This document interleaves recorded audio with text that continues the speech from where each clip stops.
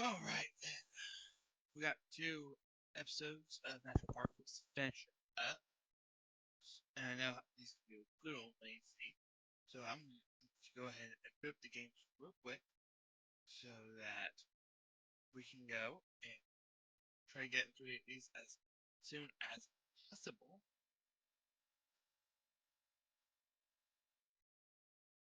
Give me a sec, put it up. And we're going to finish out the last 2 episodes. Oh, I forgot to bring some up, so let me write that down.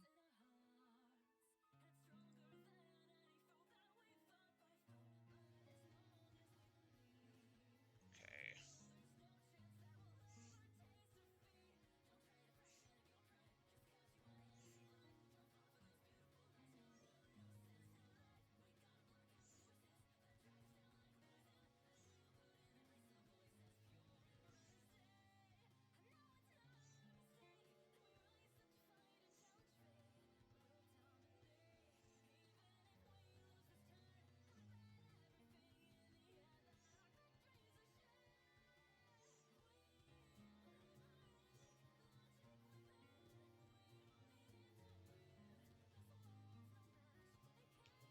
There you go.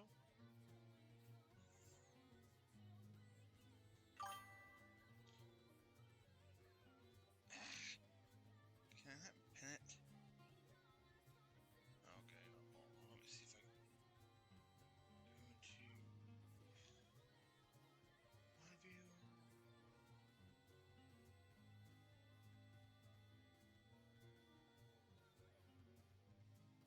I pin this.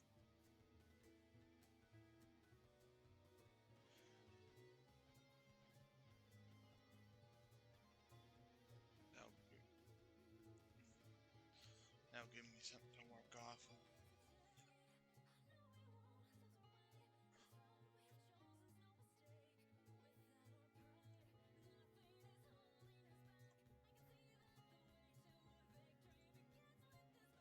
Yeah, I'm gonna drop.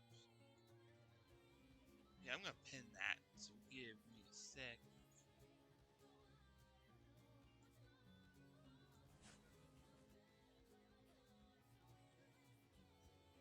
Let me see if I can pin that. So there you go. When it pins, yeah, it's my message. Manually pinned or in the stream. There you go. Okay, because I did hear something about that needing to. In the next 2 episodes we're about to play, so I figured now would be a good time to bring that up. Of course, I had to go to my own view for that one, but it wasn't fun in the slightest. But let me see if it pulls up. Okay, cool. Now pull up the mod if you need to. All right, let's go from there. Sorry, sweetie. Yep. It's stuck. Okay. Menu, data. Yeah, it's right here. This daughter is Zion. Alright. What's loaded? Ranger Addams? Ranger Addams? I thought that the teepee were supposed to be like tents. So why is this one made? Options. General sound. There you go. Huh. Where's Carl? There you go. I'm gonna read this entire thing over because I was messing with the voice option just now. So, Ranger Addams. Ranger Addams. I thought that the TP were supposed to be like tents. So why is this one made of wood? Ranger Addams. The porky kid raises his hand, tries to jump, but off another series of gotcha questions for infant. And if it's time today. Pretty sure they're all designed to make him look better or make him look better. Anyway, I developed personal grudges against this 9-year-old. Well, you see, Reuben, you little bundle of stardust, you. This is a bark house. And if you listened to the other times I told you, I'm sure you would have known that. My tight and cheese bubbles, I struggle to keep making smile. I don't think it's convincing though. The thumbtack looking teachers slipping at his travel mug more often with growing urgency. Yeah, but Ranger Addams, it looks like a teepee. I'm just saying. It's not a teepee. The teacher leans away from his mug to interrupt. I don't give him a chance. A teepee is made from animal skin. Does this look like animal skin to you? No, it doesn't. It's made of bark, which you can see because you have eyes. Hence the name. You ask such great questions, Ruben. Now someone else give me another one. Personal grudge against this 9-year-old. I can see that happening. Really managed to hold up together, but all things considered, not too bad. At least I'm not screaming at children yet. I scan the faces of about 20 or so AC 4th graders. Parent chaperones scold the most distracted of them with stiff hand motions. Some kids look at me, expectantly, waiting. Others have their fingers up their nose. None of them are raising their hands. Except for Ruben. Anyone. Anyone at all. When the birds respond, Ranger Addams, they chirp. Tell us about the old villagers that raced to the ground before this replica was built. Please, Ranger Addams. Tweet, tweet. Ruben is jumping off the ground now. His shirt rolls up as he throws his hand into the air and his voice pulls over his carcass. There's always that one kid. Count to 4 like my dressing mandated counts before. No? Then release a deep, deep sigh. Go ahead, Ruben. Where's the chief? Teacher said he would show us the sweat lodge. Councilman Trampton got caught up with tribal affairs. Are we still doing the sweat lodge? Doesn't look like it. Oh. Chores aren't really my jurisdiction, but sometimes when Star Saturday wants to unwind, throw everything out of orbit, they get handed over to me. I like doing them more than I used to, but usually they're hikes or nature trails. When it comes to history and culture of tribes around here, I just feel dirty, out of my depth. It's like going someone in their home, then buying it up only to turn the place into a haunted maze. Usually someone from the American Indian Council of Mariposa County would be out here, but today, these kids get me. With my red hair, freckles, and middle class upbringing. Do Indians still live here? Ruben speaks up again, this time about raising his hands. He points around the ranch shack below the cows, crowd vocal for and bark. They're sturdy, but need to be rebuilt from time to time. To be honest, it's really not all that bad of a question. Just don't like the mouth holes coming out of them. This village is just a replica. No Miwok or Awanichi people have lived in the park since the 60s.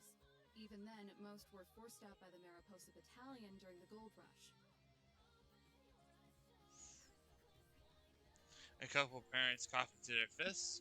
Teacher tugs at his collar. Ranger Addams?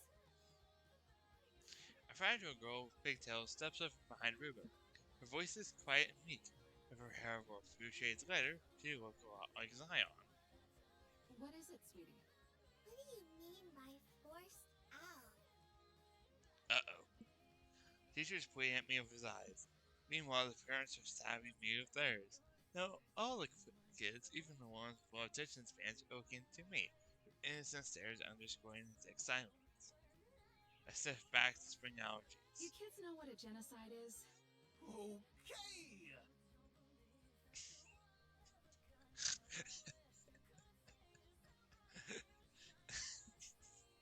I don't think I would have been handling this way even better. The teacher panicked last and rushes to my side. He punctuates the tour with a clap of his How hands. about we all go check out the museum? Chapter 4, Internal Evergreen Part 1. Come on! You can't be eating people's trash! Gripping the ruff of his neck, I dragged Pup onto the cabin porch, his paws scratching and sliding off wooden planks. It's going so fast, wouldn't even believe it until I tried to carry him for myself. There's no one saying that if you pick a calf up every day, from the time it's born to the time it's an adult, you'll be able to finish it up when it's fully grown. Clearly, I missed a few days with pups. He rolls his head to my arm and nips up my wrist. Ow! What are you little... A sharp pain dulls as I check my wrist. Great damage just a scrape edged down my arm. Pap gallops across the field and spins in circles like he has a chance of finally needing an end of infinity. I am not having this lack of cooperation. He sniffs at a dead bird, so decomposed that its remaining mass is flat to the ground. Then he rolls around in it. It's not like he ever listened to me to begin with, but lately it feels like he's untamable. He won't dare nip a Zion. Me, Yosemite, even Yellowstone have got snapped at by him recently. He's a sweet boy, but it's almost becoming an issue. I'll just have to spend more time training him, I guess. Maybe the weekend, since I've started going on regular hikes with Zion and Yellowstone. He began feeling a little more open. Can't explain it. It's like a psychological light switch. But I guess I'm not unhappy that it moved on. The sudden crack and shattering glass yelps from inside the cabin. My furrowed brow blocks half of my vision. In less than a second, I'm inside. Somebody better have a replacement. At least 100 shards of ceramic and glass are scattered at the base of her feet. The tray she was carrying is upside down, several feet away, water sliding behind it. We go through teapots like some families go through sourdough. Yellowstone doesn't react, not even as much as a head turn. She stares up at the corner, eyes stretched wide, mouth open. Zion, leaning forward in her chair, Zion draws a from the table. She's looking at me, but she's staring right through me, maybe through the wall behind me. Can someone say something? Bolt of energy sizzles from the tip of my head deep into my calves, then jolting me to the floor. My entire body is held down by the weight, not because I can't move, because I don't know if I know I shouldn't. Yosemite is sitting low just over on my bed. Don't know when I gave permission to do that, but there she is. Her back is turned to me. She faces the window. On a nightstand, the candle sways with the breeze that spirals through the cabin. The sweet scent of burning pine is brushed over to me. The candle flickers out. Girls! The tension in my body lessens and finally allows to exhale. There's a moment of clarity, empty stillness, where all the questions I have right now feel as if they have obvious answers. But as I inhale, the fog comes rolling back in, and I'm as confused as ever. Yellowstone. I saw it too. Where in the sandhill was that? I don't know. Did you see the girl? Yeah, she was kinda hot. Not what I meant, but I get what you mean. Zion scrunches up her tiny face. Yellowstone looks at her, and she looks at Yellowstone. They both twist their heads and look at me. I've had lots of eyes on me today. The primal part of my lizard brain is weird enough for me to take a few steps back. Miss Eve? Did you see that vision too? Like, in my noggin? Vision? No, nothing like that. The smoke from the incense is thick. It feels tangible, like I could hop on it and ride it into the ether. But as soon as I walked in here, I could feel something. Feel something? Like what? Tension, fear. I don't know. It just felt oppressive, I guess. Spooky. Zion gasps and jumps out of her seat, hovering there for a moment before floating back down. Yosemite! What about you? Yosemite doesn't speak. Yosemite doesn't turn around. Yosemite doesn't do anything. She just sits there, back turned, legs still crossed, unflinching, braving whatever new world she's in all by herself. Yo! Slow-simity! You catching some Z's over there or what? Slow-simity. Then eyes widen and her eyes stretches into a giant O. Oh, I get it! That's very clever, Yellowstone. She clasps her hands together to congratulate her friend. Yellowstone is too busy chewing on her nails to bat Easkin. Whenever they saw must have shaken her. Rather blame her though. Whatever it was that I felt has me shook too. It wasn't just a passing feeling, like lightheadedness or vertigo. It was something real enough that it could bury itself deep under my skin. You know, I don't think I've ever seen you shut up for this long. What's the deal? Marching over to my little nook in the cabin, and step between Yosemite and the wall. I stare down at her for the first time since getting to know each other. I feel like a tall one. You? Trembling, Yosemite stares up at me. Spots and tears dabbling at the corner of her eyes. 6 feet of ego and superiority contorted into a vulnerable ball. Before I can even process what she's feeling or how that makes me feel, she pounces off the bed and wraps her long tree branch arms around me. Whoa. Okay. Forgot you were a hugger, but sure. Her weight almost drags us both down onto the bed, but my calves are strong enough to keep us anchored to the floor. She tightly clings to my uniform, stretching the fabric so she doesn't bare minimum keep herself held up. There's not any sobbing, but the tears are there and I can feel them bleeding through my shirt. Quiet part of me says to push her away and tell her to suck it up, but a louder part of me cuts her own nastiness and tells me Yosemite is worthy of pity. My hand, awkwardly hovering over the back of her head, goes limp. I stroke her hair until I reach her back, then I just write out the embrace. What's wrong with Yosemite? Does she know what that was? Because I don't know Jack Diddley. Tell me what the Jack is, Yosemite. Tell me about the Diddley. I'm gonna have to look up some of these. Oh, I'm gonna look that one up. Out of that crazy ones you sent. Your son's done.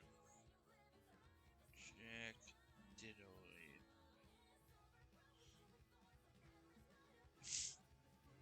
Oh, well, actually, I don't know. It's from the 1930s.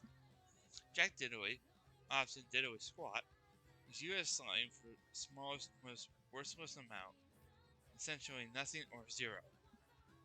Huh. Originating from around 1930s from Doodly Squat, Juice emphasized there is an effort, person, or thing has no value for that person knows absolutely nothing about the topic. Huh. That was nice to know.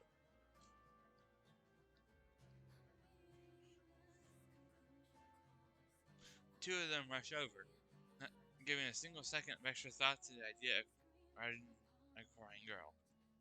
Oh, no, you don't. Dragging Yosemite's mask with me, I step over to the curtain and slide it closed, getting out of his eye on Yellowstone stampede. Peel back this veil, Missy. I need answers. Yes, this is extremely unfair, Miss Eve. Yellowstone, seemingly unaware that she has the power to peel back the veil, presses herself on the skirt, the outline of her body coming at us through the fabric like bad 3D effects. Tough. The adults need to talk. Careful to dodge Yosemite, kick Yellowstone back using the center of my foot. She stumbles back, and though I can't see it, I hear the crash landing. We are much older than you, I'll have you know. Whatever you say, Squirt. Come back to me once you sprout up a few more inches. Please, you two. Yosemite manages to choke back the tears long enough to bleed with them between sniffles. Just a few minutes, okay? The other side of the curtain goes quiet. Enough time for Yosemite to take another dance of hysterics as she tries and fails to compose herself. Diana floats to the top of the curtain and rails peer down at us. She blows me a ripe, juicy raspberry and drops back down with a defiant Roast her out of the way, take Yosemite back towards the bed and have to shove her onto it to get her to stop clinging to me. Alright, let's take a few seconds to breathe. Yosemite nods her head up and down, hovering her mouth to her head, but not actually keep from seeing her tears. Or shame. Whichever makes me most embarrassed, and I positive that one, or the other, or both does. I'm climbing into bed with her. The comforter is soft and warm, containing Yosemite's body heat. Both sink into the bed, the frame struggling beneath our collective weight. Tell me what happened. She nods and takes a steady in breath. Well, it's hard to put into words. Nearly unexplainable. Just pretend you're smart and have to dumb everything down for me. Should be easy for you. It's only easy because you are so mediocre. With a half smile, she thumbs away the last few tears. Take off my hat and plant it on her head, twisting it on hard and tight so its mother touches my face. Spill it. It was like I experienced things. Welcome to consciousness. She tilts back the hat. Her eyes pop out from beneath it like a groundhog ready for spring. I'm serious. Not just sights, but sounds and smells too. I could recount how I was feeling when I laughed at a joke. Complicated instances where things felt bitter and sweet, but still full. Even extremely specific energy. The richness of a moment where you really pay attention to it. Imprints. So what, like a vision? It's gotten tossed out there already. I suppose. Although I feel like that implies more disconnect from it. They felt more like... Chuckling, she rolls her eyes. There's a crack in her voice, and I realize she's doing it to keep herself from crying again. Well, I suppose they felt more like memories, Eve. Memories? Thank you for always repeating everything I say. It's very reaffirming. If my defense mechanism is lack, comfort, nihilism, hers is the icy delight of sarcasm. But I think I have an idea of what it's defending her from. That knowledge makes it harder to blame. Are they yours? Pretty sure all three of you saw the same thing. I could feel it as soon as I walked in. Positive. Every living thing in this park flows through me. I feel it. My perception of being is specific to me. Unique. Did you just say you felt it? It was just a hunch or something. You were all spaced out. Frankly, I'm jealous of your ability to disassociate. Why am I getting so defensive? I felt what I felt. The way I experienced it as strongly as how Yosemite said she experienced her little episode. It would be so much easier to confront if I could just pass off the fever of full quiz. You must be spending too much time around us. Reach into the choir. Both snort, letting the silence take over and smile at each other. Since our entire friendship is a game of chicken, we'll hold out to see who breaks first. It's Yosemite. Her eyes dodge mine and drip down the bed sheets. I do the same. So, are you gonna tell me what you saw? No avoiding it, huh? For most people, you absolutely can avoid things. It's easy. But for her, I don't think it is. She always goes for the most difficult option. Just her ego and inability to admit when she's being an idiot that makes it harder than it has to be. It wasn't just one moment that I experienced. There were multiple moments, and it felt like I was being sucked through all of them. Through time. Languages I could understand at the time, but that seemed completely dead to me now. People I knew and was happy to see, even though I can't pin down who they are. Her forehead increases with wrinkles and the flow of information so as to contemplative trickle. One of them was a girl. I knew it! I knew we saw the same gal! Your voice booms out like a disruptive firework. Eavesdropping is supposed to be quiet. You need to be considerate when we're being rude. All this stuff is giving me the willies. If I don't get them deets, I'm gonna flip. Keep up the screeching and I will actually give you something to be afraid of. And I won't stop her. There's immediate silence and silent whispers. Don't listen to her. We can take her on if we have to. Instead of storming to the curtain, I roll my eyes. Your time will come, girls. Your time will come. Continue. It's the same as before, really. I couldn't tell you who she was, but I knew her. She was carrying this woven basket, It looked heavy, so I wanted to help. And when she turned around, it was like comfort, relief, and happiness and belonging. Sounding crazy enough for you yet? Nothing does at this point. If any barrier she had erected between the two of us was still standing, I'm pretty sure it just got knocked down. She pulls her feet out from press with her in and balls her knees close to her chest. The strangest thing about it was that there was one thing that connected all the scenarios. Besides yourself? No, because the through line was that it all took place here in the park. I was present in more ways than one. As much as I want to be here for your seminar right now, this is starting to make my head hurt. And you're sure about that? As sure as I am about everything else so far.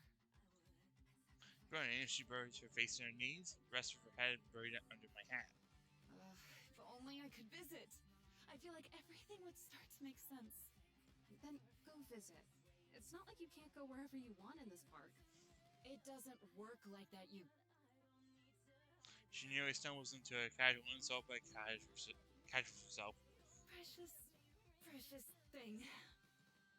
Not even a good save. I can only go to places that I know of.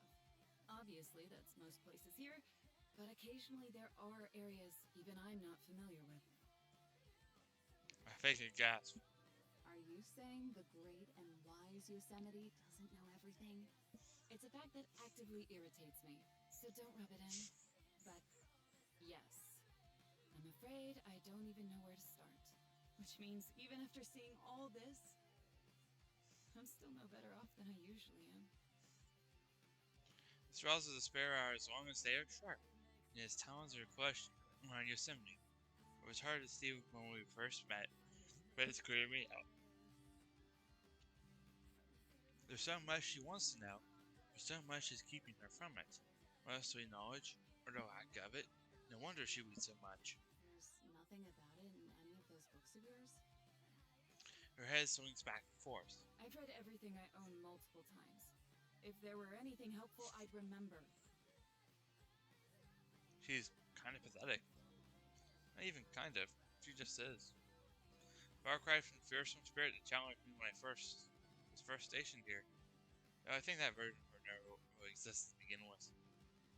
I compare it to a tree a lot, but I think it works. At first she seemed tall and mighty, her presence shading the cabin at all times. With a few slow and powerful swings of an axe, she's been chopped down to my size. When you're way down where I'm at, there's nothing about you that feels powerful. No matter how much wisdom or strength you claim you have. That's how things are when you're this low. And that's why I'm going to help her. I guess I have no choice then. I sat off the bed and stretched. No choice but to do what? But to take you to the research library.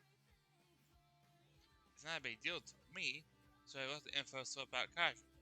But to her, well, let's just say this will be my second good deed for the year. Research library? I glance over my shoulder.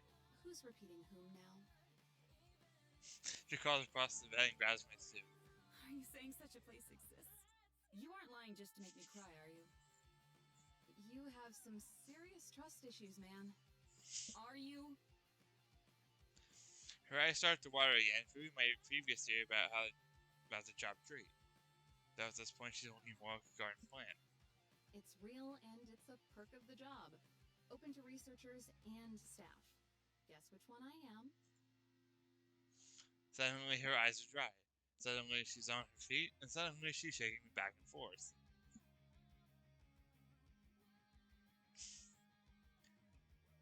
I love the animation in this game.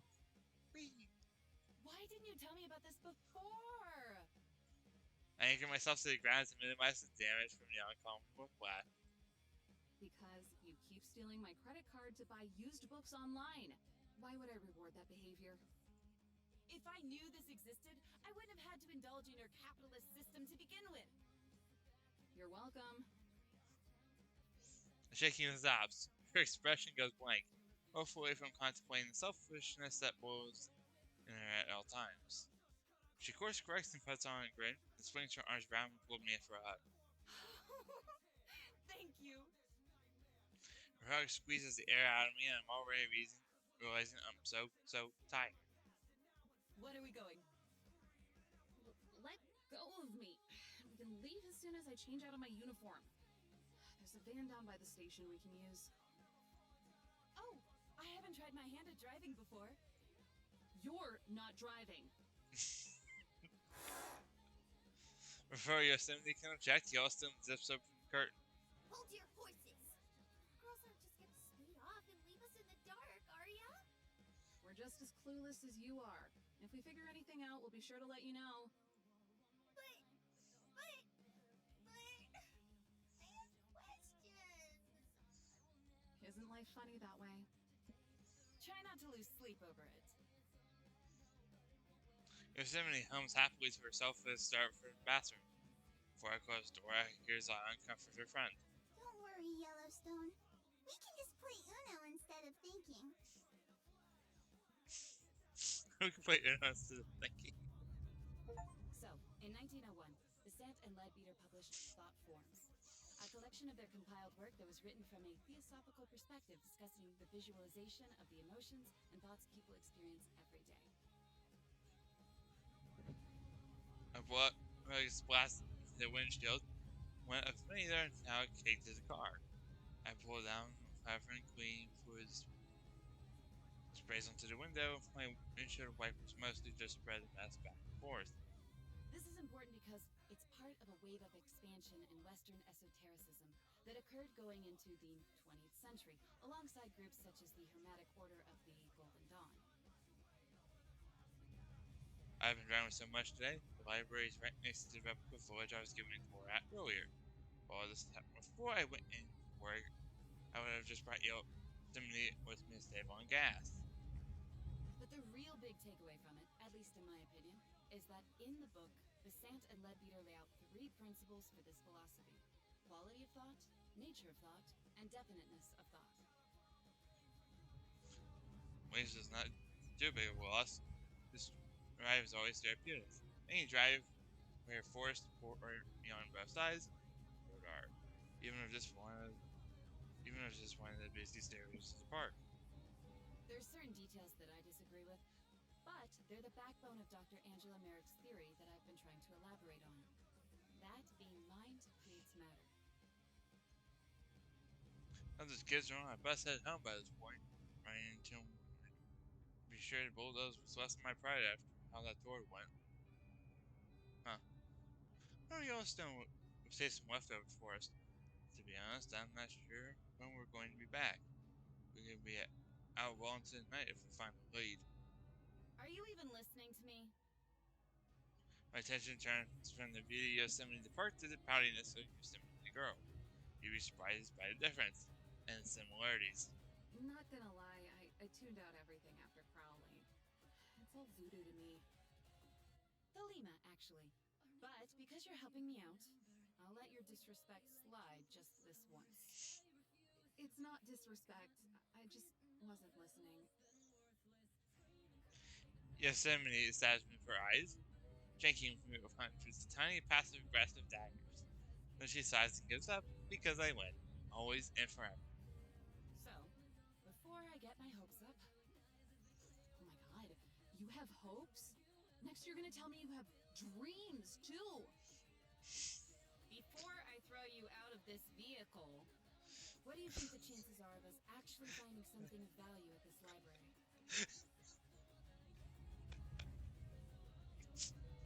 Depends on what you're looking for.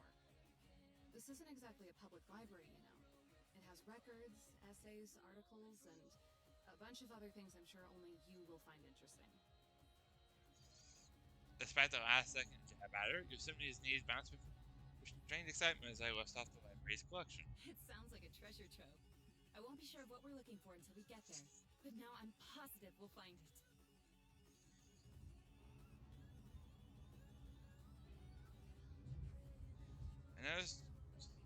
She notices her bouncing knee, slams the fist down on her shin. It stops.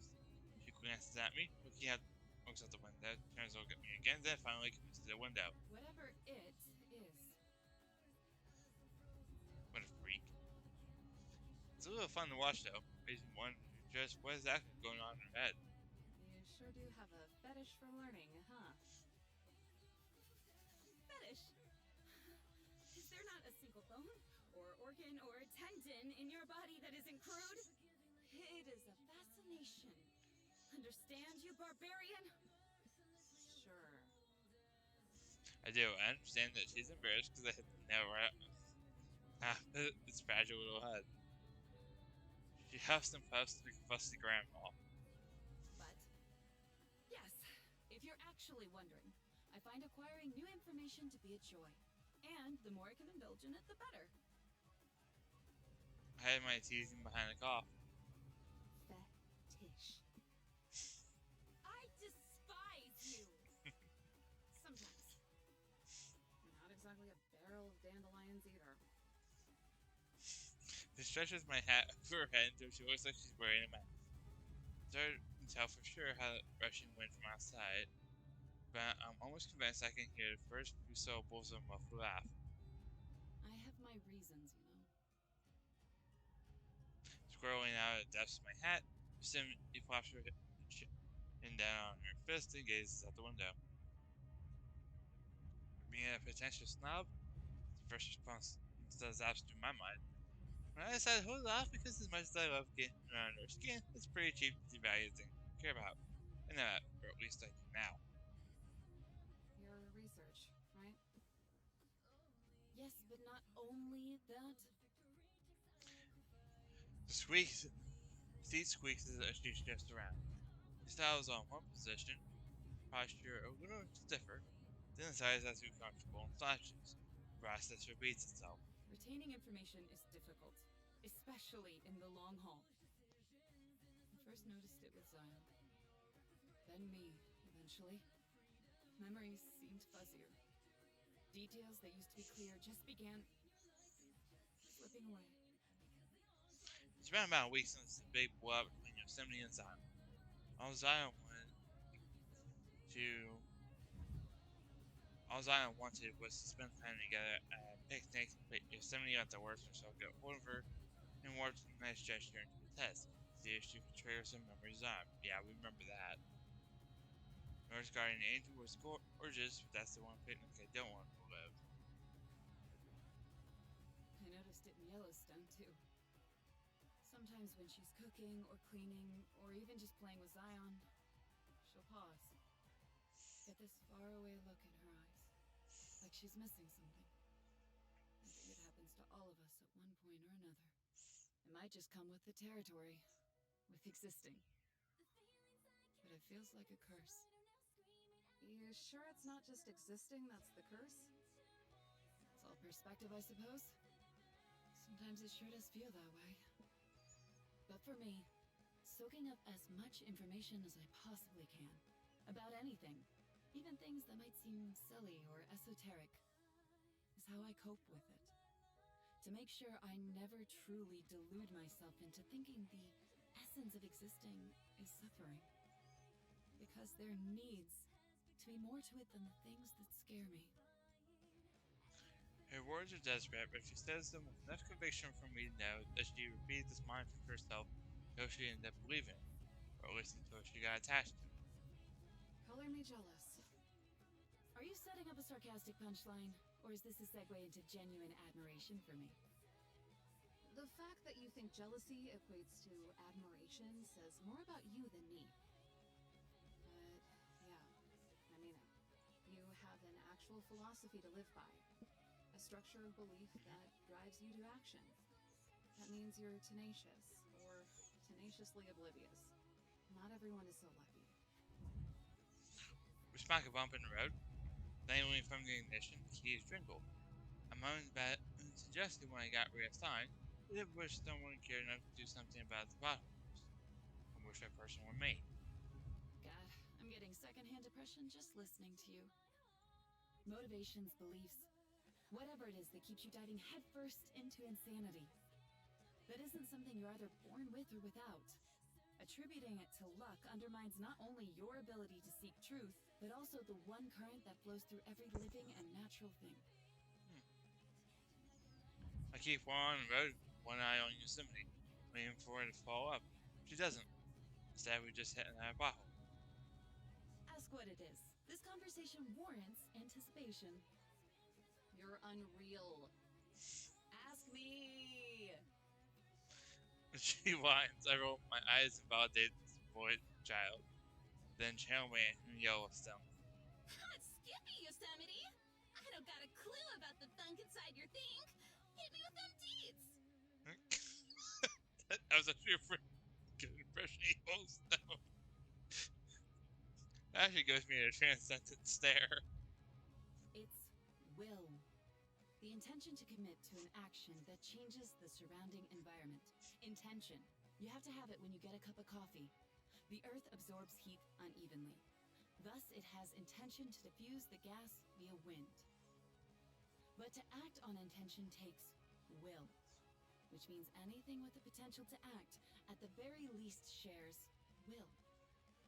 If something exists, but it actively denies its capacity to change its reality, it's either oblivious to the power of its will, or She grins at me with smug pity. it's scared of it. She sure is devoted to making sure her points to theatrical revelations. Gotcha therapy. Dang, Yosemite. Your 8th grade pseudo-philosophy stabilized the serotonin in my body for the first time in years.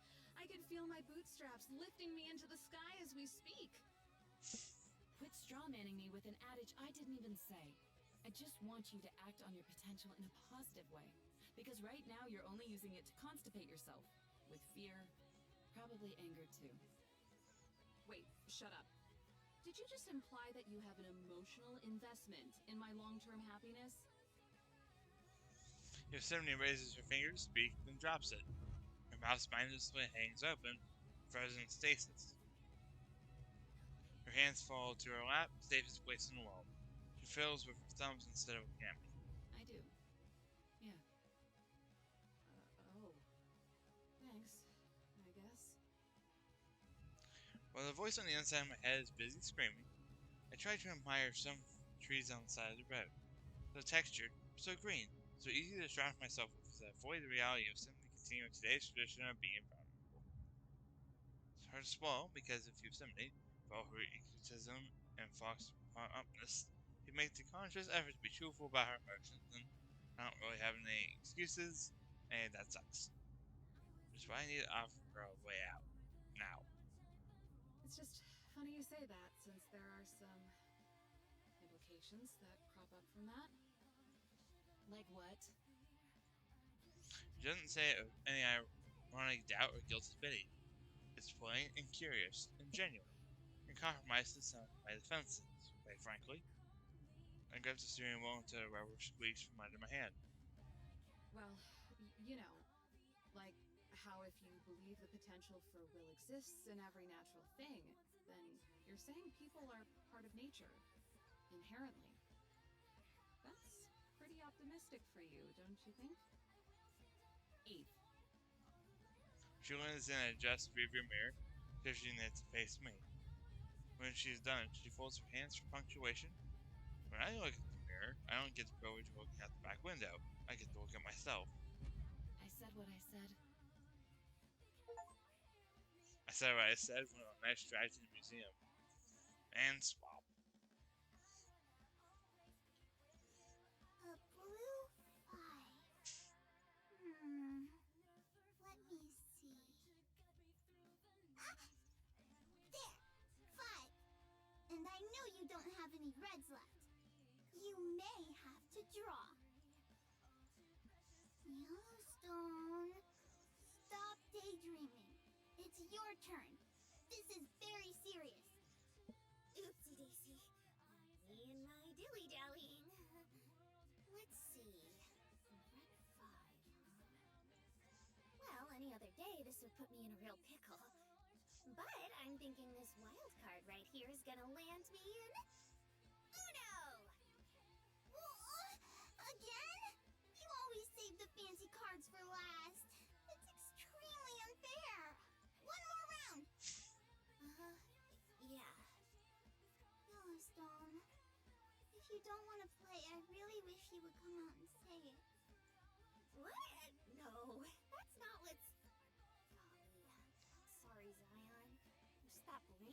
squirming around in the old noggin, I guess. Brainworms? Don't tell me you actually ate one of our mud pies again. Nah, not this time. It's that memory, dream, vision, whatchamacallit we all had. I can't stop thinking about it.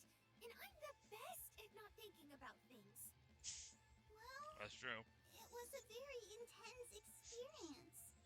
It only makes sense for it to linger with you. But it's more than that. It was like I was seeing things through some other fella's eyes. Like it wasn't me. I had a similar feeling.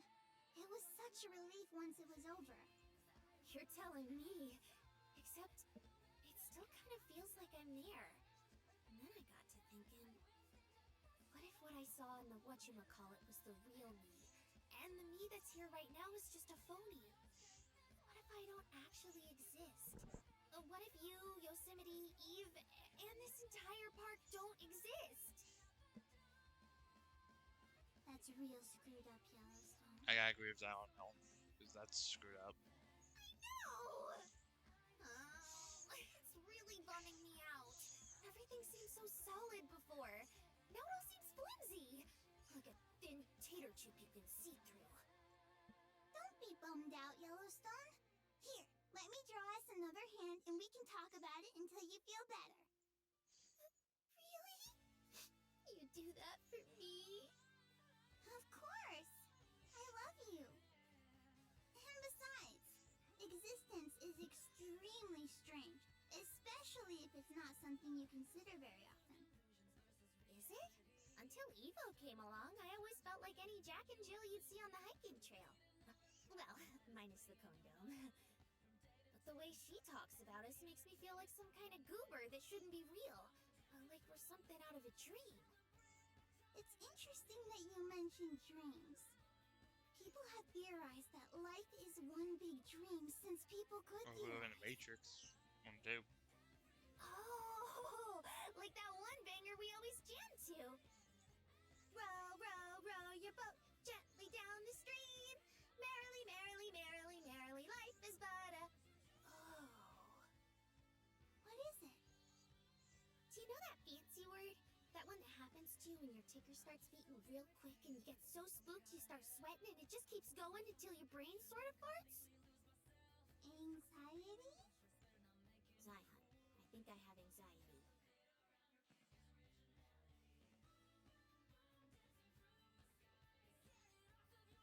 So I'm back to Eve.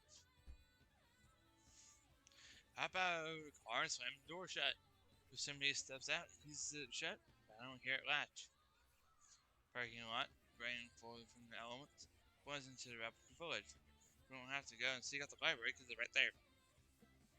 As you get into the village's territory, like an unwelcome invader. The stone archway and kids' arts and crafts wood paneling doesn't do much to hide the facade. Did you lock it? Yes, Yosemite. You didn't forget to turn the headlights off, did you? They're automatic, Yosemite. Did the engine sound weird to you? Because You can stop now, Yosemite. little things tend to add up, you know. Yeah, like you're complaining. Yosemite puffs out in heavy silence, mouthing my words and scratching her face into an impression. That grown child don't need a trip. So how long do I have to wear this hat for anyway? She tilts up the brim of the hat like a wannabe cowboy. Until those daggers on the sides of your head fall off. My ears are beautiful! And also distracting. We'll have a lot of explaining to do if someone sees them. I think everyone else should explain to me why their ears are so round and stubbed. I tie the hat over her eyes and start for the library. She pops back up from underneath the hat. Disrespectful. You know all about that. I wait for Yosemite at the door for 5 seconds on the like. They turn around and scold her. She throws in the pathway, gazing at the rest of the village. She doesn't flinch, breathe, or move, as if she's in another trance. Okay, I guess she would have 10 more seconds. I whistle her over and pour her back to reality. She shuffles over to me, only looking back once before meeting me at the door. Instead of letting me, employee of this park in the federal government would do it.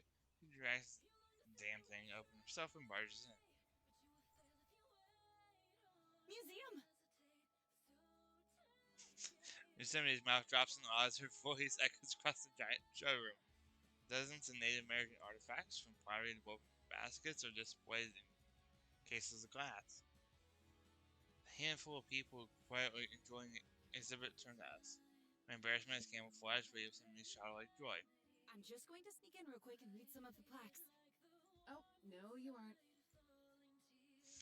I snag her by the hood and pull her down the hallway behind me. We'd be here all day. You can come back another time.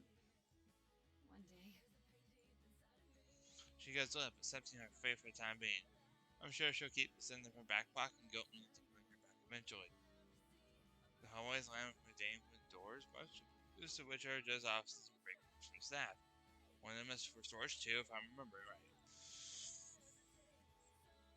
At the end of the last door, hold up my rubber doorstep. A faded plaque hangs on the wall next to it. Yosemite National Park Research Library. Oh. Is this it? That's right. I was expecting something more elegant. The door open, I squeeze through and let it smack Yosemite while it closes. Ow! Thin ice. Already melted. I start to dig into my pocket for my lanyard and identification. A familiar singing song and voice calls out to me. Oh, I'm sorry, sweetie, but we aren't open to the public. Eh? Sitting at the front desk, Jessie pokes her head out from behind a stack of paperwork. Her hat balanced neatly on top of it. Jessie, what are you doing here? Cheryl's always here on weekdays. Well, Cheryl and some of the museum staff got laid off in the last round of budget cuts, so the upper brass has been exploiting, relying on volunteers more. So I thought, what the hey, I'm a registered volunteer, may as well take a vacation day to look after the old place and get some work done. Her mouth was saying one thing, but the twitch in her eyes saying something entirely different. So you're not getting paid for this? What can I do for you, Eve? She sounds like she's about to cry. Yosemite looks on stoical. Lives sound like nightmares. Jessie perks up, staring right through me. That shiny new person she can hone her social skills with. Oh, and who is this? I never see you with someone else, Eve. If only she knew this person was who I've been spending most of my precious time with lately. Friend from college. She's looking for some reference material before her study gets reviewed. A friend, huh? Do you let all your friends wear your hats? Or only the cute ones? She leans against the desk and wiggles around with the cat about to bounce on a stool. Very amusing, Jessie. Her immediately going for the hat is a little too close for comfort, though. If she digs up the truth about Yosemite now, it will basically confirm to me that she has a sixth sense. Whatever you're trying to imply, you should stop. Boo. Never talk about yourself. What choice do I have but to guess? Do not. You could at least tell me her name. I'm halfway into taking my first breath when Yosemite dives in front of me and snatches Jessie's hat so she can vigorously shake it. It's a pleasure to meet you. My name is Lilith. If you want, you can put a doctor in front of that on account of my PhD, which I'm very proud of. Oh my god, ego on this one. She has a backstory ready and everything. This is the role she delivered herself in the belief that she was born to play. Jessie plays in Yosemite's narcissism and shakes her hand. Whether she actually believes is obvious, and I was just going along with it to entertain herself, I'm not sure. Oh, impressive. You keep some interesting company, Eve. Yeah, she's the salt of the earth. Well, Lilith, it's nice to meet you too. I'm Eve's supervisor. Yes, Jessie. I've heard so much about you. Thank you for looking after my tiny friend here. I know she can be a handful most of the time, but I think having positive influences like you has made her life significantly less miserable. Despite her leopards. He's really going for it, putting every ounce of being into the performance. Fortunately for you, Yosemite, you're not the only one who reads these words. Oh, Lilith, you've changed so much since your days of passing out drunk on the lawns of frat houses, you massive piece of human garbage. The woman gets quiet and moves eyebrows on the which having been mascot kid makes the time I put up for crap in public. Yosemite's face goes pale. Damn.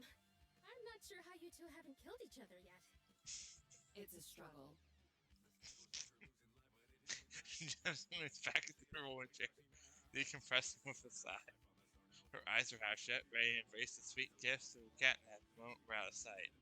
So, do you need me to pull out anything specific? Or would you rather sift through the whole library? Getting Yosemite grasp conversation by the neck before I can even respond. We'll dig through the whole library. It could mean we're here for a while, though. That's fine. Just make sure to sign in. I don't know who looks at the sheet, but I'm sure it's important to someone somewhere. She pushes forward a clipboard with a pen chained to it. I snag it before Yosemite can and mark the time. For a name, I just put Eve Addams and Company. Yosemite takes that from down anyway, then writes out the name for a new persona in the column below. She sticks her nose in the air, but we both know this victory is mine. Just around this corner, then? You make it sound simple, but yeah. Let me know if you need anything, girls. Good luck! The cheerful tone ringing in Jesse's voice gives me every reason to be concerned. Too ominous, too knowing. She shears us away with a wave and slides the next form off the reigning tower of bureaucracy. Jesse needs a day off. Jesus. The instant we turn the corner, it's horrifying apparent why she wishes us good luck. Christ, it's worse than I remember. I assumed this would be a daunting task, but this is unwieldy. The library is stacked to the ceiling with cardboard boxes. Overstuffed folders spill from shelves. It's like if Yosemite took her research and stumbled across the cabin. How could anyone ever get like this? Take 3 hesitant steps into the eye of the storm. Her shoulder brushes against a pile of boxes. Top box tears up and crashes onto the floor. Binders of folders and paper scatter across the floor. I sigh and say a prayer for the mercy of death. Where do we even start? Well, Eve, Yosemite bends over and starts gathering up the mess I made. Not that it's any more recognizable than the bigger mess we're already standing in. I suppose you'll just have to start on the left, and I'll just have to start on the right. And then we'll meet in the center? Oh, Eve, don't be so difficult. For my sake, you can drag yourself further to the right.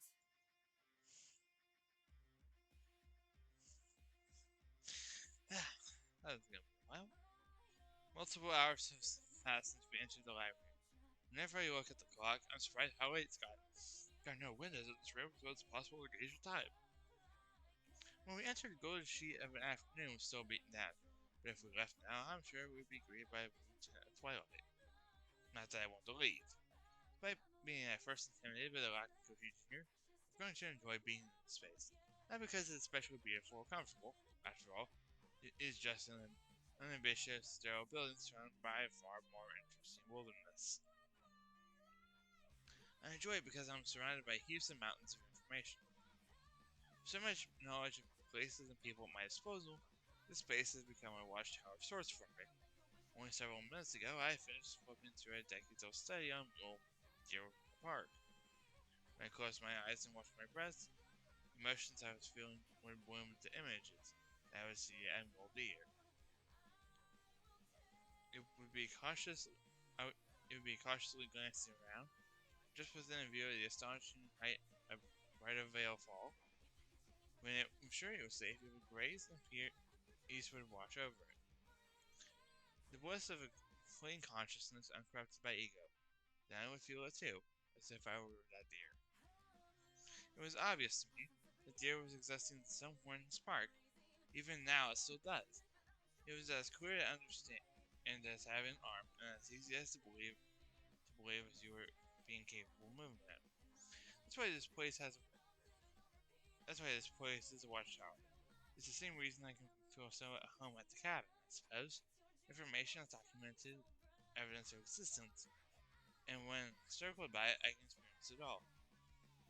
How you doing over there? Eve calls out to me. We both picked our uncramped tables to station ourselves at. Her with one stack of pamphlets, and both of me with another. Stimulated. Nothing has triggered anything quite like that vision yet. But I'm learning tidbits about myself, the park that I didn't know. Also, a lot of this is validating info I already knew, which is invaluable to me, I assure you. She scoffs and rolls her eyes, which I love. It's the whole reason I play out my snub. Her reactions, they fuel me. But also they reveal so many important things about her. Her fire and her willingness to fight, even if she denies it. The Ranger is my friend. I admit that, happily. Her offering to help and to take me here so I can learn about the things that plague me most is proof of our friendship. It doesn't matter to me if she feels the same, opposite, or any other way. Whatever is apparent is usually fact. What are you up to over there? Staying protective, I hope? Depends on your definition. It's probably nothing that would help you, if that's what you're wondering. Try me. I reach out my hand out, waiting for her to pass off the folder. She grunts and with all her willpower and strength rises out of the folding chair. She's my friend, yes, but she still has a natural tendency towards laziness. I was just starting to get comfortable, too. Your noble sacrifice is noted.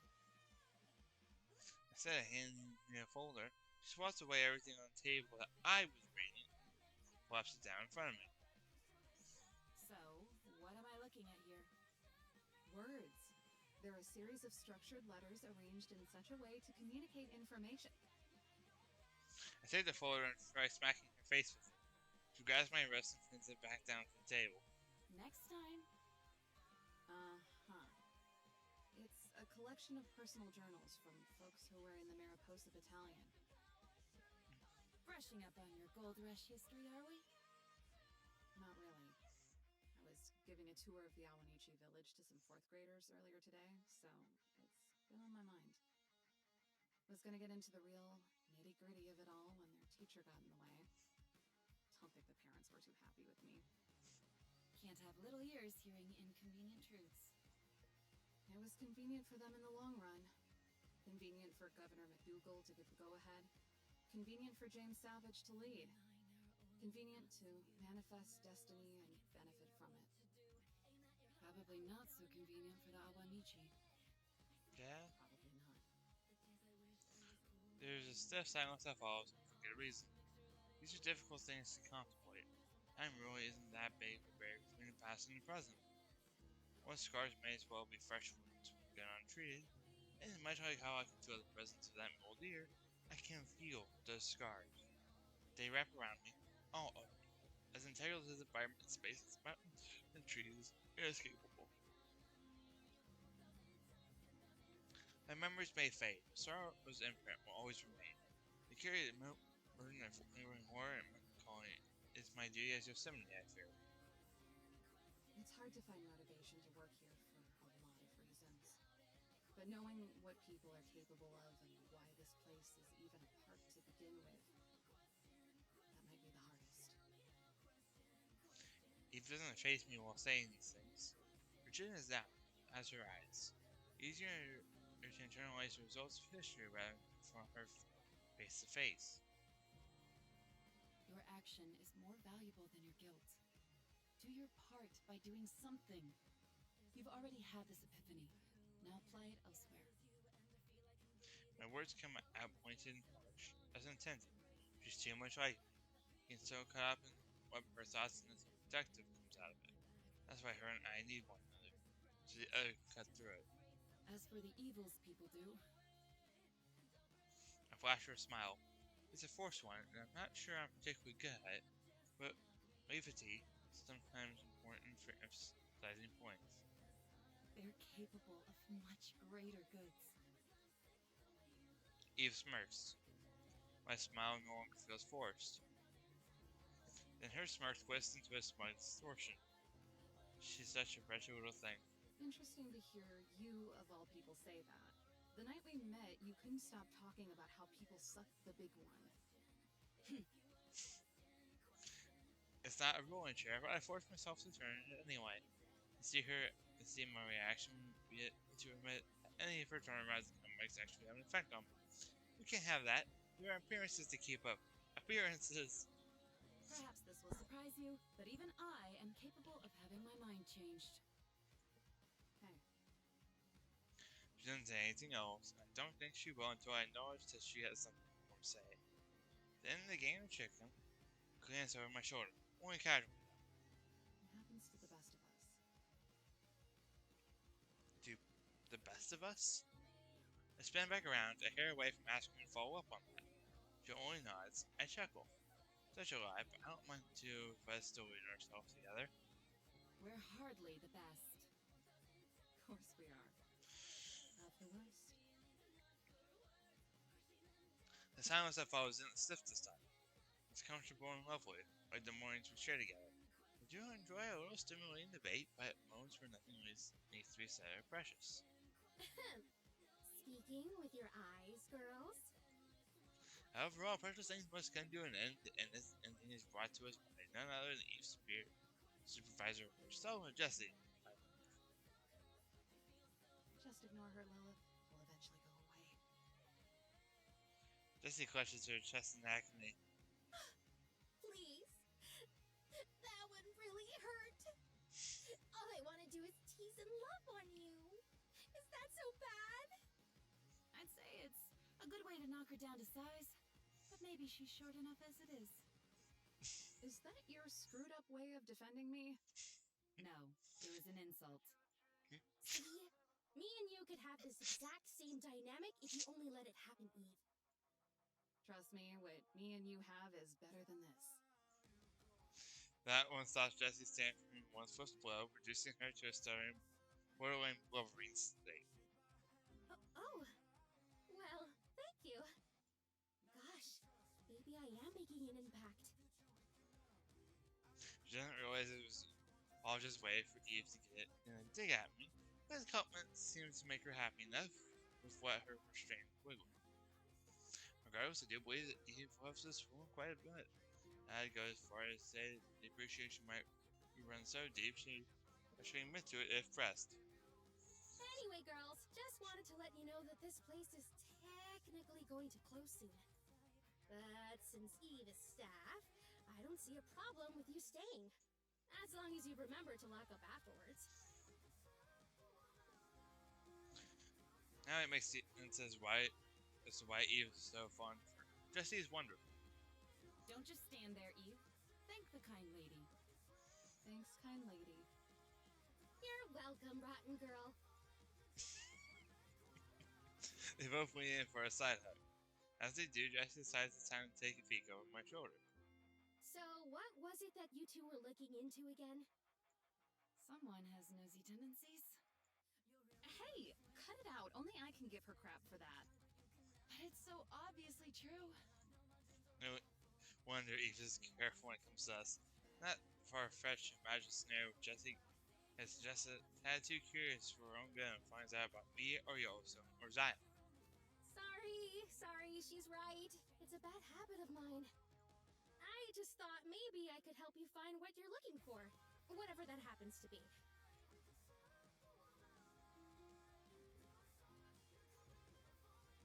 Eve's eyes formed her way over my direction. I reply in turn, shooting her dirty look. She does the same, and it's filthier.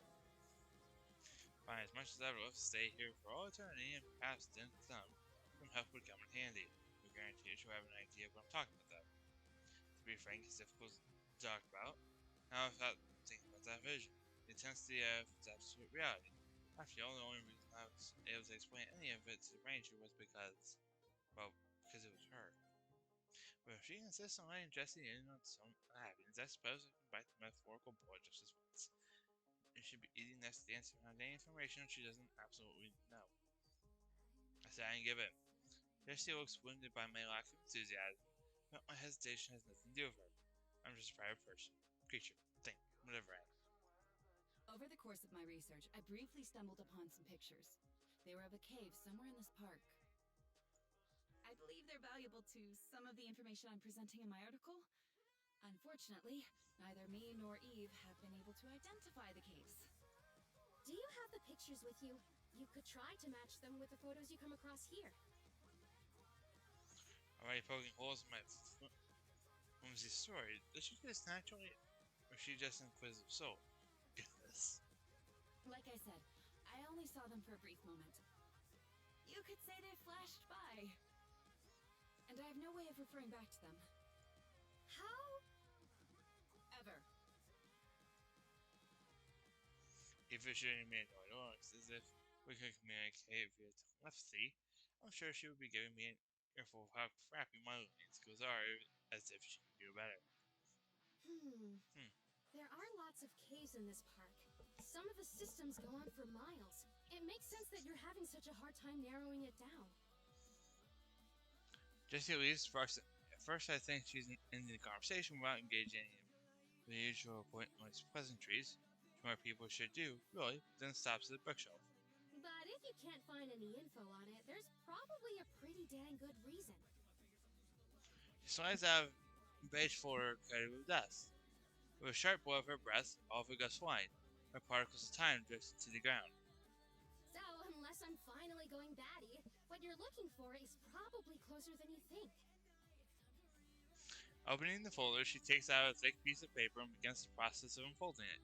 When she's done, it's bigger and taller than all three of our heads put together. Is that a map of the park? That's right, and an old one too. I must witness. I make a grabbing motion that Jessie ignores my plea and spreads it out on the table. So excitable. But be careful, I'm not sure how many of these we have archived. Handling old things is my specialty. Maybe you should try specializing in patience next. And maybe you should try not being an empty, miserable shell. Well, maybe you should. Ladies! Really? She brings out the worst in me. You do that yourself. I take back what I said. Maybe I don't want what you two have. The map? Right. Every so often, management will decide to stop promoting certain areas of the park, usually because of safety or environmental concerns. This will typically involve removing trail markers and taking it off the maps we hand out. Do you think that might be the case for the place we're looking for? There's a good chance. I lean on my chair and hover over the table. The map is faded in places with torn and dog-eared corners, but it's still legible. Near all the locations are places I recognize, as I should, all except for one. I point at it. Indian caves. What is this? Good eye, Lilith. That's what I was about to show you. What? How come I've never heard of it? This park has been here longer than the 5 years you worked at it, honey. Can confirm, I'm proof of it. This place used to be marked like any other area of the park. It was popular too, being so close to Lake Mirror and all. The caves were easy to explore and walk through, so it was great for kids. But I hate giving your cynical side more ammo, but it's probably what you're thinking. People kept leaving their trash and camping gear there. it was too much of a hassle for anyone to bother cleaning it up, right? Right. Jessie's tone is bleak, as if she regretted bringing this part up the moment it left her mouth. She must be more invested in changing each perspective than I could have guessed. Not that I agree with the goal, but no meaningful change will happen if you only deny your truths. It breaks off from a trail and is pretty out of the way. You know how difficult resource management is here, so you can't really blame them. Oh, I can, and I will. Eve leans over the table and observes the map with me. Lake Mirror isn't too far from here. What do you think? That we should pay it a visit. Now? You don't have anywhere better to be. I'm only letting you have that one because it's true. Excuse me, you can't go now. It'll be pitch dark. It's your day off, right? Technically. We're good. I don't have to listen to her. Don't just ignore me after I helped you. Eve folds the map. It's only after it's in her back pocket that she asks a relevant question. Hey, Jessie, you don't mind if we borrow this, do you? Only able to squeak out a series of helpless stutters, Jessie stirs her head. Looks like Eve inspires my grannies and more to know Well, just me. Fine. Just make sure to bring it back. There's supposed to be more red tape involved in this, but Eve stops her mid-panic for a hug. Thanks. I'll never let anything bad happen under your watch again. I promise. Jessie's face goes blank, then her lip quivers. You can't just say stuff like that and not expect me to. She fights back and sniffle. Just leave, okay? Get out of here, get! If only I knew how wrong she is. She has a healthy relationship with Eve than I could probably ever hope for. After all, they're both human. I'm not. Come on, let's go. He breaks out of the hug and starts for the door. Hold on! You can't just tell me what to do! Just did. Now hurry up. Lake Mirror isn't that far, so it should only be a 10-minute drive. Scramble out of the chair and catch up to her. We're almost at the door when Jessie calls out. Aunt Eve, please don't blame the people who visit this park for what's wrong with it. Coming around to people, actually. It's the lazy institutions they build I have a problem with. There's a short pause from Jessie as we exit the library. Her voice fades out as the door closes. I'll take that as a win! Flopping back to Yellowstone. Not to invalidate your feelings, because I know they're very important. But what part of life maybe being a dream makes you anxious? Green 5. Cully, what part about it doesn't scare me? If it's true, then there's just lots of little details that pile up. Green 9. Like what? I need to draw. 1, 2, 3, 4. Aha! Yellow 9! Well, it's like, does that mean everyone else is dreaming too? Or are we just some other fella's dream? Oh, or maybe it's all my dream. All those things are freaky in different ways. Draw 4. So evil! Fine. 4 cards. Blue 3. What makes each of those scary to you? If you don't mind me asking. Good gravy. You don't gotta be all polite and cred when I'm spilling my guts to ya. If I were to try to articulate it. If it's the first one, then who are we and why are we dreaming? If it's the second thing, then why the heck am I having dreams inside of dreams? And why do I feel so gosh darn real? Oh, looks like I gotta draw. 1, 2, green 3. What about the third one? That one's the freakiest! Because if I'm the one dreaming, that means nobody else is real. And I'm all by my lonesome. You're not alone. I promise that I'm real. I'm conscious. And I'm really consciously loving you. I wanna believe ya. But what if the dream is just telling me to dream you saying that? Oh, I can see how that could be scary. Still, I hope you can believe I wish I me got into the Zuno game. one day. Wild card! No greens or 3s, huh? What makes the first reason scary? Well, it definitely ain't this blue 2 I'm about to throw down. But I guess it's because if we're all dreaming, then that means we can't be who we are right now. We could be anything. Like little green men in a simulation. Ooh. Or maybe we're all just the same being living over and over and over. And this doesn't end until every piece of organic existence has been experienced? Are we organic? I have leaves. And a yellow too. Let me try. Etiquette. What you're yakking about is pretty much what I said about all of us being some other fella's dream. Well, isn't that close to what Yosemite believes? Can you not complicate a universal consciousness jibber jabber that I always zone out during? Uh-huh. Mm-hmm. Yosemite Yosemite's theory is that we exist because humans are aware national parks exist, and that their awareness becomes matter. Culture and misconceptions and all. Guess that explains my noggin. What is it? Red tooth! And also, if humans made us, then who made humans? You see the discard pile? Maybe it's like that. Like what? Cards. Parts? All the way down. All the way down? Cards all the way down.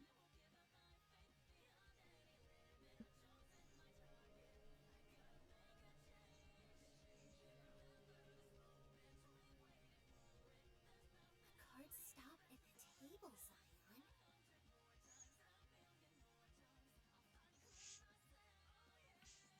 Okay. I think we're just about there. Make sure you keep up. How about you slow down? Eve snorts out deep, heavy breaths as you drag. Let me. History. Eve snorts out deep, heavy breaths as she drags her feet behind me. Perhaps I am going at a faster pace than usual. It's her fault not being able to keep up with me. Meanwhile, I'm doing the important work of guiding us in the proper direction. This map isn't too difficult to follow, but finding this trail was a task, to put it lightly. We had to park at a old hill, stumble around until we found a bike path, then we finally found the proper path, only after missing it 3 times. By the time we had been through the whole ordeal, the night was blackness had crept up on us. Now the moon hangs high in the center of the sky, glowing full, so bright it blots out the stars. A cold wind blows, rattling the leaves. If it were visible to the naked eye, I suspect it would look like a musical staff, clefts and notes rolling around the branches. There's a darkness in the air tonight, ominous thickness I can't place. As we get closer to the caves, the feeling only gets heavier. The butterflies and excitement I felt in my stomach when we left the library have slithered straight through my head, morphing into throb and anxiety. There are only 2 options before me now. I find truth, or I will find none. The possible implications both scare me. I slow my pace until I stop. Eve catches up, only to continue past me. When she realizes I'm not moving, she pauses and glances back. Something up? You had all the piss and vinegar in the world in you a few minutes ago. I purse my lips but talking away. Fear has never kept me quiet before. Should we turn back? She continues on, but I don't follow. Her shoulders heave down on the side. She turns around. No, because you'd regret it. How are you so sure? Because I'd never let you hear the end of it.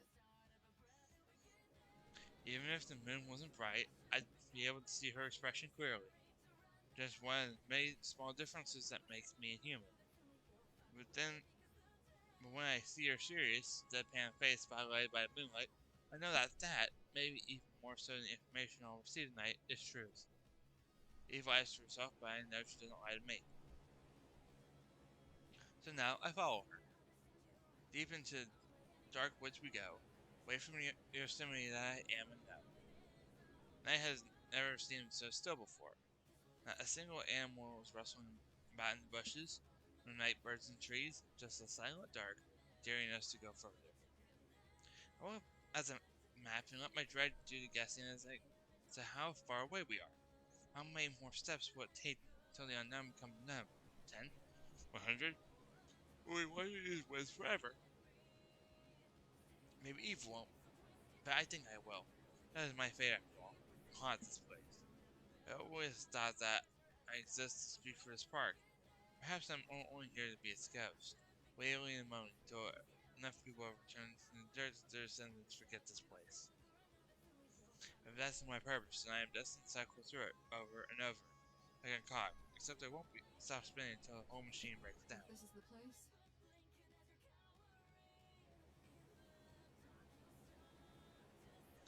Eve stops.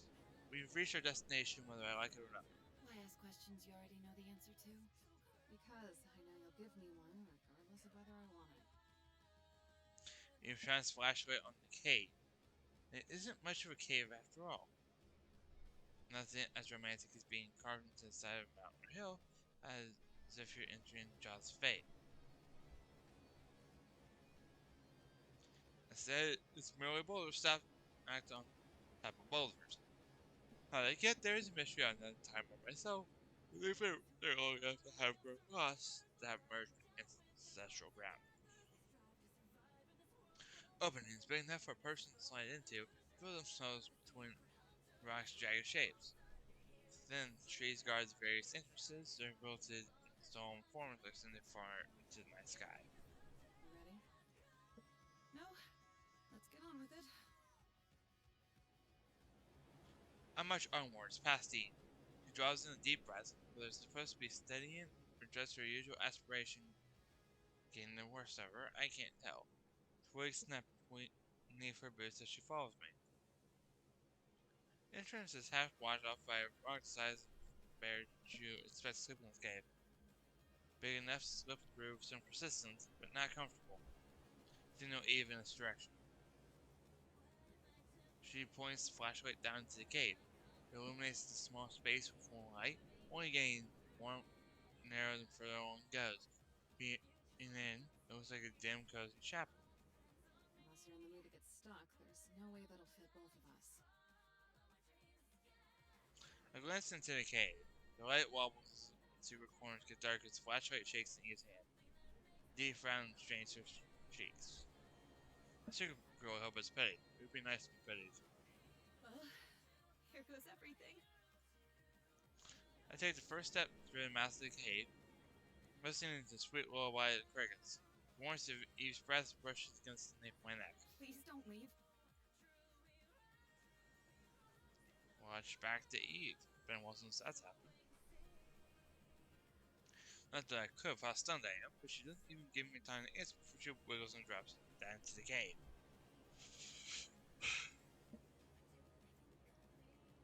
I didn't even go anywhere in the park in the blink of an eye. It went matter if I did. Even then, I've always spent 5 years in this job. 5 years for you. I just can't get up and leave. Not yet. Yosemite dusts herself off as she inspects the inside of the cave.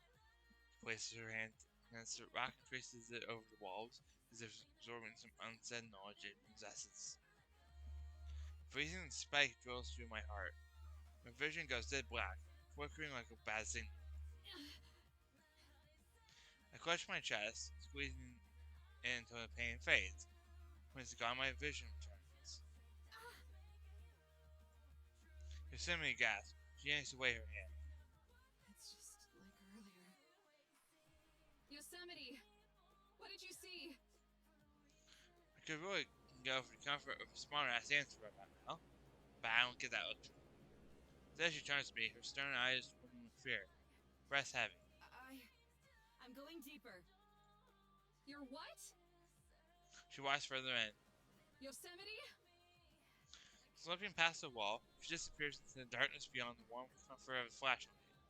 Yosemite! No answer. You're such a pain. Just how out of my depth am I? I don't understand any of this. Every part of me wants to go in after her, and yet, I don't know. Feels like there's something inside it, something that's not me. It's not talking, it's not speaking, it's not echoing in my head, but it wants me to say, what?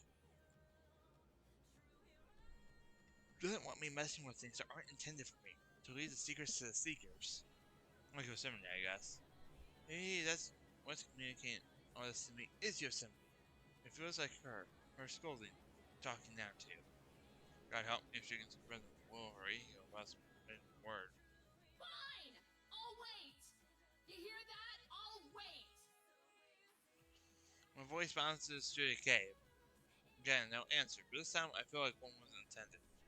I wonder if I'm in some asylum somewhere, hallucinating all of this. Yosemite, Yellowstone's Island, maybe cracking that guy in the schools will finally break my mind. Better yet, this is just a dream, all of it.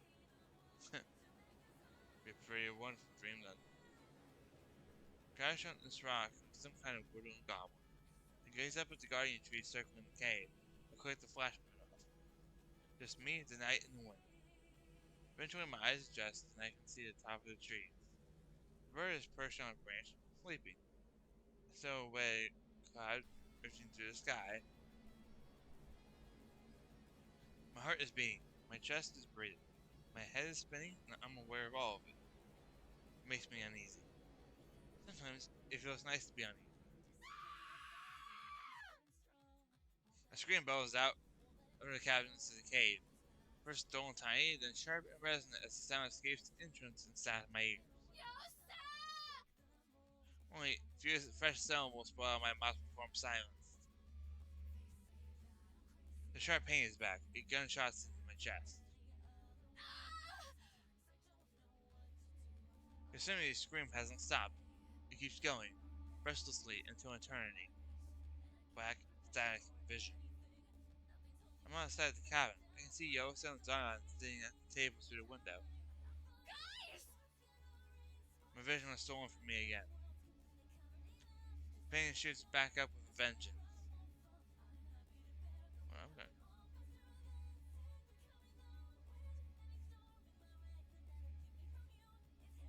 Static, endless static. Sight. Now I'm in the middle of a clearing. I recognize this place. It's where the fire happened. With those camp stickers, Yosemite. What is this? Dark and static and pain, screaming right into my eardrum. Standing in the middle of the replica village, right outside the sweat lodge. Museum looms over it. Its peering windows and wide doors form together to look like a violent face. Just kind of look like that. Location cycles. Yosemite screams. All this happens again and again and again and again and again. All I want is for it to end. It doesn't. Cut my hands over my ears, shut my ears tight. Everything's out of control. Everything is out of my control. This is all I can do. I'll do it forever if I have to. Forever.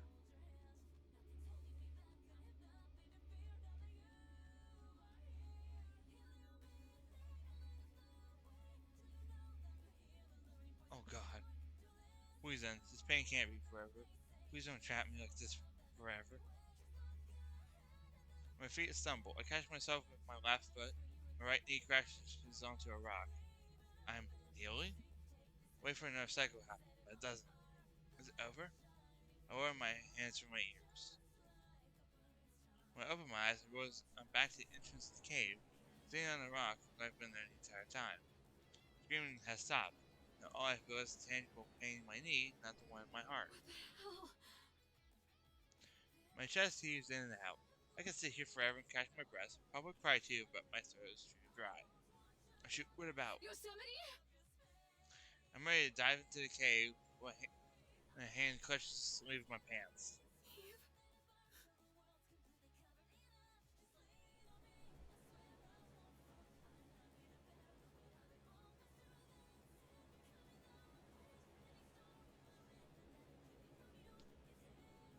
Her voice is raw, shaking between deep sobs. She's laying down next to me, her free arms swung over her face. Her sleeve is soaked with tears. What happened? I lean in and grab her shoulder. All it takes is one attempt to drag her up to know she's not moving anytime soon.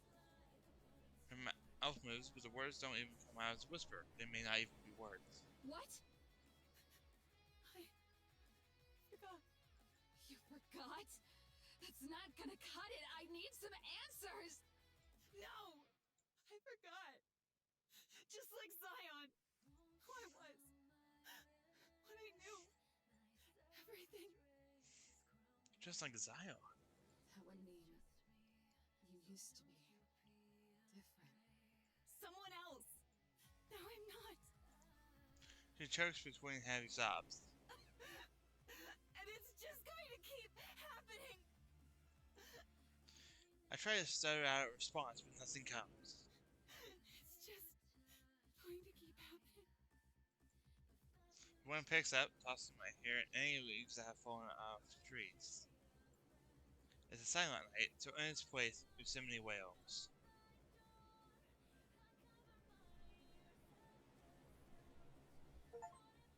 Memories of Yosemite got haunted by the past.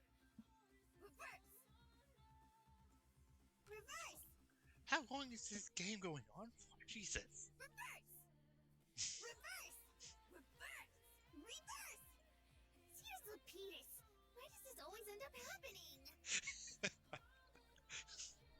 Reverse Thanks, Yellowstone, but you were the one who combined 4 decks together. For quadruple the fun! This is still fun to you? All it's doing now is making me stressed. How do you think I feel? Well, that turtle jibber jabber you were going on about is still zipping over my head. I'm out for lunch. By the way, you only have 1 card left, and since I pointed it out, you gotta draw 2 more. Sorry, cutie. Them's the rules. Jeez, you really know how to push my buttons when we play games. You know that? The turtles, Zion! The turtles!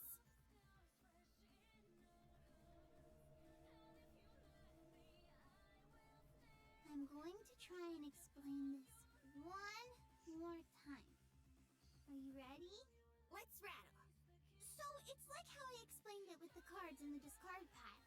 Cards all the way down. Okey-dokey. Now, with that in mind, let's assume the entire world is on the back of the turtle. Far out. Does he have a name?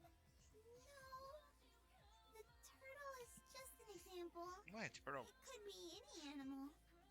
Ooh, could it be a buffalo then? They're so fluffy and huggable. I just want to squeeze them.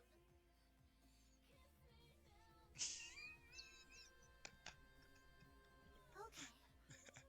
It's a buffalo. The buffalo can't Her stand deadpan on its expression holding gets me. space. So naturally, there would have to be something beneath it.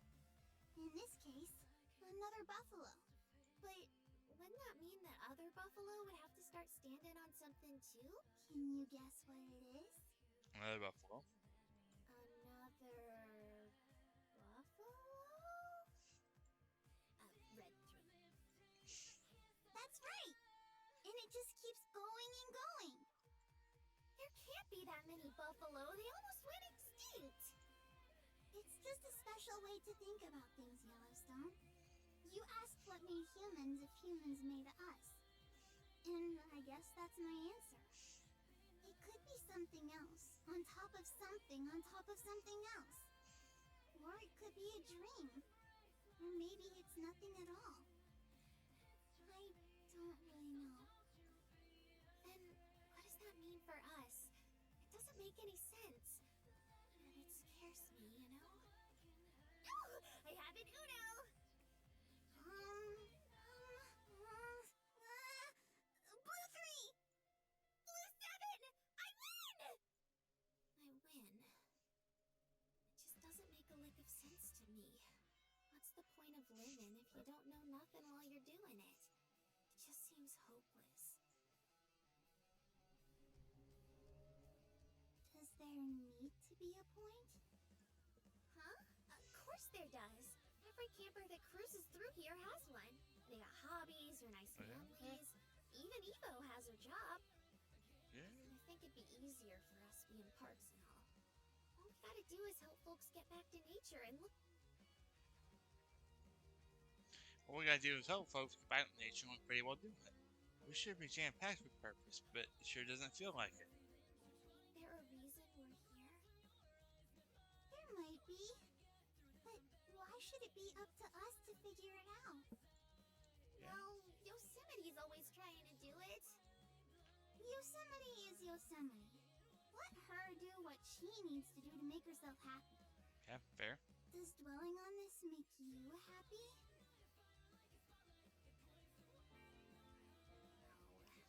Feels pretty crummy, actually. That don't mean I can't think about it, though. I know. It's not that easy. But what about the things that do make you happy? Can you think about those? Oh, sure. I can do that till the cows go moo. Can you tell me some of them? Being here with my precious Earth Angel is one of them. I can tell you that. Being with you makes me happy too. And I think just being here now is a lot more important than worrying about all that other stuff. Because here isn't forever. Not even for us. Zion! I don't know if I can change what scares me lickety-split or anything sudden like that. It's all so whack. It is whack. But if vibing here with me is good enough for you, Yeah, they got a point. by golly, I'm gonna try and make it good enough for me. It might take a long time. Well, as long as the thing on top of my head don't explode, I think I'll be okay. It's a good excuse to dilly-dally at least. Yeah? And if you want, we can have more talks like this. We can play more Uno too. That'd be swell! Could we play another round now? Who's winning? Sure. Let's take out some of the reverse cards though. Oh, such a stick in the mud. Okay. Phew. How is this game even going? Who's winning? Is there a winner?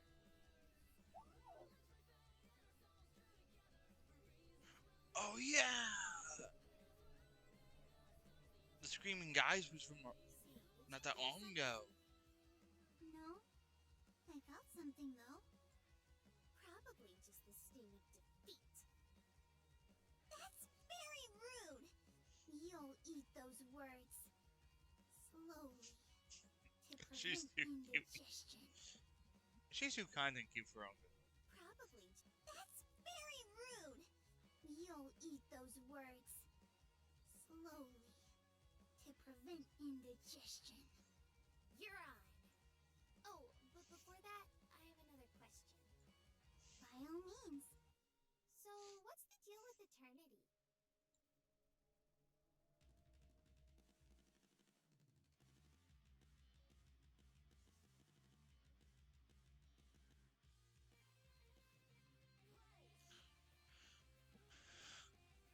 Dear Teddy, not much has changed on my front since I hastily jotted down last night's events.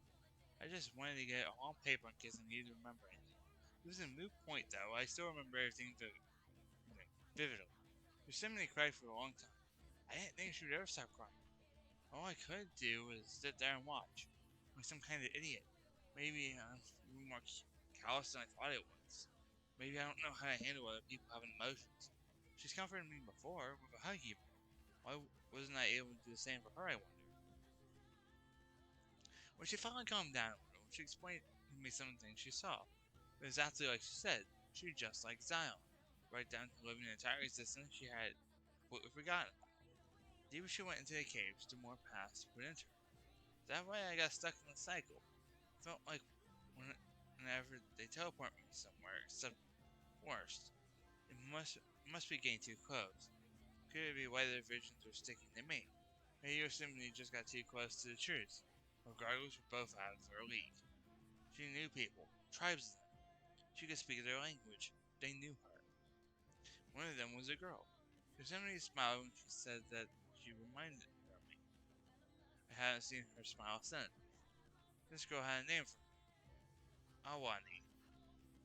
She told me about how they would often go to the same cave we went to last night. Hide and visit, argue with each other. Guess she was an argumentative friend before she even met Zion. For a lot of things. What am I doing here, Teddy? I'm so out of my depth, I might as well be drowning in the ocean. Not like the girls know that much more than I do. They exist, but they're just along for the ride. I'm scared because I don't know what's going to happen next. Yosemite hasn't left the cache since we got home last night. As I'm writing this, she's still there. Blanket pulled over her head. We search untouched. It's the first morning where the table's the opposite from me has been empty. Where I've been on a post. About as good a human as I am a ranger. Yes. Just stuck my phone to look up what Awani means. It's a Miwok for Big Mouth. That was her name. I can't think of anything more fitting. I flipped Teddy shut and tapped my fingers on his cover. Yosemite is completely submerged by a blanket. If it weren't for her feet dangling over the armrest, I wouldn't even be able to tell she was there. Wish I could say something. No, that I can't. I just hope she bounces back. I don't want to face these things alone either. Miss Eve? Zion's squeak drags me out of the depths of my thoughts. We haven't told her or Yellowstone about what went down last night, so for them it's business as usual. I don't know why it's more to hide it from them, but I think they're better off not knowing. What is it?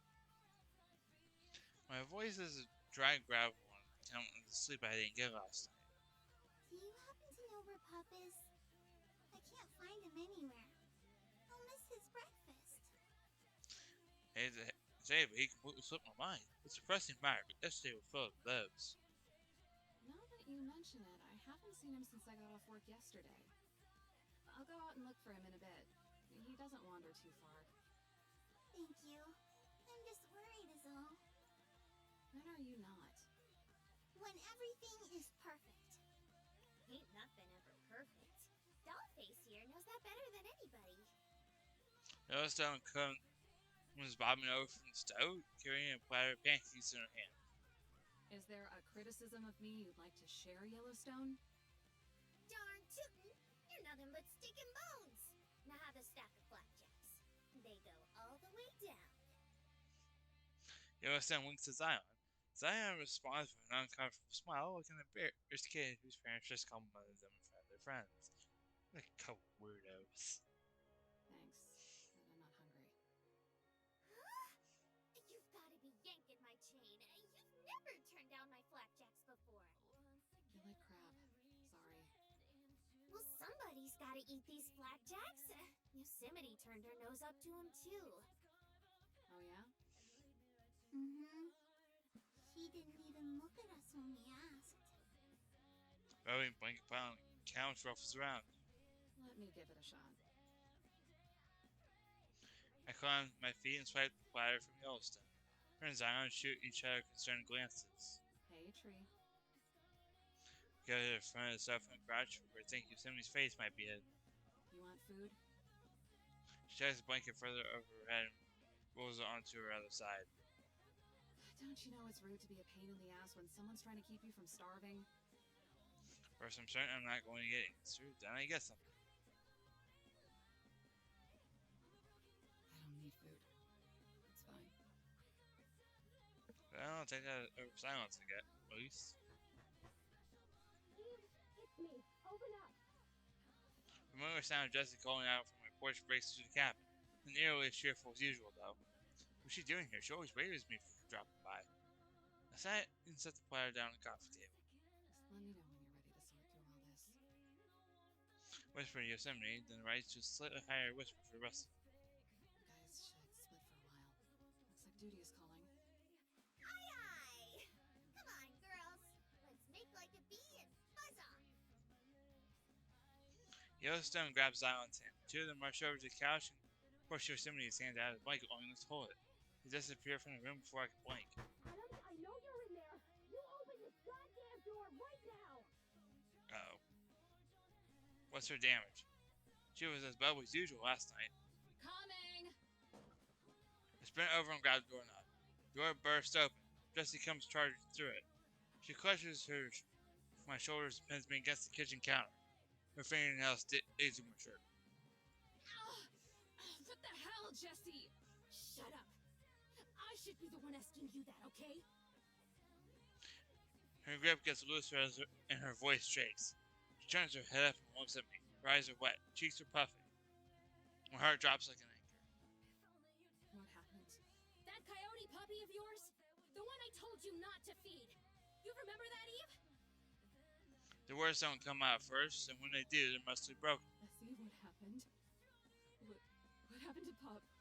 Oh, God. You named it, too? For Christ's sake, Eve. She chuckles a fake laugh to herself and takes a breath. Listen to me. It wandered into camp yesterday. There was a girl. 6 years old, Eve. 6 years old. She got a little too close. No! I'm almost blubbering at this point. We both are. Please don't let it get worse. 3 fingers. No! Listen to me. 3 fingers. It was too late by the time they got to Fresno. They had to amputate. The cabin door swings in the wind. There aren't any campers in the forest across the Queens. As far as I know, the trees could go on forever. Dear Teddy, what have I done? Astro Park girls love our Parks edition.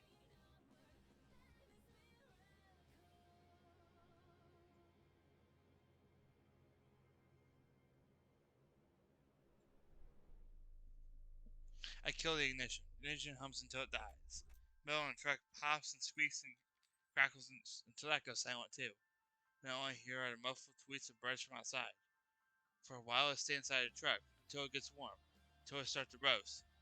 We are finally in springtime. I drove the truck to go get fast for a bit. Eventually swerved left and went off-road. We're technically not supposed to. I technically don't give a shit. Despite knowing this product with the back of my hand, I wouldn't be able to point out where I'm at if given a map. I don't care about that either. Probably we're too high up. If I had to come across a cliff, I would have driven off of it.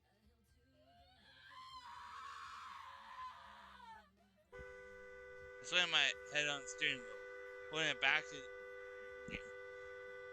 slammed my head on the steering wheel, holding it there as a long ever-ending beep echoes through the woods.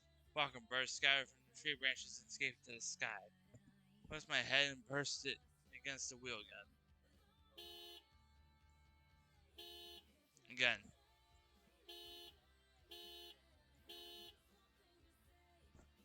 My head throbs. Dull pain aches through it and stops at the back of my wisdom teeth. Vision is blurry, getting dark. Swing the door open and stumble out. The fresh air isn't so fresh. There's a fire nearby. The smell of a burning bush makes my self-induced headache even worse. Fires like this aren't uncommon up here nowadays. I wonder how she's holding up right now. The others are probably pampering her like the queen she thinks she is. No, stop it. You forfeited that life. How dare you think you have the right to wake up every day and feel the comfort they gave you? Outdoors, nature, whatever pretentious way I choose to identify being outside, not closed in with my thoughts and building. It's just a mask. So I to identify it to convince myself that it's possible to have moments in my day-to-day life where I'm not so miserable. Okay, I'm gonna move that over. Oh, we're still on part 1. Shit, we haven't got to part 2 yet. Can't be that far off. When we're out... Actually, what? Fuck it, I'm just gonna put that straight over this save, so we're straight in San Juan. When reality comes crumbling down on top of you, and all that's left are Polaroid photos of a toddler with a mutilated hand. The entire charade goes with it. All that's left is a burning image with 3 fingers dangling from a tiny fist, and the ghoul that comes with it. There was never a way out of this. No second lease of new perspective was ever truly plausible. All that ever was, there was rebelling ego of a desperate woman shaking her face at the bit of what exactly? Bureaucracy? Society? Culture? But that's just it, isn't it? It was actually nothing at all. Just an undefinable sense of wrongness, like a place on purpose. Disenchantment to be sure, but everyone is disenchanted. So when I blame hate towards anything and everything, I shouldn't be surprised when there's a casualty. And here I am, shocked where my poison ends up killing. I come around to the bed of the truck and unlatch it. Pop springs toward me. The rope ties to his neck, tugs him back. He's hopping from side to side. He's panting hard. He's breathing. I watch unblinking, keeping my eyes open, glued to him until they burn. He mulls out. Yeah. I guess I'm just about ready too. I say like he knows what's going on. Like a mutual understanding will redeem me for what I'm about to do. The shotgun slides out of the back easily. It's heavy, but the weight doesn't even register. It feels like an extra limo I've always had. When I was driving, I kept hoping that I'd hear it get set off. That'd be lucky, and unseen pothole would do it for me. Didn't even keep the safety on. And if it didn't go off, well, that was fine too. He would get to see it. Maybe understand it. accepts it, but as I look into his blank expression, whites of his eyes showing as he turns his head to look at a stray bird, I want an obvious insight. It's a coyote. It doesn't understand the fucking thing. When it enters the representide, it bounces out and runs in circles on the soil. I don't stop it.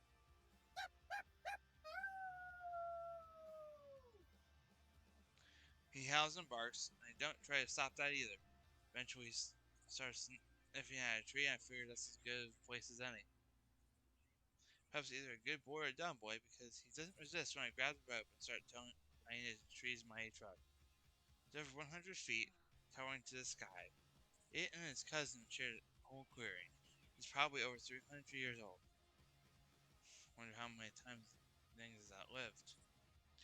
How much life has completely disintegrated in dust from the time this thing was a sapling till now. How much more it will outlive. When the knot's been tied, I pick the gun off the ground and take 10 steps back. If I tries to fall while in the truck, he gets yanked back. Only this time he takes issue with it. God, why now? Shut up!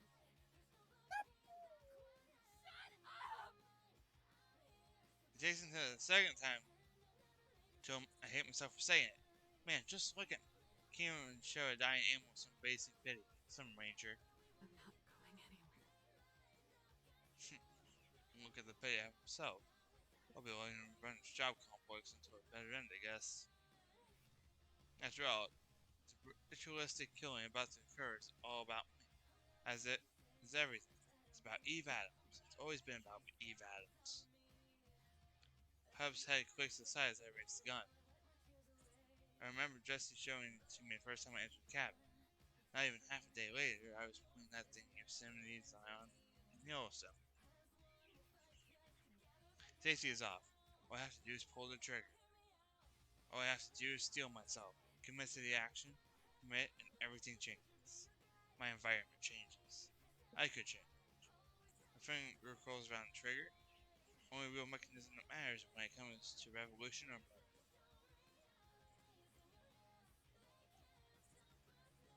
Pub stares up at me with his blank, trusting eyes. Every organ in my body feels like it's shutting down, going cold. Stomach's doing somersaults, heart rapid, radial spin, hands shaking. I'm sorry, Jesse. Zion, Yellowstone, I'm so sorry. Giving you Yosemite, especially you. The only thing, the only person who ever really got it. Wish I could have you known how much those dumb morning arguments meant to me. If I had realized it sooner, but I wasn't looking down the barrel of a shotgun, I would have told you. I learned so much from all of you, but I just couldn't apply it right. I should have put your faith in someone better, someone kinder, who wasn't bitter just because their expectations failed them.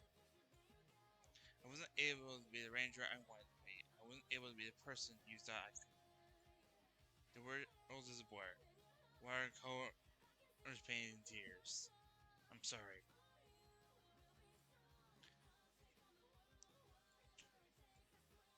Damn. Puff lifts his head towards the sky, and a broken, sorrowful howl escapes into the air. His jaw, almost drooping no longer, goes on. I'm so sorry. I pull it.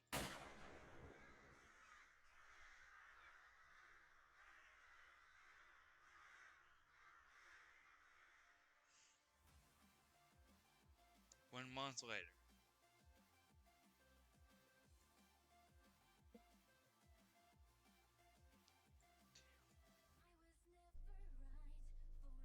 Alrighty, gals, out of the car.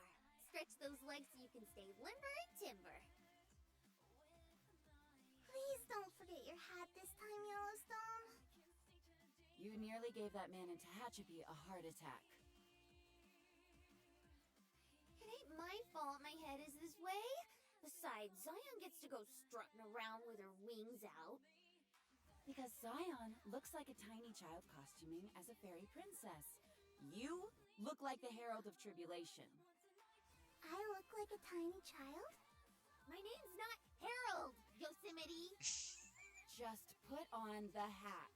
Look, even Zion and I have to wear one. I tipped my ranger hat.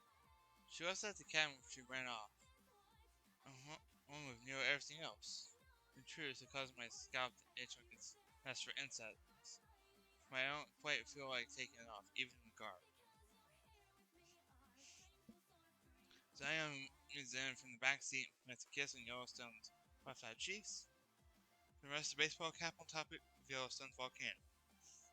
It'll keep the sun out of your eyes. Come on. Yellowstone sighs and hops out of the driver's seat. Zion following closely behind. I stay in the sweltering calf for a moment, staring out the window at these giant thermometer outside. A colossus of roadside attraction currently peaking at a dry 102. Deserts are just as intense as the books say they are. I've seen a vehicle is further proof of this. The water dries from my hair in seconds.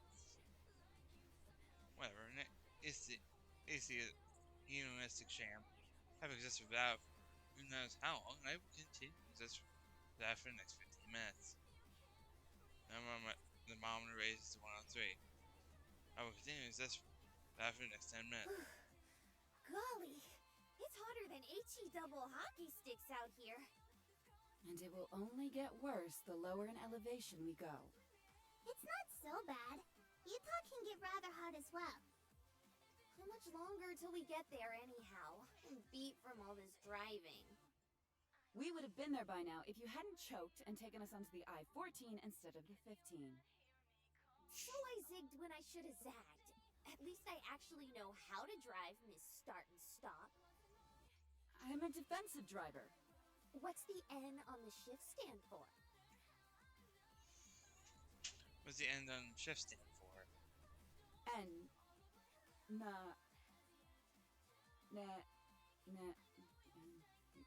Never mind. Uh-huh. Yeah, that's what I thought. I know we're all cranky from the drive, but please, let's not fight.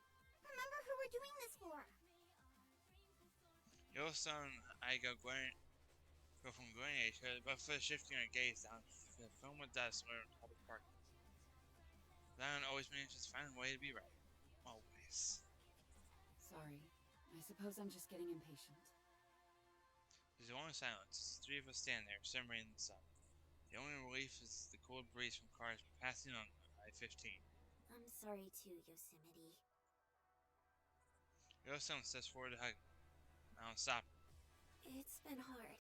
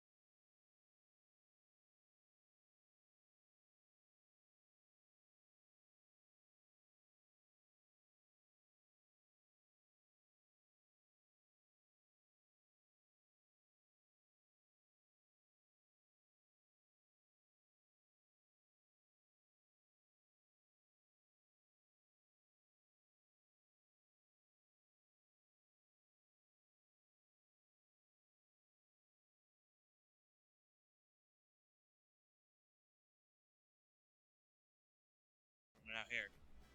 Every day I can feel the sand rubbing ash against my skin. When I walk, all I can focus on are the rashes on my thighs. It sucks once you get used to it. When Celeste is the key slashes around my flask. The parting gift from Ranger Smith that I had found stashed in the couch back in Yosemite. Rolling enough in here for one last swig. At least it'll get the taste of sand out of my mouth. It's at times like these I wish I were a park girl. One that has the power to fill bottles just by looking at them. Something mundanely useful like that. Well, down the hatch it goes. Despite collecting dust at the bottom shelf of the store being aged in plastic, it doesn't burn going down quite as much as it used to. See, I figured out this trick. Squeeze in before shooting it back, and sigh after swallow. It's like magic. I hiccup. My gaze scented breath smacks me in the face. I haven't bought a toothbrush or mouthwash since I've been out here. Hopefully this will kill any bacteria that crawls up in my mouth. Now this is gone. If this is gone, all I'll have left is what? Half a handle of Evergreen? Probably enough for a nightcap. Because I'll have to hit the general store tomorrow. Hopefully she doesn't bellyache too much but has to take me. Hey, dumbass! You trying to follow through on that death wish of yours? My hands rubs as her far off Yellowstone manages to crack through my skull. Speaking of the she-devil. Yeah! And I like to enjoy the process without your screeching, if you don't mind!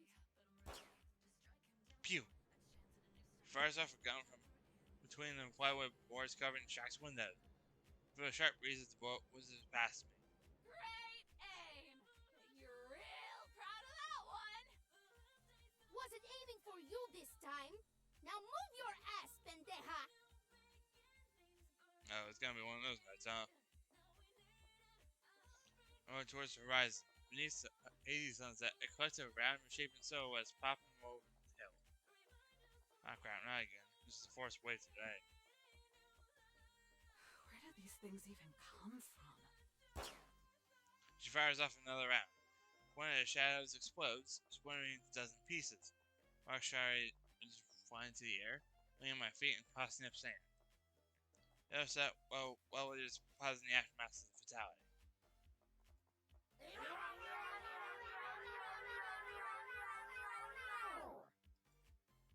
Screeching after a battle cry, the telephone rolled down the hill, began to dash directly towards me. Oh, she's really done it now. I stumble to my feet and Cute shoots up my throat before I swallow it back down.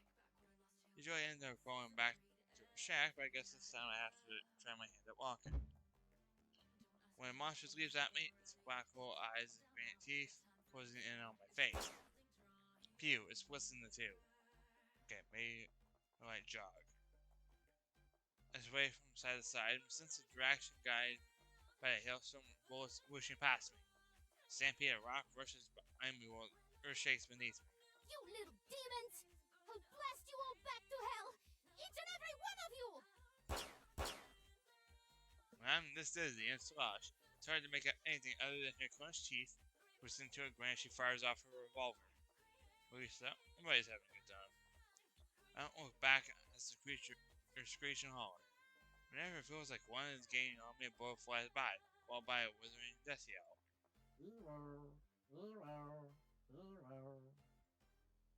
It's a familiar chirp, similar to the animalistic yodeling from the things rushing towards the shack, except doubtier and slower. She told me that before I got here, one of them planted themselves in front of the shack and they were left. His eyes follow me to stagger by. Try to hold down the fort, wino! Black and purple blur kicks open the door and pulls past me. Her coat floats behind her. She sprints away from the cabin and shoots me the bird before shooting more of the rocks. The mass of stones and boulders curve towards her and give chase, taking the bait with zero complications. Pointing it made her job easier. All she has to do is turn around and load every so often. For as many as them they are, they can't seem to put their heads together long enough to create a single brain cell. Circus disappears over the horizon along with the dipping sun. By the time the sound of gunshots and cursing fades away, the other end of the sky is dusty blue, I kneel, but mostly trip down to one knee and inspect the boarded up window. It's completely torn up, seamed with bullet hole. Then from the hot hip blasting across to it. Oh yeah. Oh, where's that hammer? Right there. Huh. There's two hammers. One's the piece of 4x4 I was going to use. There's two of that too. They're spinning. That's fun.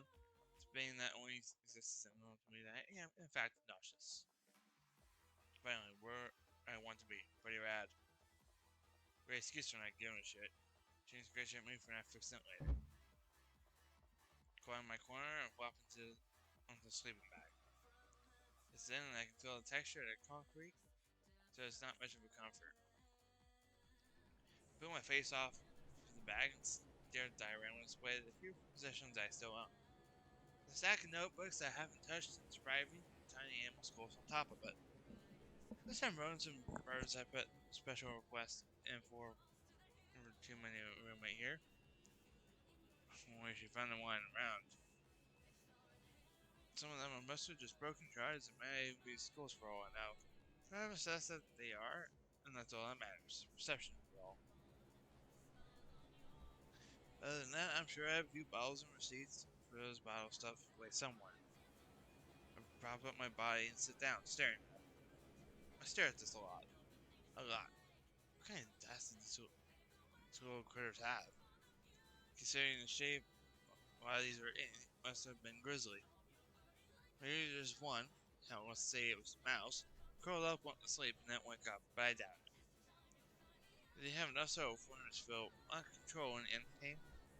If a bird gets plucked out of the air by a cat, does it keep fighting until it physically can't, or does it eventually accept what's coming? I hope it's the latter. Swimming against the inevitable. The current is so powerful and overwhelming, only serves to override the flame of life that existed. Gotta do that. Yoink. I guess it's defined by its demise. But the memory stands as a monument to what it had been. Fertility of life, nature, plants, and universes. The only sacred star guide anywhere. Conclusion is the only certainty.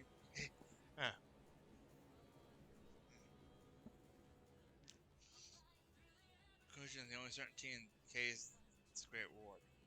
Anyway, that's what these critters reside with. How everything should go. It could be possible. I think it is. I have no control. I shut my eyes and take deep, cleansing breaths through my nose. No wisdom, no power. All my belly aching about caring or not caring. The environment, my job, my role, none of it has objective meaning because it's all headed towards the same place. I have no control. No wisdom, no power. Makes me think of Yosemite. A fear of obliteration of personality. Nothing to mark that a person or thing was ever there. Makes me think of how wrong she was. Because if that's the end result, everything that matters, then obliteration is the key. It's destiny. It's liberation. And so, I have no control.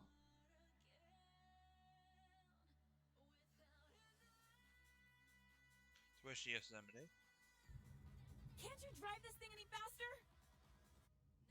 Of course I can, but then I'd be going over the speed limit. Yellowstone, I admire your dedication to traffic laws, but I think the situation warrants it. We're in the middle of the desert. It doesn't even apply. But I don't want to be irresponsible. If I am, you'll go and yell at me again. I love you, so please don't take offense to me saying this or anything. But if you don't pick up the speed, I'm going to yell at you. Okay. Hang on tight. What the devil is the matter? No.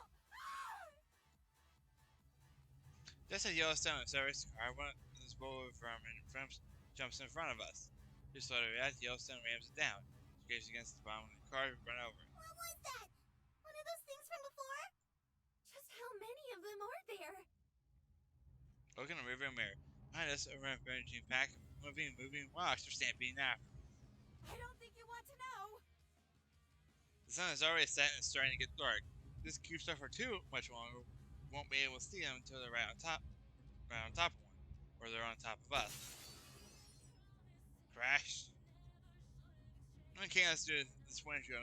Pushes the center console. Yellowstone goes pale. I can only think of how close it would have been to my head if it was just a few inches off. Throw it out! Throw it out! I'm driving! Which is why you should be the one to do something!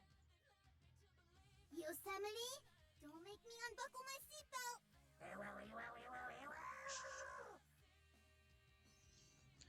The thing is a gurgling shark shriek. It propels itself my arm. I lean back in my seat and grab it out of the air.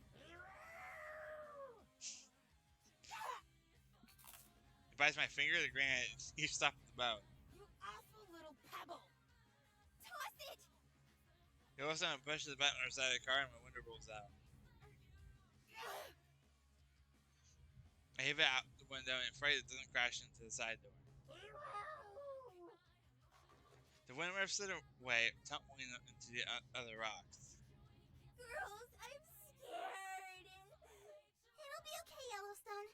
Those rocks are so heavy that if we get hit by one, the blunt force trauma will knock us out immediately. Oh, thank goodness. A quick plunge into nothingness. I'd rather avoid experiencing nothingness. Well, if it's nothingness, then technically you wouldn't be able to experience anything. Non-existence is funny that way. Golly, that's bleak. Despite the direness of our current situation, I'd be lying if I didn't say I was amused by having a conversation with us at 85, not 90 miles per hour. Blood could be streaming down my cheeks and wind could be blasting through my hair, but as long as I'm surrounded by individuals I've deemed worthy, perhaps any scenario could be enjoyable in a certain light. With no guarantee of a future, or in the case of three of us, vehicle, past, but also necessary to existing in the present we share with those we love. But I do love them. Zion and Yellowstone. And her, too. I love her. There's a fierce tug. First I think it's Yellowstone standing on the vehicle, but when I glance over, her arms just stick straight and her hands are gripped around the steering wheel. Another tug. My body remains in place, while my essence is being yanked forward. It's a calling. It's an urge. It's knowledge screaming out inside of me, telling me where it is I must go. Are you girls feeling that too? You betcha. It's very strong. A grim shadow casts itself across Yellowstone's face. She squeezes the wheel tighter. Zion winces at the pressure, as if resisting gravity itself. We're getting close. Do we have enough gas left? What if we get stuck out here? We're on the side mirror. Stampeding a rocket kicking up enough dust well at stars. She has a point. It's not going to end well if we run out of fuel now, of all times. Waves of sweat trickle down the side of Yellowstone's face. She tries to reassure us with a shaky grin. Troubling thumbs up. Tries. Don't give it another hoot, holler, or heckle. Well, Yellowstone ain't gonna let that happen.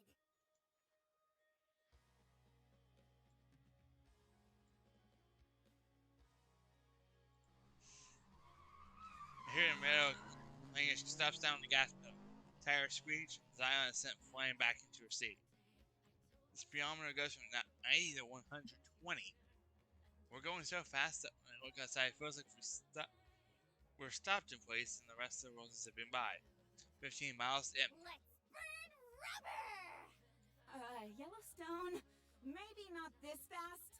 We're coming, Evo! Her eyes are shut.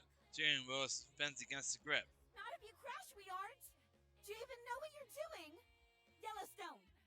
Yellowstone!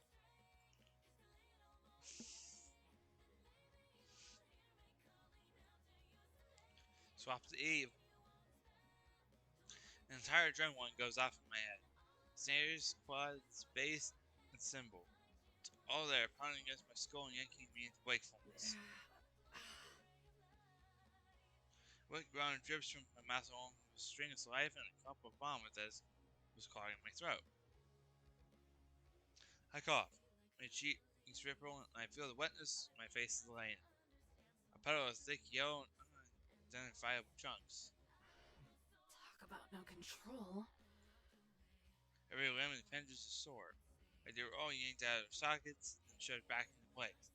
My legs wobbled and folded on themselves the first few times before finally making to my feet. It's dark outside. The shack is darker. How long is it out? Could have been minutes, hours. The way time works out here, maybe even days. Decades can melt into millennia, that melt into eternity, that melt back into seconds. Big bang, big crunch. Rinse them dry and throw them in the ground. Well, at least I know it doesn't matter. I bend over the fish with left of the bottle of gin off the ground. A certain force shoves me. Huh?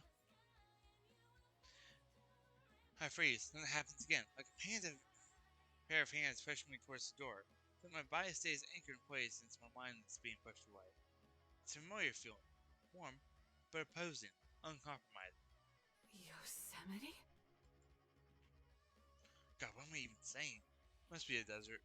Hellish white canvas to paint whatever me I want to. Or the lack of rub. Or go to the booze. Drink enough tequila and go for garden and blue grass will start sprouting in your liver. Messes with your head? Yeah, that must be it. Except it happens again. Stronger now. Less of a push, more of a drag. It can't be. It's impossible. She's more than 400 miles away from here. They all are. She would never. Not for me. I'm a movie terror. She's egotistical pain with such an approved. The idea for doing something like this is totally plausible. Oh god. I break down and fall to the earth to the door, all the grace and balance of a cabin with amputated sea legs. Swing open the door and look to the horizon. Milky Way hangs in the sky, glimmering above the crashed ground. Remnants of what used to be a lake. Now all that's left is the grandstand. Saw-toothed monolith of rock that watches over this place like a cigar tower or pal. Nothing. What else did you expect? Or I can turn around and go back inside. Engine roars in the distance. Two headlights peek over the bed. No way. Swap from Eve to Yosemite.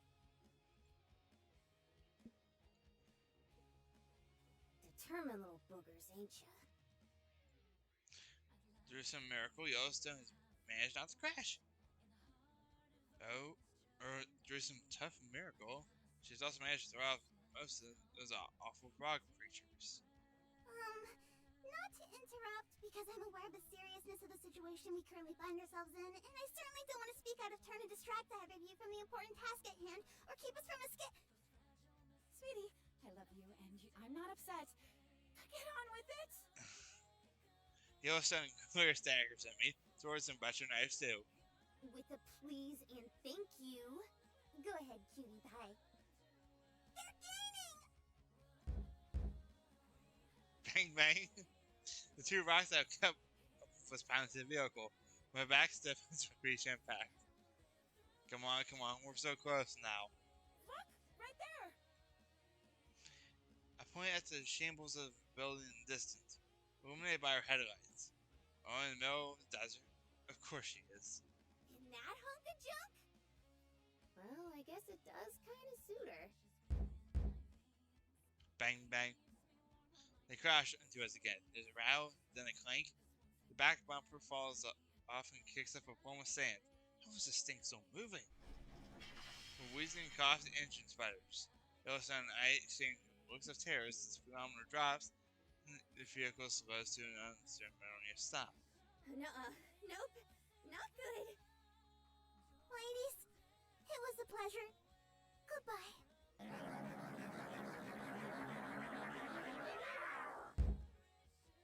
Bang. Bang. Bang.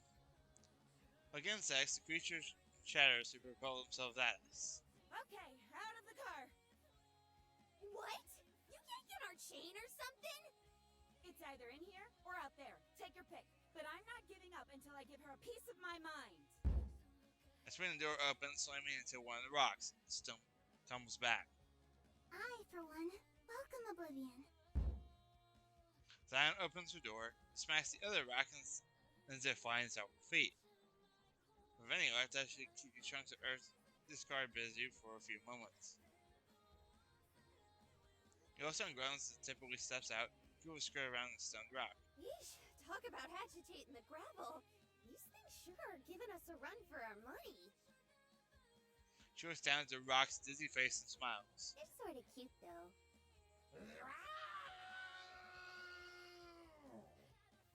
It rolls its center balanced and screeches. Oh, look at the little teepees. Time to go, Yellowstone. You're gonna get eaten and digested. Zion zips on by it and taps Yellowstone's wrist. But, they have the needle cute fangs. Will you just run? The speed of Zion's flying gives Yellowstone no chance with the sprint. Once I'm sure they've got a move on, I break into a jog. I swing my arms back and forth to take medium-sized steps to make sure to land on the soles of my feet, just like all the books said. Zion and Yellowstone catch up to me in under 5 seconds. How's it hanging, Slow-Simity? Precious, polite, perfect Zion giggles, hiding it out, eating it with a delicate hand. Please do try and keep up, Slow-Simity. Even you. They pass me. Can't let this happen. I am triumph. I am nature. I am terrified. You can't just leave me behind like this. Everything I read about running gets shot straight into my mind's discard pile. My steps are now bounding strides. My arms dangle at the side like a scarecrow. I swallow giant skips of air so I was sticking to my lips. When I catch up, I'm sweating through my clothes. I'm so thankful I didn't wear my jacket to this wretched place. Exercise is stupid. Running is stupid. I despise this. Move those muscles, you Poindexter. We're in the home stretch. With all the enthusiasm of a personal trainer, Yellowstone cheers me on with applause. Without considering a smug grin on her face, I get the impression she finds my predicament more entertaining than anything. Is this amusing to you? Man, you've got no idea. You should know by now that whatever you put into the world always comes back to you.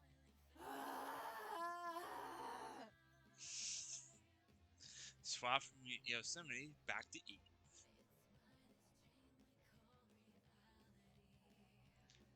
It has to be the liquor. Must have drank enough if I don't reach my eyes. It's gonna drown out my pupils and give me one last hallucination before I don't get blind. But as the headlights get closer, it only feels more and more real. It's a beefy SUV. The kind that I used to drive around back in Yosemite. Please tell me they didn't steal one. It comes to a slow, painful sob. Two sons emerge from the darkness and throw themselves out the car before both get whacked in the face with the doors. Yosemite steps out of the passenger seat. Oh my god, they actually did. Diana floats out of the car next, Yellowstone followed. It's hard to make out their faces. They're all wearing clothes more suited to the desert than their usual get-ups, but it's them. I know it's them. Son's waking up from their short nap and gives chase. Zion glides, Yellowstone runs behind her. Yosemite lags behind. She briefly jogs before entirely giving up on such stupid notions. Like pacing herself, or a form. Instead, she sprints like a drunken ragdoll. My heart stops. Even though they're running, they're going so slow. All yelling at each other, screaming and laughing. Guess things haven't changed much. Come on, guys. How are things? Is Jesse doing well? Does Yosemite still sit at the table every morning and read? Is Yellowstone's fizz still a heart attack on a platter? Hopefully Zion's not too lonely without Pup to play with anymore. I can't believe you. Not at all. With all your grace, power, and knowledge, I can't believe that you morons would bring these stupid rocks directly to me. This was brought from Eve back to Yosemite. Catch my first glimpse of her. Seeing that I had tumbled down shack that looks like it could collapse on her if she so much as breathes wrong. Draw loose, mouth open, she gawks at us. As if she's seeing this for the first time. I think of it, it was that night when we first met. Yes, I remember it well. She tried to shoot me. Twice. For more than attempted bullets in the skull. What I remember most about the night is how sad she was. Hiding in a corner on the verge of tears. Now, I'm sure we were partially to blame for that, but there was a hopelessness there. Hopelessness I noticed then, every day after.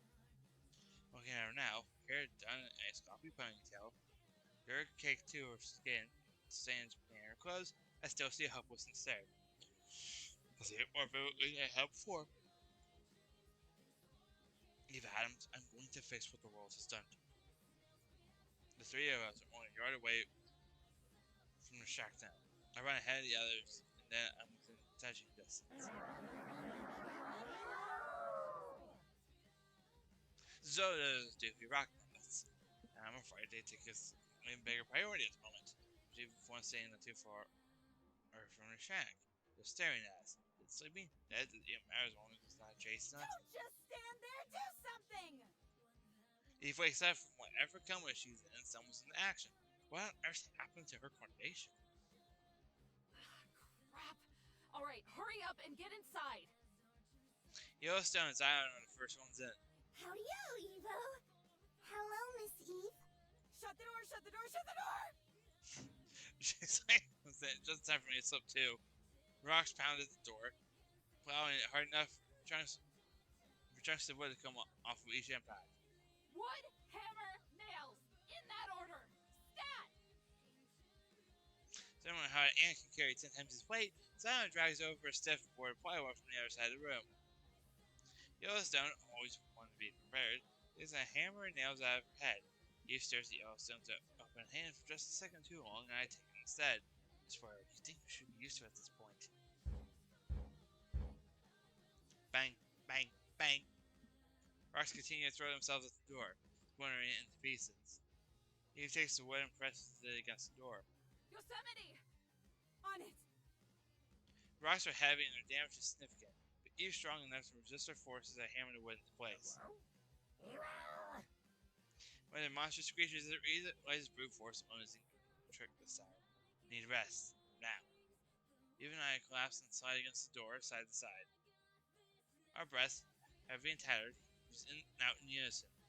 We're close enough for me to feel her clammy skin against mine, which is fine. Idiot.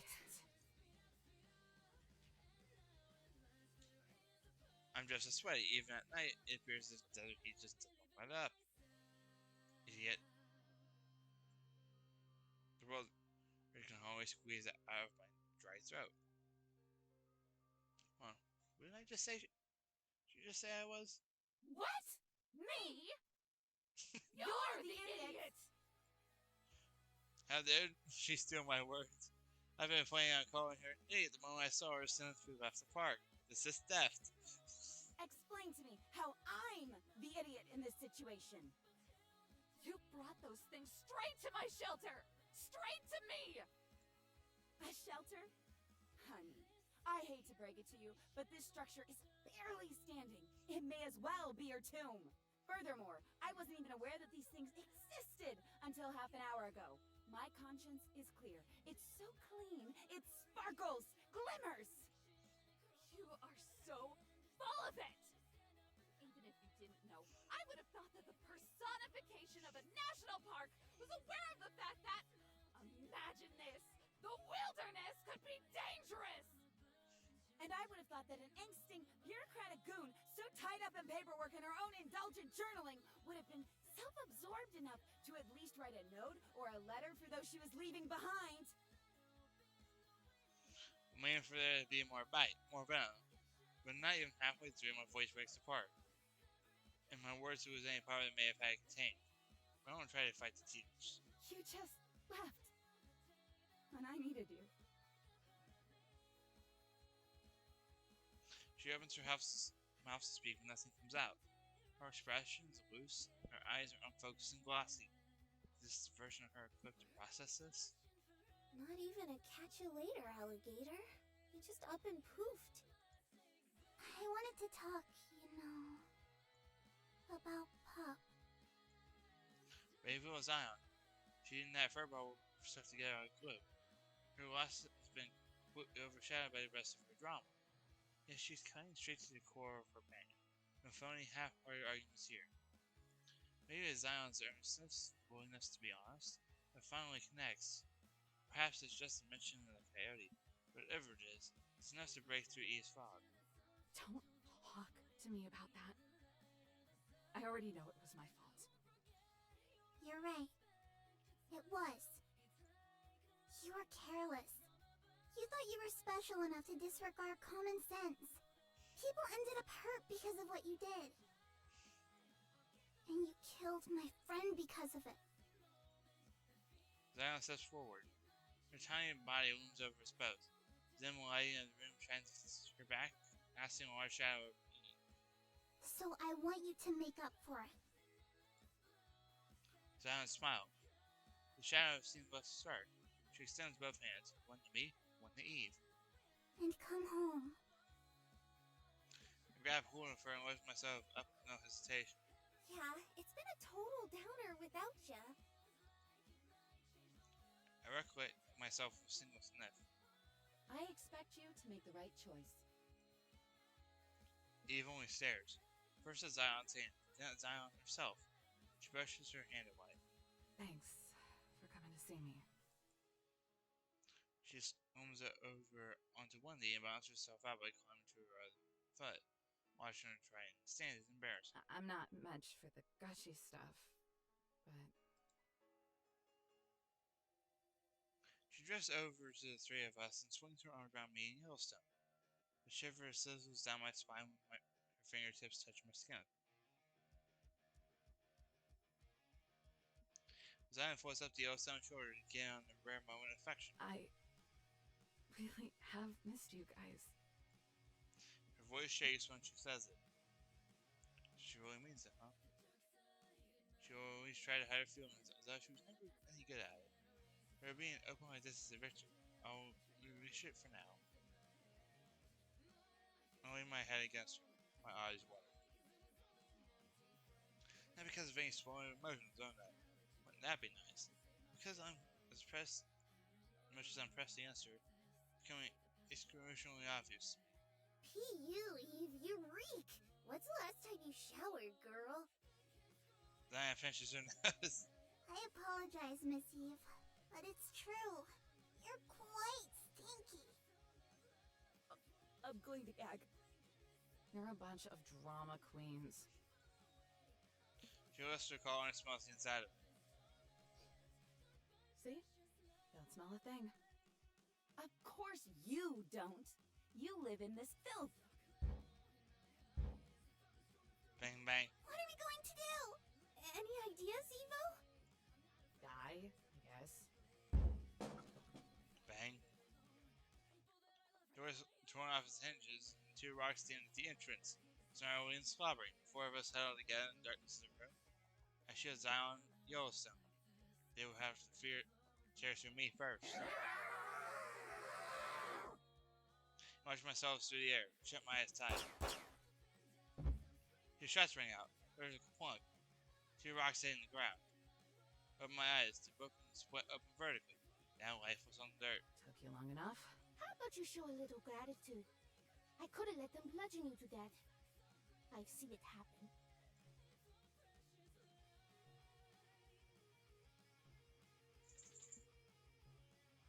Okay.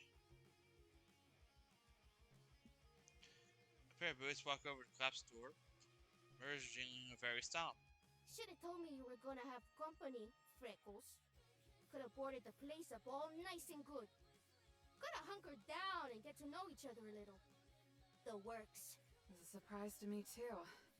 Didn't know they were coming until I felt it. Uh-huh. She says, as a matter of fact, there's no reason for Eve even needs to give it. Before words, she chews on something in the corner of her mouth. Can't be tobacco because wherever this is, barbarian is normally. I can hear it crunching between her teeth. With her flourish, she reloads her gun, still smoking from the firefight. She spits 6 pebbles into the holes of the chamber. This is heavily causing my entire being. The very moment I set eyes on this woman. Her platinum hair twirls into bouncing drill. The brooding cowboy hat and cloak just reinforced my instinctively now. She's not made of the same stuff as Eve.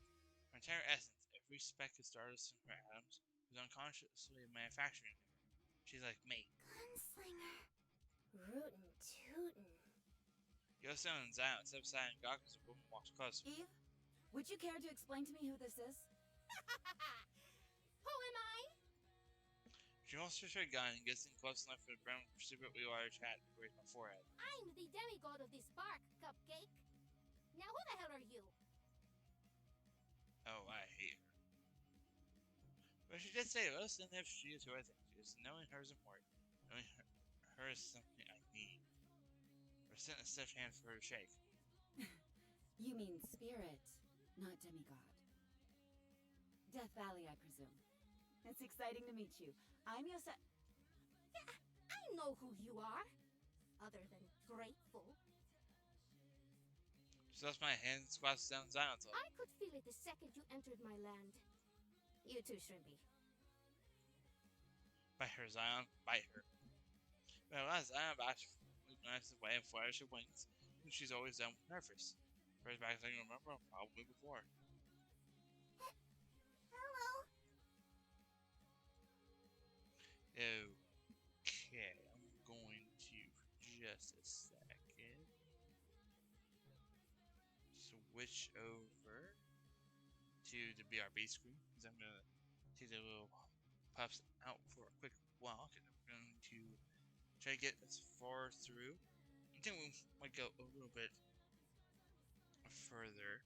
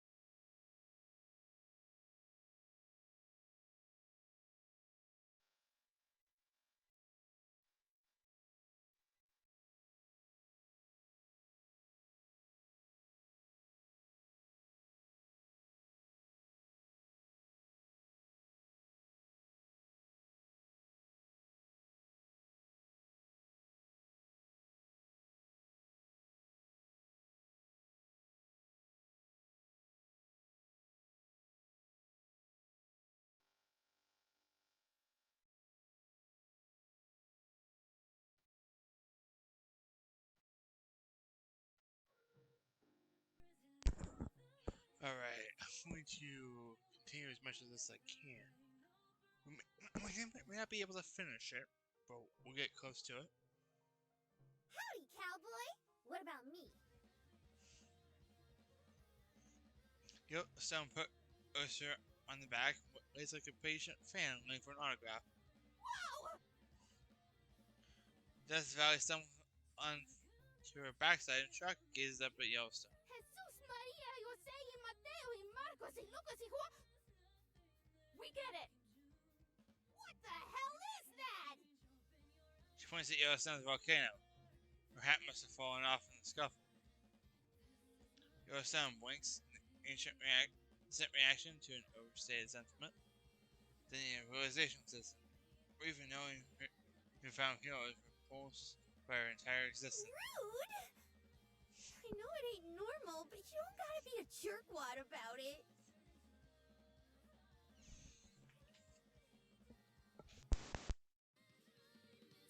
See, that's great.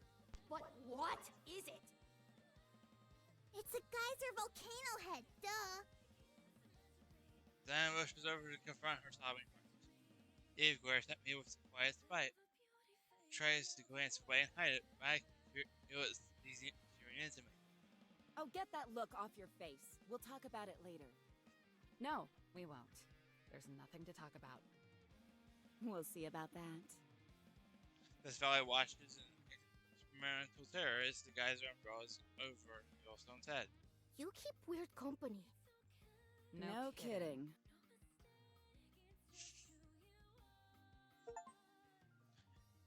Head demigod in charge. Met Death Valley for the first time. So, walk from Yosemite to Eve. I have no control. Control isn't wisdom. No wisdom. No power. Wisdom isn't power. Power isn't control. I have no control. No wisdom. No power. I have no control. No wisdom. No power. I have no control. No wisdom. No power. I have no control. No wisdom. No power. These things feed into each other in delusion. True delusion is spending years trying to chase them, wanting to lie yourself with you, or because you have superpowers and knowledge during on. But I still had authority. Goofy hat, shiny badge. The desire to assert myself as the arbiter to moral land management recreation. Since there's a proper way to exist in nature. A proper way to feel it. Ah, the arrogance of it all. Quite telling, don't you think, Miss Ranger? I opened my eyes. The corpse of the raven still laying out in the roll-off cloth. See his friends, looking a little mushier than he did yesterday. He's decaying, but I give him boys anyway. Former. Goes through at the end of the week. And when it does, Miss Ranger will be just like you, Mr. Raven. Dead. Deceased. Rotting. Fighting off the dance of rigor and his mistress, Mortis. Terrific way to hop around the question, Ranger ma'am. Obfuscation is the sincerest form of cowardice, after all. Tippity-toppity, hippity-hoppity. Ha! Here, here! Ha! Cottontail, who's tail and back feet were missing when I got her, decided it's time for her to chime in too. We gave her a high squeaky voice because that's what she sounds like. Mr. Raven, that brown noisy scoundrel, decides he needs to agree. What else do you want me to do? This place not good enough for you? Should I go sit at the bottom of the ocean? Is that what penance looks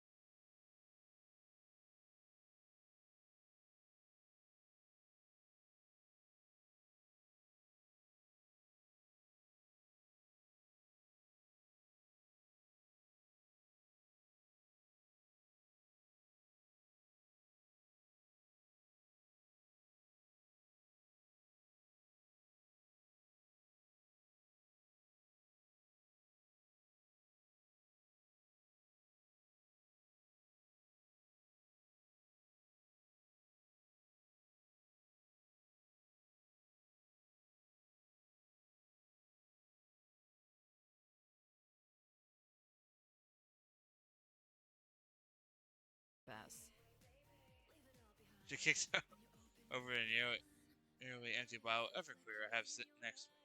Again starts to trickle out. I pick it up before it was any more. Was planning on going into town anyway. Don't get grumpy when it's time.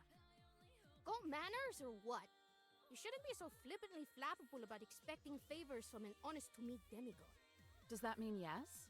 It means I'm the protector of this realm, and I'll toss you a bone whenever I damn well please. You even know how much junk I gotta... Ay, Dios. Gotta be kidding me. I don't know where this decision to make her Spanish came from, but I like it. She stops and draws her gun. Her ears ring as she fires 3 shots at the hill. The stone crumbles in the dust. Guess my culo, hellspawn! Anyway, I forgot what wisdom I was delivering a couple seconds ago. But I'm sure it was valuable. Was worth its weight in lead. She bonks me on the head with her revolver. Not hard, but the metal makes sure I won't be there later. Ay, why'd I even bother saving your ass if all you could do is mouth off? Can't you do something more interesting? Like die? Claro, it'd be something. You should go out in a blaze of glory, though. More interesting way to reach Valhalla than boozing. You're a real pal. Don't mention it. This valley squats down. Cloak drags on the ground as she wraps an arm around me. Might want to say buenos dias to your besties over there, though. Been gawking at you for the last 20 minutes. She sticks her thumb out behind us. Yellowstone's eyeing her, poking her head out of shock. They're failing to be sneaky or won't get caught. If they want to talk, they'll come. Hey, I get it. Initiative's hard. Without a sway lovingness I'm sure she believes she has, this valley fires off finger guns at Yellowstone and Zion. Just tell the amateurs to stay out of trouble. I got a weird feeling about today. She exchanges her gun for a pair of binoculars from inside her cloak, staring into him as she walks in the direction of the hill. Does she even know where she's going? Keep those ojos peeled. She reminds me of the kind of crank Sam used to bring around. Always in camo and prepping for the end times. They owned lots of equipment, but I'm not sure I ever saw any of them use it. Enough Western, anyone would be an action hero, I guess.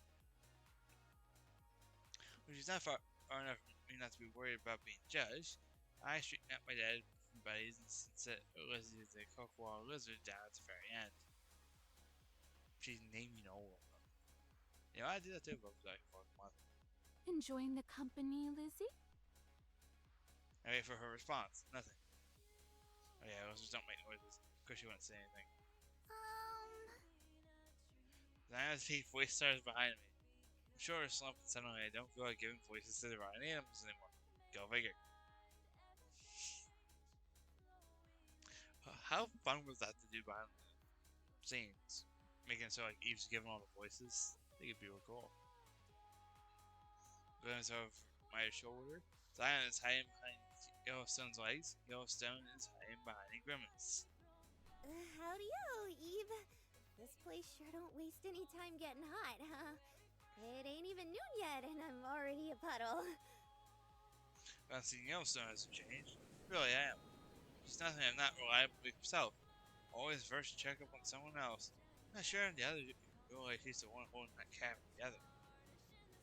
Still, she's as obvious as ever. What did I tell you 3 this morning? I'm not going back. Sorry. Yeah, we kind of figured you'd say that, since you're so set on always being so stubborn and all. And unreasonably bullheaded. Oh, that's a good one. I'm gonna steal it. Thanks. I call her that in my head all the time. It's nothing that isn't true. I hit what's left of the bottle. Hardly even half an ounce. Yellowstone's on go silent. Wash down the taste of the bottle and finish for Bert. Sherman spasmed into my hand. I gripped the bottle until my knuckles go pale and almost steady once more. It's only a matter of time. By doing my best to ration it these past 2 days, it hasn't been nearly enough to keep me sane of how much I usually throw back. I don't get probably wasted in the next couple hours. I'm going to observe. And there's withdrawal symptoms. Let's see it. Oh, away, go on, let's kill him some. Oh, done. I spin my pitch home, toss the bottle. Shatters into 1,000 billionaire shards on impact. Better clean that up, Borracha! I've got it! Yeah, whatever, Shrimpy. Zion flaps her wings and glides over the mess I've made. She drops to her knees and begins the process of picking every piece up. One by one, she counts them aloud to herself. Probably shouldn't have done that. I need the recycling money. No sudden answers with a frown. What? I would have picked it up. I'm not an animal. God. After years of screeching at college kids for that drunk, I would just give myself a pass, even if I am only 3 days away from that being an arrangement. Mind if I pop a squat? I don't mind anything. Much stress for the inevitable result. Oh, I can dig it. As they say, too much thinking is a thump too much. It's the first turning of the wheel. She hunkers down next to me.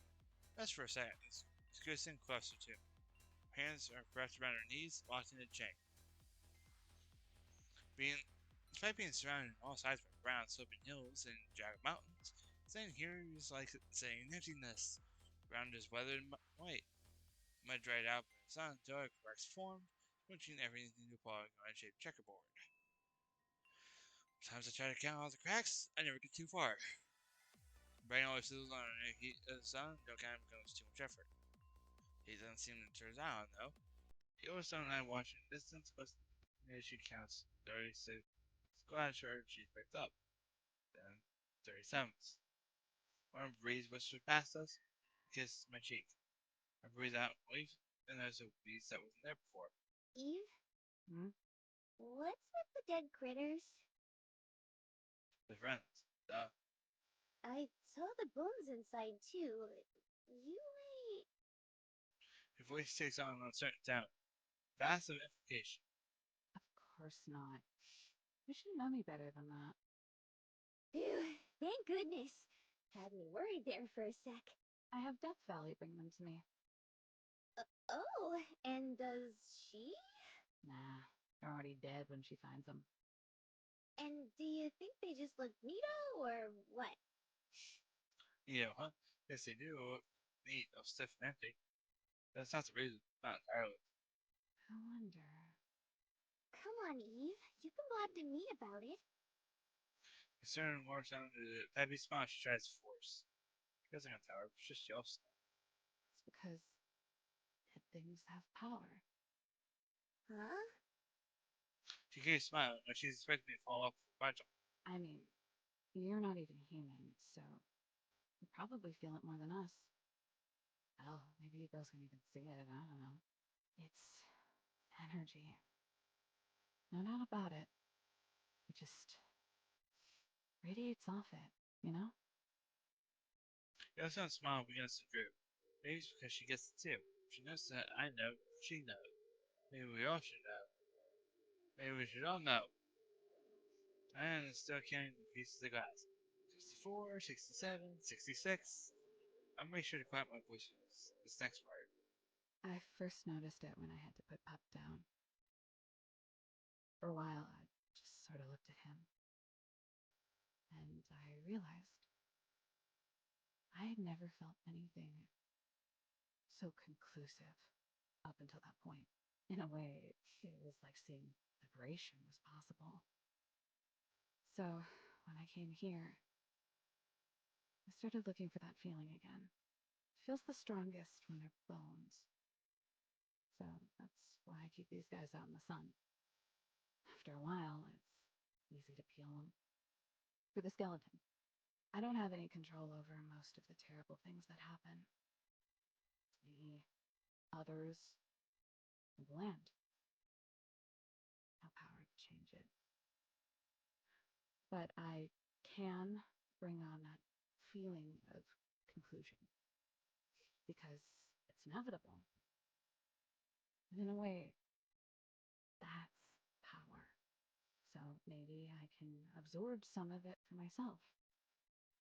Then I won't just bring about conclusion. I can be conclusion. I've been staring at the check while wizards don't let inside. I'm not sure if he was staring at her beautiful other skin or if it was just getting all this on my chest, but I'm smiling. Yellowstone is not smiling. He's staring. Eyes wide and pale. Mouth up, she's not saying anything. Weird. Yellowstone and I turn away from each other, with heads down. 81, 82. Eve, you need to come home. I don't really need anything. No, you do. And it ain't here. I know it ain't. She sniffles. Most people would have their eyes open. Yellowstone dabs her head. This place is good for me, Yellowstone. I smile. It's not something I can usually do consciously. We've been trying to force myself more. I think she needs it. I can rest here. 93, 94. All done. So I'm finished picking up all the pieces, waves at us. It ain't rest you're looking for, and you know it. Smoke starts to piffer out of a volcano. I feel bad for getting all worked up, but everything I've said is the truth, because it is all I've come. Alright, Resident Guardian Angel, take notice. And if we're talking about inevitable conclusions, science, if you never comfort Yellowstone, will always be one of them. Try to calm down, Yellowstone. She jumps to shards of glass in Yellowstone's head and forces down the fire from behind.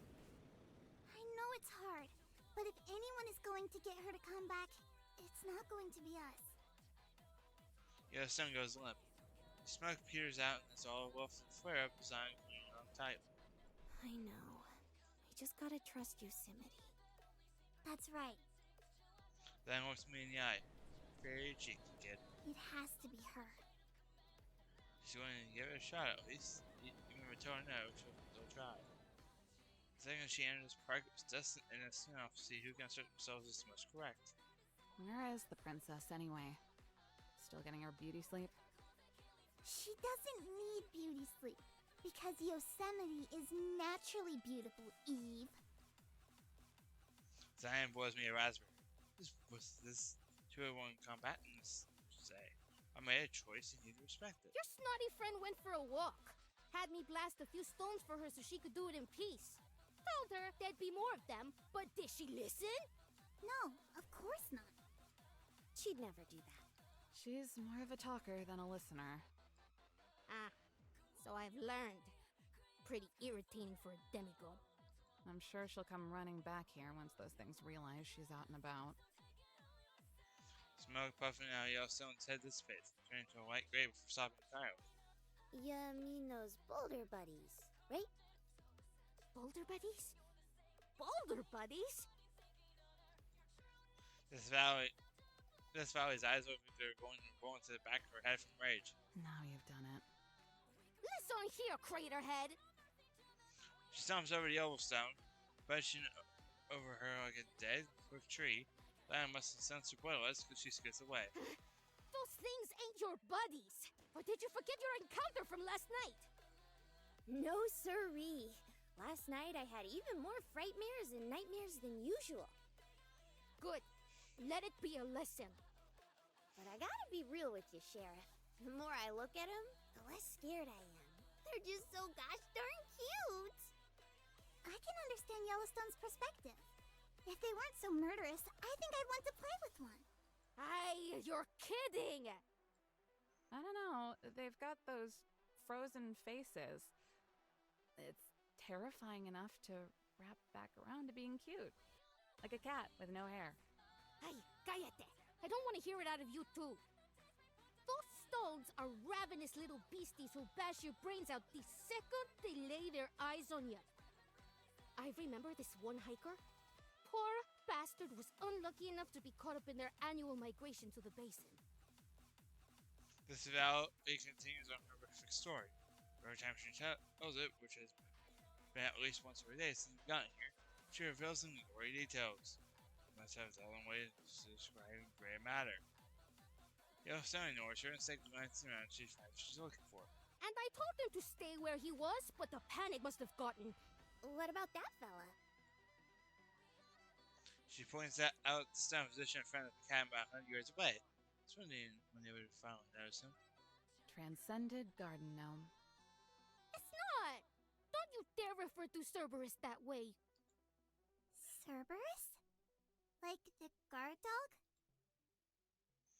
A persistent moon spreads across Death Valley's thin face. That's right, Shrimpy. Here we go again. The guardian of my hellish realm! All who wish to enter this space must pass through him or die in the process. Through or hit him, and die or die in the process. His ferocity? Unmatched! His compassion, you may ask. You fool! He knows not the first thing about it! And yet, I've somehow managed to tame this here beast. It answers at my call, heeds my every command! She coughs. A sheet of plywood falls off the cabin. Cerberus! Cerberus sleepily turns himself towards us. His beady eyes are half crossed. This is the most he's moved in weeks. Roar! There's a way I count to 10 in my head. He unleashes his roar, a faint beat barely audible from his distance. Most of it is obscured by wind. There's no better duo than a demigod and her beast! This valley gives a profound cackle. Used to it at this point, but Zion wrinkles her nose at the spectacle, as if there's anything this valley likes, it's a spectacle, even if it only exists in whatever reality she's occupied. So what you're saying is that his name is Cerberus. This valley might have theatrics, but Yellowstone has priorities. How about you dig the wax out of your ears and actually listen to what I say? You're not saying anything. He's never done anything but sit there and get pushed around by other stones. Shut your trap or I sick him on you! Cerberus is a monster fueled by the screams of the damned! Cerberus is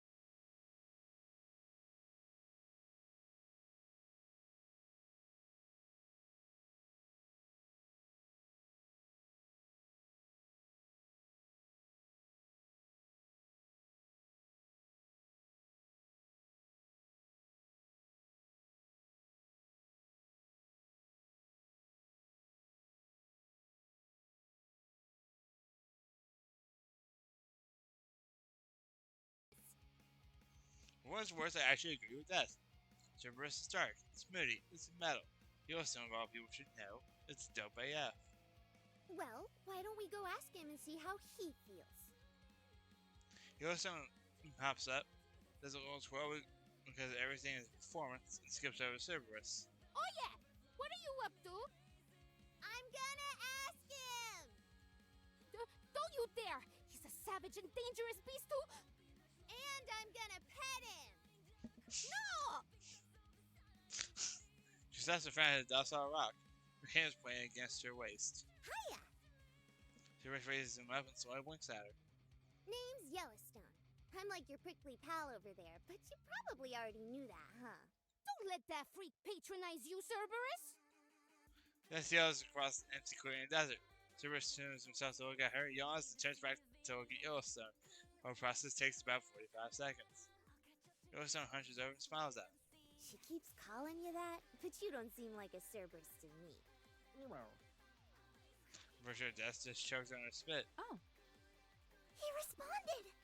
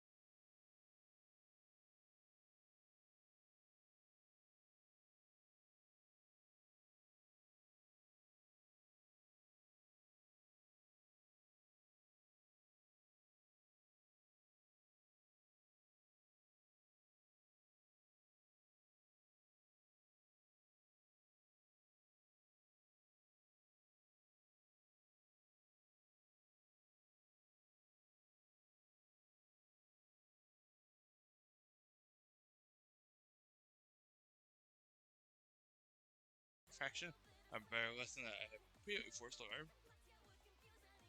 My external pleas for mercy, these dreadful rock golems continue to pursue me. Leave me alone! I flew across the desert. Mobile boulder follows, and into an expanse of rock and sand blended together without an all sense of time.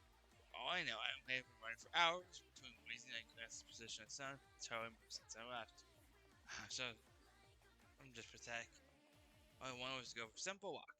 Even if I made a position on going home quite clear, I'm not entirely accurate, but a big enough step back from me to start a bit further, or someone more unfamiliar and exciting seemed like a good opportunity to go ahead. I just like to figure out what exactly was going on in that pulse of your brain at first, but so I could also determine how to help you forward, how we could do it together. But I was wandering up and down dunes and inspecting ancient rock formations. But it's only my scattered thoughts for company I realized we want to be together. She doesn't want to be with anyone. All she wants is to be alone, to not be forced to engage in full-fledged positions. A stipulation I'm sure a brute like her roommate is more than happy to abide by. This valley is at the lowest elevation in the entire country, with the highest temperature than the whole continent. Short of banishing himself to the wilderness of Alaska, the son's isolated from society if you can get it. The isolation is what she wants, then fine. I'll make sure she gets it by creating an opportunity to drag her off for one summer. Then, and only then, will that girl talk. Otherwise, it's easier for her to ignore, except when I anger her. There's plenty to say when I do that. It is, of course, assuming I actually back.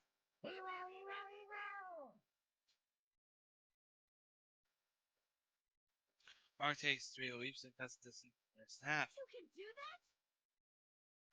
At the dip of the horizon, I see a crack below the racetrack, ancient dried out lake by the evening valley hook surrounded. Oh, thank goodness. The Evergreen will take care of this. I shot her revolver and these things explode with fragments. But it was supposed to be made of anyway. I propelled my fragile body forward until the cat having 4 familiar blips appear in the distance. The body sporting in the lines of the heat wave. Hey! I would greatly appreciate some assist!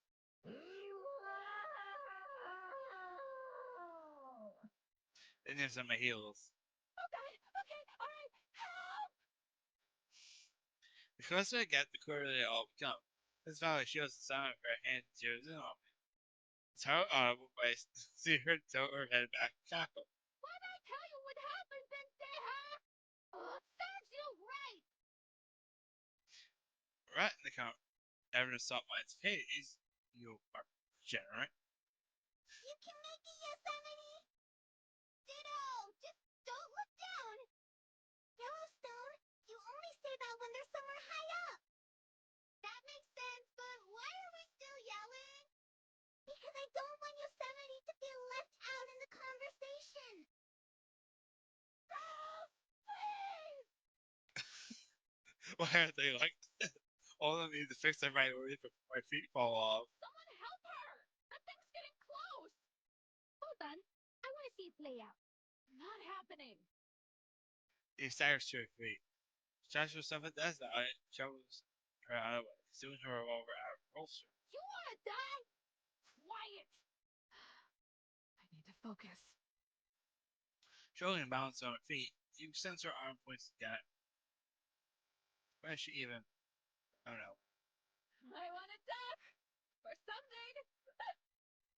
You better not miss! I was in the clear, I was in the clear, I was in the clear. I dived. The last thing I see before skating across the ground is Eve flinching in front of recoil. 5 blast cracks through the air.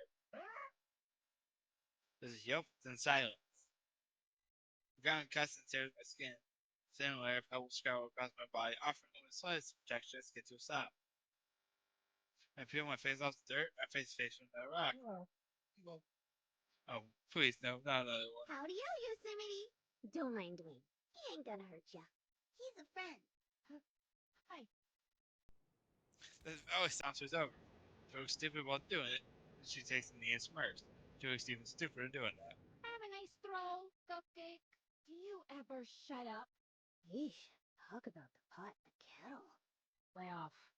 She's mine to criticize. Besides, You just fallen this valid chest. Turns up her nose despite offering me her hand. she can dish it out. She can't take it. Oh, gross. You're trying to look cool. Don't over me like you're resenting your actions at all. Actually, no, we aren't cool. You're objectively a tryhard. Because I know that, I will offer you the extremely ironic gesture of sending your hand. It will be a laugh right to me, personally. Because only I will understand how awkward you look. It will be one of the thousands of one-sided joke about the ultimate revenge. And take your hand? Thus single-handedly creating post-irony. I don't dish out anything that isn't true. And criticism of you isn't? I didn't say that. She stares. But I also didn't imply that it wasn't. Don't go thinking they're all valid. Please don't go thinking I'm not worth it either. You act like such a princess. You've stopped yourself. That's the silent sign right there on her tongue. You know what? I'm not doing this. Glad you're okay. Be more careful. Is she just full? She doesn't full. She wouldn't dare. Excuse me. What exactly do you mean by this? What we were just doing. What we always do. Don't need it. Doesn't need it? I don't want to hear that. The time we spent together was never damaging, was it? Was it part of why she left? It was helpful. I thought it was us helping each other. Hey, Def, I'm going into town. Have it ready by the time I'm back. Maybe I won't. Maybe you don't tell me what to do. Thanks. She turns around and starts for the cabin. I know it was, but it all meant. It wasn't always easy, but it wasn't bad. I would not let her go with herself and think everything till now was a mistake. Didn't get the privilege. Oh, that's... If you're going into town, then I'm coming with you. You can finally tell me what these rocks are. Ian glances over her shoulder and scoffs, but saying a word, she walks away. Stubborn to her forward. If that's all you want to know, I can teach you. That's about as slithers over my side and tries to grab an arm around my shoulder. I dodge. Teach me what? About these sailing stones? You know, the things you keep pissing off? Sailing stones. I read an article about them once. You've been my top priority, but I must admit, I am more intrigued by the things that have been trying to murder us since we got here. A pond forms in the lake bed that freezes overnight. When it starts to melt, the ice pushes any rocks or boulders in its way. It's a phenomenon that only occurs here in this park. Freckles did say you know a little about a lot. You said that about me? When else he talks about? But what does this have to do with the goblins chasing us around? I mean, real sailing stones aren't actually alive. Who knows? The Hellspawn version of them used to be scattered around. But a couple of years ago, some eggheads caught the real stones moving on camera. Flash forward a few weeks, and it was like the whole damn park had been overrun. That would align with what I read in the article. You and all the fleshy meatbags walking around out there, living their lives, reading, doing meatbag stuff. Oh. That means they're correlated? Probably. People got thoughts about you and me. That's why we're here. People got thoughts about them too. You, me, Shrimpy, and Freak Show over there? We're like a beacon for those things. Freckles too, on account of who she chooses to spend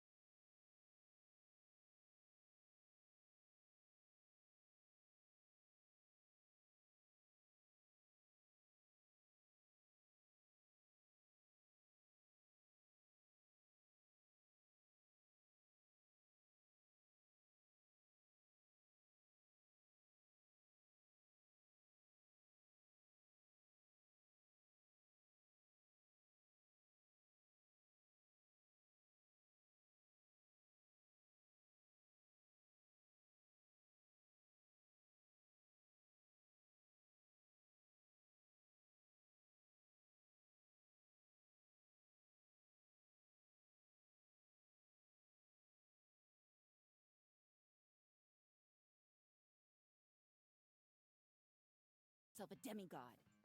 Do you see anything around here that contradicts that? She gestures around her. Kind of high winds kick up sand, seeing that fresh rot rash I got skating across the ground. Yellowstone, volcano growing sign, miniature angel dance, playground circles with wind and living rock. Don't have an answer. What the heck? I always have an answer. Might as well have been asking her crew she's not a firefighter in an astronaut. I know about a shadow of doubt that she isn't, but I don't have any evidence to prove otherwise. Why are you here, huh? For Eve's sake. Says Valley grins, amused by how quickly I responded. My ears flattened under the weight of my embarrassment. I mean, it's the truth, but why did I have to answer so fast? Now I look weak. Kinda gathered that much already. You want to take her back to your park, right? Anything else, or is that it? What do you mean, is that it? She needs to be somewhere familiar, with those who care about her. She raises her hands and surrender takes a cautious step back. Whoa, whoa, whoa, whoa. Don't gotta get so uppity. I'm just asking. Sounds more like insinuation to me. Well, maybe just a little. But only 'cause I care. I've spent a month with Freckles. Hard not to get a tiny bit attached. Hell, you might even say I'm like her replacement Yosemite. Is there a point you're getting at?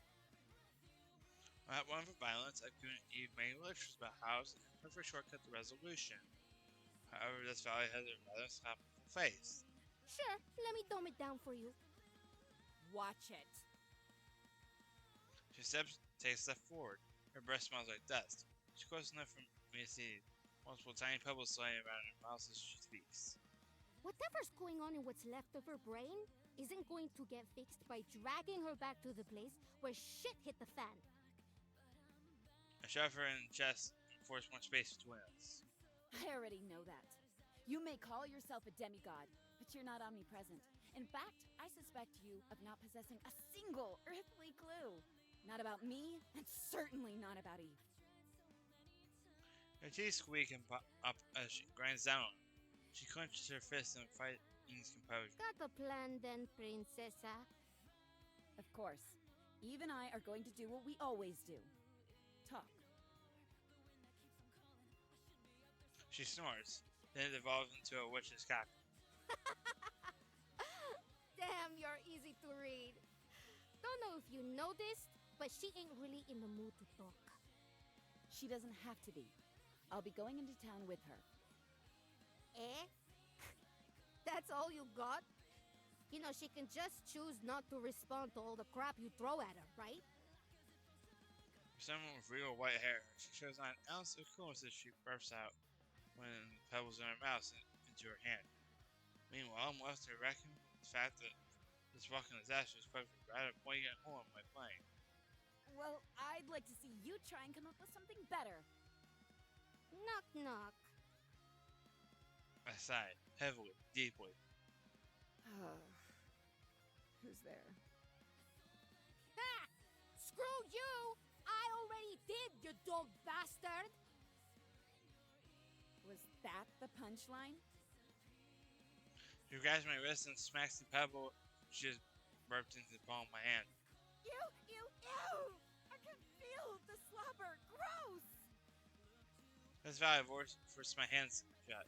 Oh god, I can't toss it. I have to hold it. Someone help. Quit your skirming. This thing is me. That doesn't make me feel any better!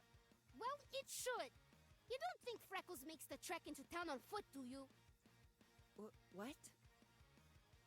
I dared up my hand and looked at the bullet-shaped pebble. Still cut it with a machine and split. You know how when you hold someone's hand, it lets you take them anywhere in the park? Same concept. As long as you know where you're going, this right here will take you anywhere in my realm. Shut my eyes and feel. I saw an ember of pure energy dance on my hand. Incredible. The fact that she possessed enough power to do something like this must be public perception of this park's intense, to say the least. That makes sense. But with a stark name, that's valid. Yeah. It's a real showstopper. But why give me this? Don't think you're special. I pass it up to the other pain in the ass whenever she goes posing. Just thought I might give you some leverage. You know, in case talking don't work. She sniffs and turns away. She has me out there cruising for dead things every once in a while. I can sniff them out, real easy. With a nod, she gestures and a roll of blanket. When it's been a row, placed with great care and attention, are mangled corpses of small animals. What's missing, eyes gone, both seen was ritualistic. You get a good sense for it if you're out here long enough. To see stuff. It ain't a place for living. I know. Your park. Well, you are gorgeous. But I don't understand why Eve would even test her luck in this place. I do. On the blanket is a raven. Its body is soft, rich, its warm meat the bird. Its feathers blow in the wind. Eve Addams, what has her work on the slam? Eve steps outside. Cat and door coming shut behind her. The entire building rumbles and sways, certain it has never been up the coast, and double certain that valuable herself. The door slides off the hinges and falls to the ground. Yo, Dad! Happened again! Yeah, 'cause you're too rough with it, dumbass! Pretty sure it's just not built right. Her backpack slung over her shoulder, Eve limps over. Whenever she takes a step, I can hear the bottles and cans clang together in her back. I hope one day you slam so hard the splinters stab you in the liver, and that all the recycled booze inside you leaks into your lungs, and you drown in a pool of piss and bottom cell vodka! Love you too. Now hand over the pebble. Eve puts out an expectant hand. The Valley punches it away. Give it to your girly friend. Now get lost. Girly friend? I am a hopeless part.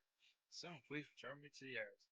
So I may be stripped of all sentience and be unable to embarrass myself for it. Whoa! You can't just go doing that!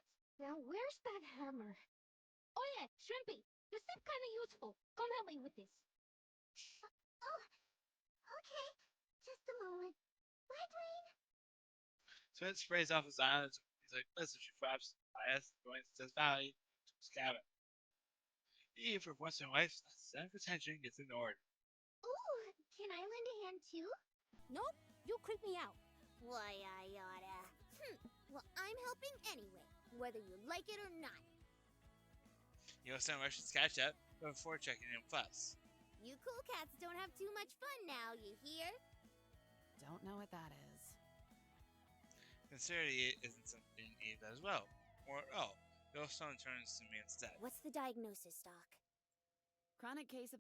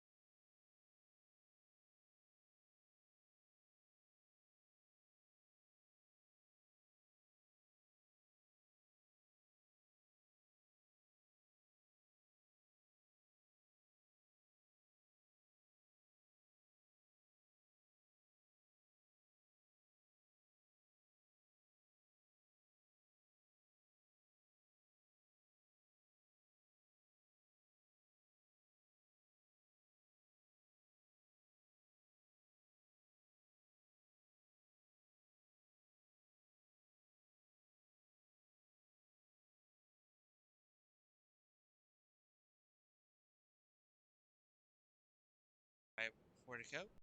One is out of order on the other side of the street is the motel that is certain has hourly rates. It's close, and they'll recycle my bottles for me. Anywhere else would be a waste of time. As if saying women to everything, it's not. There exits the conversation starts the entrance. What's the point, though? Gotcha and march behind her. Have her marriage completely evaporated this last month? The point is the same reason anyone goes to a gas station. To refuel. She wiggles her backpack. The bottles inside of her. Cute, very cute. But still not the response I'm looking for. Come on, give me something to play off. Isn't that what's the conversation snowball and something more important? Nearby monolith carved of steel and wood lists off all attractions in gas station, motel, so on. Why not just answer your true calling and become the sad barfly of your dreams? There's a watering hole right over there. I'm sure they'll give you a discount if you buzz around long enough. Wait for the swarming backtalk. Once again, I'm ignored. The children went out of the children's store and frolic in the parking lot. Their exhausted parents follow out soon after. The father gags as he passes Eve. She either doesn't care or pretends not to. Black dirt steams from her face on sweat. Oh, I get it now. You just don't want to be around the tourists. Eve, an island unto herself, even in the midst of self-destruction. Eve sobs. She scratches her head and stares down. The intro voice off her scalp. Tourists are fine. They're living their lives and want to see interesting places while they still have the chance. Nothing wrong with that. I just don't want to spend the time I have left getting sloshed with them. That's all. That was not the answer I expected. And the fact that she gave it rather frightened me. Maybe she was coming around before. Maybe she had been changed. But regardless of what was happening then, this is not the same Eve I knew months ago. So dramatic. I didn't mean it with an eye roll, not of actual sarcasm, because I want to. Nothing is permanent. No one stays the same. If the idea of her morphing evolving this quickly, this shakes me. It's too much. Too quick. Ravagers of time change those I love is mercy compared to watching them surrender to pain. Hang tight. I'll be out in a few. She's already halfway to the door, she says it. I follow, but she kicks the door shut on her way in. Then she waits for slamming into my face. I was planning on waiting out here anyway. My hand falls limp. Pathetic. I can't even summon the energy and triumph to put her in place. Sad turn of events indeed. Peering inside a tinted window, watched Eve stop at a crooked landscape painting on the wall. Looks like it could be someplace in this valley. Although I suppose it could be any desert. Her head cocks aside, she straightens out painting. Her work done, she heads straight to the liquor shelves. One of course the counter nudges her coworker, points at her, whispers something and laughs. But it's not exactly the impression she put in. Knowing Eve, I would care. But I care. She looks like some kind of scavenger. Scanning the rest of the store doesn't yield much more insight. It's a small market. What my chance to build stock up before going out there? Pockets of this park have been tamed. They're suitable for camping and sightseeing. Most of it is still wild and desolate. The desert is a transcendent place. It's also dangerous. That's what Eve likes about it. I'm sure of it.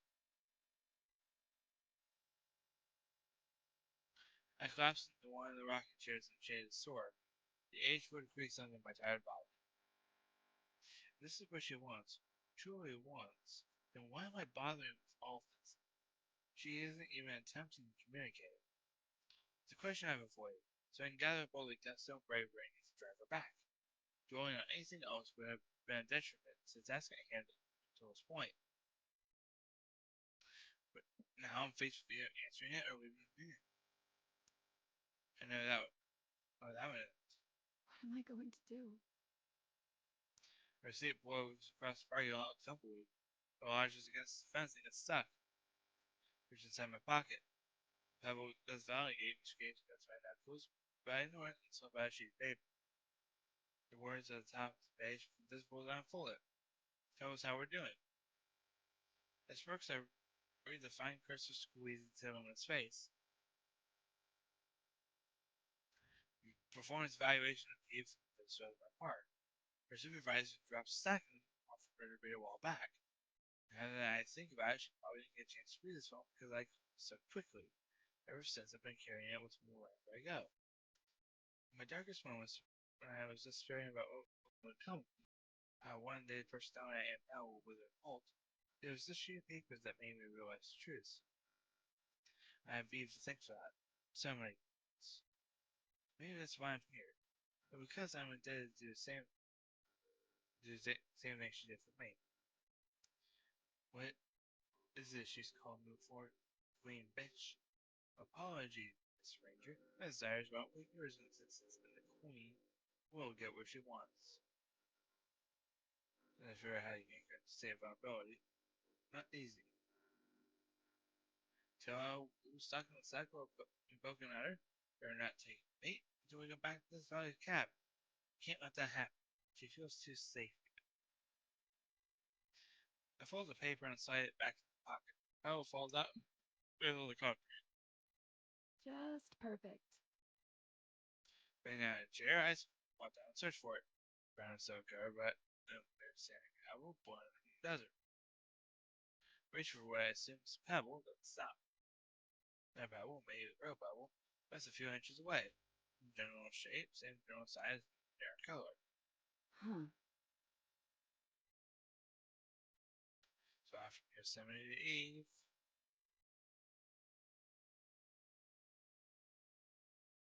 Not gonna lie, I got the best. I only got say $8.95 for everything I recycled for. Damn near an entire liquor cabinet I turned in. Not even enough for a 6-pack. Stay account for it, so I have it out for me. My savings are depleting faster than I expected to. That's a problem. I'm actually waking up in the middle of the night with shakes. I go to bed if I lose something. It'll be a lot worse if I don't have the cash. Get angry over things inside my control never got me anywhere. No more good, at least. Inevitabilities that I will eventually run out of money, and inevitabilities I'm still going to drink when that happens. Inevitability follows its own ghost. You can't stop it, you might as well knowledge about force that it is. The court half chuckles to stay safe out there. Out the door already when the co-worker starts cracking up. There's them already making waves. They send me over trying to be sure something when I step outside. I was fully expecting her to follow me in there. Figured the whole reason she tagged on is so that she could patronize me. I don't think she let the door stop me. Alright, let's go. She jolts up. Oh, that was quick. Must be used to this, huh? Ah, there it is. Always the critic. Mostly correct. Take us back, Yosemite. She doesn't quit back. No, I don't believe I will. I came here to talk to you. I came all this way just to talk to you. Please don't shut me down, Eve. Where's all this sincerity coming from? I'm talking to Yosemite, right? I mean it. You came all the way out here and refused to go back. I want to know why. But you can't even be bothered to tell me. I'm not obligated to spell it out just so you can prove a point. You already know why I'm out here. I don't need you to spell it out for me to prove my point. Feel free. You feel guilty. That's all it is. Pup shouldn't have been there to begin with, and a child gets crippled because of it. I'm not saying your reason is bad. Interesting theory. But your response, rather extreme, I would say. No one other than Jessie can tie you back to the incident, and she stayed quiet. You can feel guilty back with me in Yosemite. So, you're wrong, but I appreciate the attempt.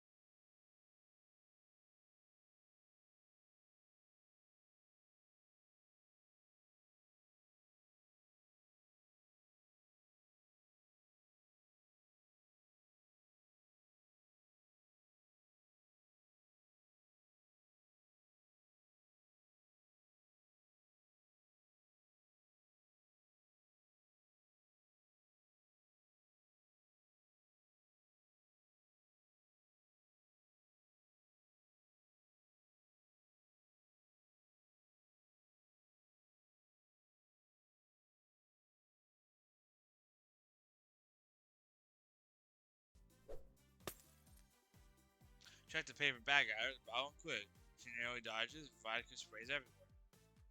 Her mouth gazes up in offended defiance. You meant for that to hit me! I charge at her. She's not going to let it be easy, so might as well resort to escalation. Gets us out of the way. Hey! Let's be reasonable here! I slap one hand on her shoulder and grip it. Good for leverage. She yelps more in shock than pain. Sees my foot between her legs to off her balance. This is me being reasonable. Hand over the pebble. I grab at it, but all she has to do is lift her arm up from me to be out of my reach. It's simply just too damn tall. Absolutely not. You can't seriously be serious. As serious as you are redundant. Maybe it's the sobriety. Maybe it's the adrenaline. Whatever it is, I'm going to use my short, porcupine stature to my advantage. I head better in the chest. She inches over. Now's my chance. Snap her hand. She moves it. I want to grab her wrist. I always knew your head was soft. Give it! Squaring my hand up her palm, the rest of her fingers open. Her pinky. Do you know how stupid this looked? Her ring finger. We're wrestling in a parking lot like a couple of crackheads! Her middle finger. Are you joking? You already look like one. Her index finger. Stashes the pebble on her thumb. Mind your own business, goddammit! Static elopes around us. It crackles through my hair, then thick darkness. A rush of wind pushes up from beneath us.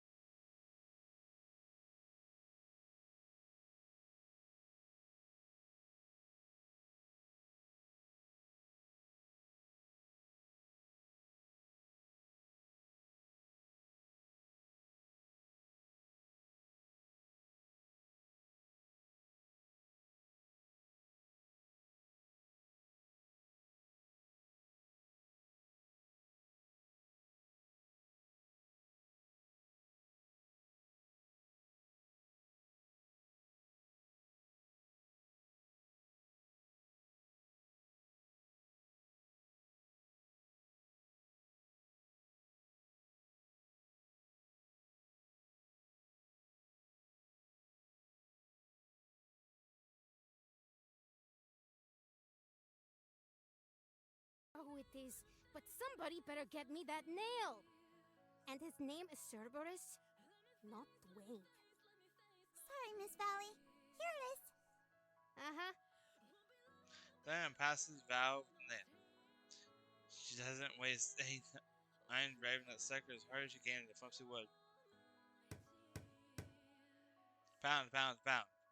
Say, if Cubo rocks are always causing such a ruckus, why don't you just go somewhere safer?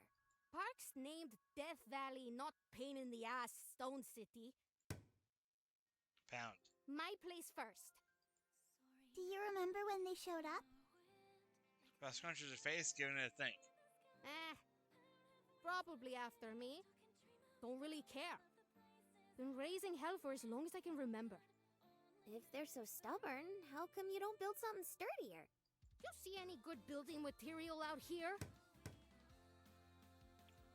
I'm picking up what you're putting down, but these old boards are so busted, they barely even look like boards anymore. That's a good point. Miss Valley, are you sure they're even providing much cover now?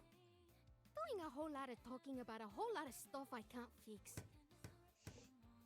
Pound, pound, pound. There. Doors as good as new. Neil falls off as the last word leaves her lips. Guess that's that. What do we do now? When are Yosemite and Miss Eve supposed to be back? It might be a minute. They've got some stuff to hash out, if you catch my drift. Gonna be longer than un minuto. Don't hold your breath unless you want to suffocate. In fact, I'd say there's more of a chance that only the tall one comes back. Do you think the stones could get her? So could heat stroke, starvation, hypothermia, dehydration, and rattlesnakes. And if none of that does her in, then great. But if I were you, I'd get all my crying out of the way now. No way, Jose. I'm saving these tears for when we're all cozy and snug back home. Eve ain't the type to keel over that easily. If any two people can work together and survive this place, it's them. Yeah, clearly your pointy-eared amigo is real level-headed. Why else would she drive all the way out here for some dumb mortal? Oh, I hate this. How can you say stuff when it's so awful? Yosemite's gotten so much better. She used to be super grumpy, and nowadays she's mostly just sad. Just shut your pie hole and have a little faith. Faith moves mustard seeds, not corpses, freak show. Okay, that's it. If she gets any nearer, she's gonna end Western civilization. Now quit gawking. I'm trying to focus. Calm down, Yellowstone. She doesn't know them like we do. Darn Skippy. She was here for an entire month and this gunslinger didn't do zilch except help make Eve sadder. The gunslinger doesn't say anything back. She seems distracted. I know my dog gives people bullies sometimes, but she seems the type to give me back some fighting words. Hold it. Here it comes. You remember all that fancy stuff, assuming you should scream at me and use it against her. You ain't no sheriff in my book. No, seriously, shut up. And how about you put your dukes up and Get down! This valley shoves her entire weight over me and falls to the floor. It gets a slight peek at the ceiling before her hat falls on my face. Yellowstone, are you okay? Big rock! I turn my head and see one of the little rock balls grabbing it. Phew. Val takes her revolver and points and blasts that little guy 2 ways too. Rotten hell! I just fixed that window yesterday! Stupid rock! Holy smokes. I didn't even see it coming. Golly, you really saved my skin. Yeah, you don't say! Damn it. Now I've got to get more boards and fix it. Never heard them this pissed before. You said you don't remember everything about them, right? Well, maybe they remember you. Isn't that comforting? Gunslinger stares at the whole little guy just made. Shrimpy, do me a favor and peek out the other window. Things ain't looking too great on this side. Diane flaps over the other side of the cabin. Take my chance to be useful and follow her. Huh. Yes, I see, Miss Valley. Is it normal for them to close in like this? I scooch my way over and catch a glimpse of them. Doing some kind of funky movements out there, as they're all trying to run over each other.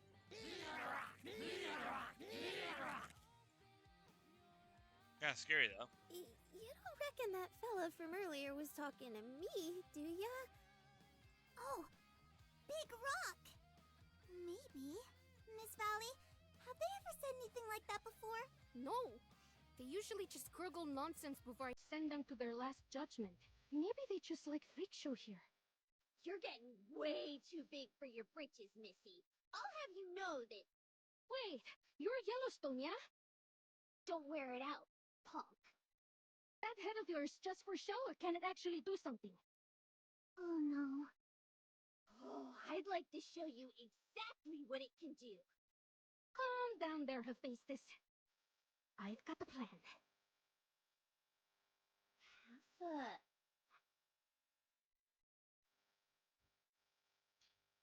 Half a what now? That was another mean insult, wasn't it? Swap from a Yellowstone to eat. Spit it out! Throw it up if you have to! I refuse. I ain't her gut. I want my head into a fist and crack my knuckles. Guess I've got no choice then. You wouldn't punch me, Eve. That would be a bridge too far, even for you. Remember what happened the last time you said that? She spreads her arms out and waits, completely vulnerable, for shot. My fingers dig deep into the palm of my hand. I swing my arm back and damn it, I can't do it. No! You're unbelievable! I storm away and kick up a cloud of sand that flies back to my face. It just means I have to be seen to be believed. You're this close, Yosemite! This close! Until what, exactly? Until you stop this tantrum and come home with me? Well, that's not happening now! Ever! I'm going to die horribly because of you! Ugh, don't be so dramatic. Dramatic? You think this is dramatic? There's no way for us to get back to the others now. Maybe you can survive out here, but without my supplies, I'm basically a walking corpse! You already were. The only reason you came to this place to begin with is because you're just waiting to die. She's actually calling me out on it. I can't believe her. And as her words linger in the air, she seems to have some trouble believing she has even said it herself, too. Why does she even have to question things I want to do myself? None. You know what? At least that's more graceful than dying of thirst, or heat stroke, or any of the things you just decided you're willing to subject me to. I mean, there is one option. What? Take my hand and come back to Yosemite National Park with me. No. No! Don't even try bringing it up because I'm not going to! It would be instantaneous. No! I left for a reason, and you should respect it! Besides, what about Yellowstone and Zion? You're just willing to leave them here? I wouldn't put it past you! They could always teleport back to the cabin. Although, they wouldn't know what happened to us unless we told them. I didn't think of that. Yosemite found to herself, she realized her brilliant plan has a few holes in it, and she just fell through one of them. Congratulations! You've stranded us both. I stomp out to a space occupied by a few less shrubs than others. There's still a few scattered around, though. A few of them snag against my skin as I pop on top of them back first. The sky is divided into two. One half of the sky is dusty brown, while the other is just sterile blue. What are you doing? What's it look like? I'm waiting. God! What else is there to do? Test our luck to try to find help?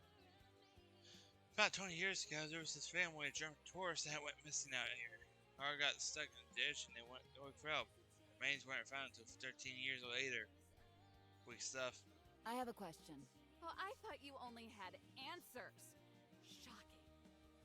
Death Valley. Does she have a portrait like Zion, Yellowstone, and I? Like the ones hanging up in the cabin back home? Yeah, it's hanging up at the gas station at Stovepipe Wells for safekeeping. Why do you care? I sit up and look at her. She still has that frown on her face, and now she's quirky too. You only have yourself to blame for this, sweetie. Well, the only reason I'm able to go to Yellowstone and Zion from the cabin is because I'm within viewing distance of their portraits. That, or they take me themselves. So, if I'm able to see where the portrait is, I should be able to take us directly to Death Valley, wherever she happens to be. Whole lot of good that does us. We're God knows where. How would we be able to see it? Wait. What? I spring to my feet and start spinning around. Hold on. I think I've got it. Come on, please let us be able to see it from here. Yes! This is perfect! Yosemite cowers, her head is sinking into her shoulders like a turtle. Holy crap, it's too perfect. Our prospects are dropped dramatically. I couldn't quit laughing if I wanted to. You're kind of freaking me out. Look over there! I point to a mountain about 20 clicks away. That's Telescope Peak. It's the highest point in the entire park. Perfect 360 view of this whole section. Yosemite's eyes shoot wide open and she catches on. So, if we get to the top, then we'll be able to see Stovepipe well, including the store. There we go! That's our ticket! Yosemite always killjoy tries to throw cold water on the idea. That's awfully far away, though. Are you sure you would be okay? Nope. But I really don't have much of a choice now, do I? She better not forget we're in this situation because of her. You didn't give me a lot of options. Yeah, that was on purpose. I glare at her. There's real anger behind it too. I always thought Yosemite had enough in common with me to respect my choices, even when she didn't agree with them. I don't just feel pissed off that she was willing to take it this far and feel a little betrayed. Finally, she sighs. Alright, I'm sorry. No more tricks if we make it up the mountain. I'll take you to Death Valley, no questions asked. Happy now? Are those dopamine receptors activated? Nope, but thanks for promising the bare minimum. You're welcome. But in the meantime, I don't plan on just giving up and letting things stay as they are. And you better prepare yourself for... Where are you going? I start from the mountain. It's gonna be like this for the rest of the day anyway, so might as well get a move on. To safety, with any luck. Now quit burning daylight and hustle. Her breathing gets harder as she hurries to catch up to me. Dunes of sand and hills and rocks stand between us and the mountain. They see Yosemite, it looks like we'll be climbing over all of them. Dropping from Eve to Yellowstone. You want me to do what? Shoot your volcano at those hijos de putas. Don't tell me it's just for decoration. I can make tea, but using it as a weapon feels kinda... Oh, I'm sorry. I must have imagined them trying to bash your brains in since you've gotten here. Well, yeah, they're bloodthirsty, but they're also kinda cute, right? Bloodthirsty Yellowstone. Bloodthirsty. Glad one of you has some sense. Looky here, I need to be mad to do it in the first place. I can bring myself to a boil just fine, but someone has to make me real peeved to get a full-on lava shower. And what does that? I don't know, usually not feeling respected and stuff. Well, I don't respect you. Does that help? Oh, she makes me so mad. Little bit, yeah. But even Yosemite are way better at it. Why would you ever let a mortal talk down to you? I don't know. That's just what everyone does. Including you, I might add. Good. Means I'm doing something right. Making me angry is doing something right. Does not. The hell will my feelings matter here? Does too. And you know what, you little freak? I want you to channel that. I'm asking very nicely for you to not call me that. Oh, come on. That's what you are. A little sideshow weirdo. Miss Valley, I really don't think this is... Put it to good use, clown girl. Show me you ain't entirely useless and can direct that energy. Why is she like this? Why does she have to be so mean? I can feel my eyes getting all misty. My head getting all hot. When there's fire right up inside me and rising. Uh-oh. She's gonna flip her lid! Perfect! Now, just make sure to do it out there! The gunslinger kicks me in the keister. If it weren't for the fact that I stumbled right out the door, I popped my top.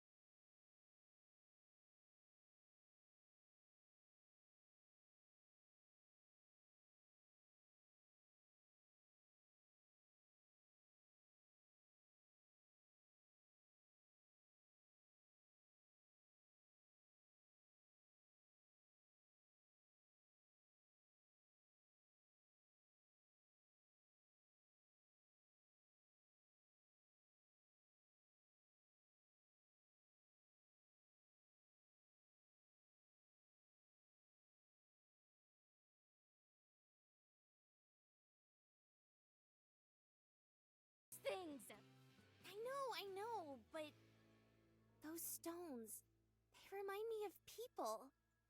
Folks that were also like angry little rocks, doing angry little things. But violence and nastiness never did anything for them. What made them better was... I swear to me I'm gonna puke if you finish that sentence. Val was angry, but she's ready to run up and dug me in the face. Zion! I looked at my little earth stain. If anyone's gonna get it, I know it's her.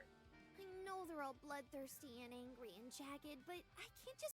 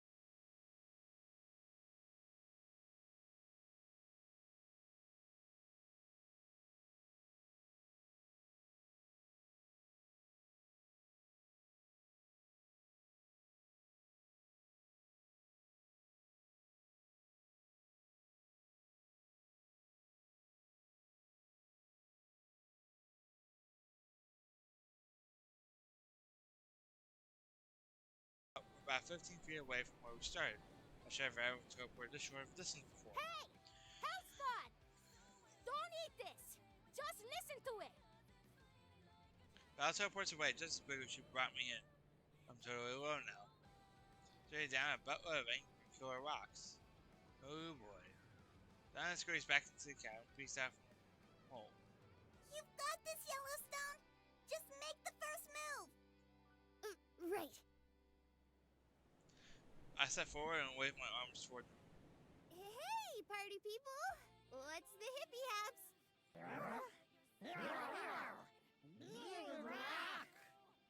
Yeah, that's right! It's me, Big Rock!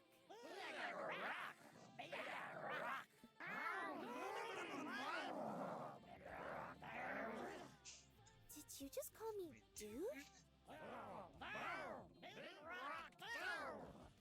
No way! They speak the the lingo. Why are you trying to hurt us? One starts us running towards me. The rest stay behind.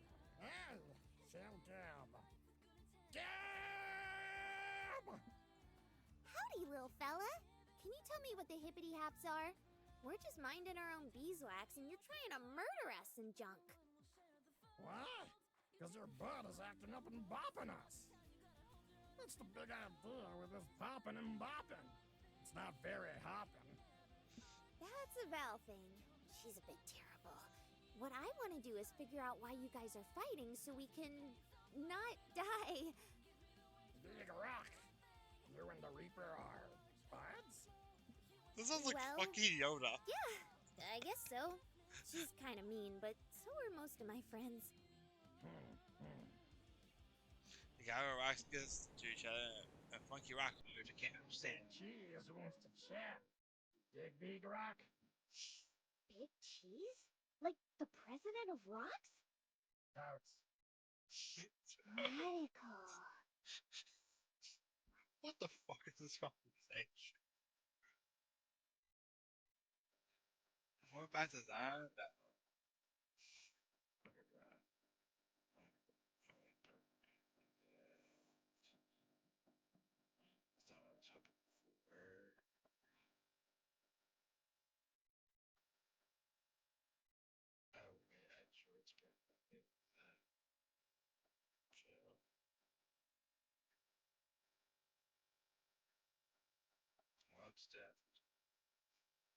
Once you won the cabin, Val's staring.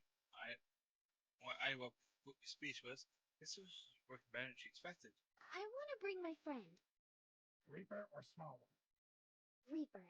She's part of it. I refuse. Cool nickname, though. If things go wrong, just teleport away. I'm gonna come with you. Ugh, you're so dead. Nuh-uh. Then why am I not dead now, smarty pants? Yeah, plus I can fly. Rocks can't. I'll lift you up if they start being aggressive again. Oh, you always lift me up, Zion. That's because I love you, Yellowstone. Zion. Yellowstone. Ay, Dios. If it'll make you two shut up, then fine. That was your way next to me with Zion. This better work. Dwayne pokes out from behind Valve's leg. Hero. Hero. Heretic Prince. Heretic Prince. Cox was going high alert as soon as Dwayne shows his adorable face. He closes in on the four of us, circling like a pack of wolves. Bring the Heretic Prince, you dig? Dig. Cerberus! Don't tell me you're a prince? What the fuck? That gives me like Zika vibes. Marching goes on. Gravel got him left shoe through one hole. I don't wear socks anymore, so it's been ripping and tearing at the skin beneath my toes. At a certain point, she started to develop into a blister. Every step I take, the gravel rubs against a small open wound. Though none of that is painful as hearing Yosemite's groin. Can't take a single step without her unleashing a pain mountain. You got something to say, Yosemite? Like an apology? No, not particularly. It's just that this is excruciating. I glance over my shoulder.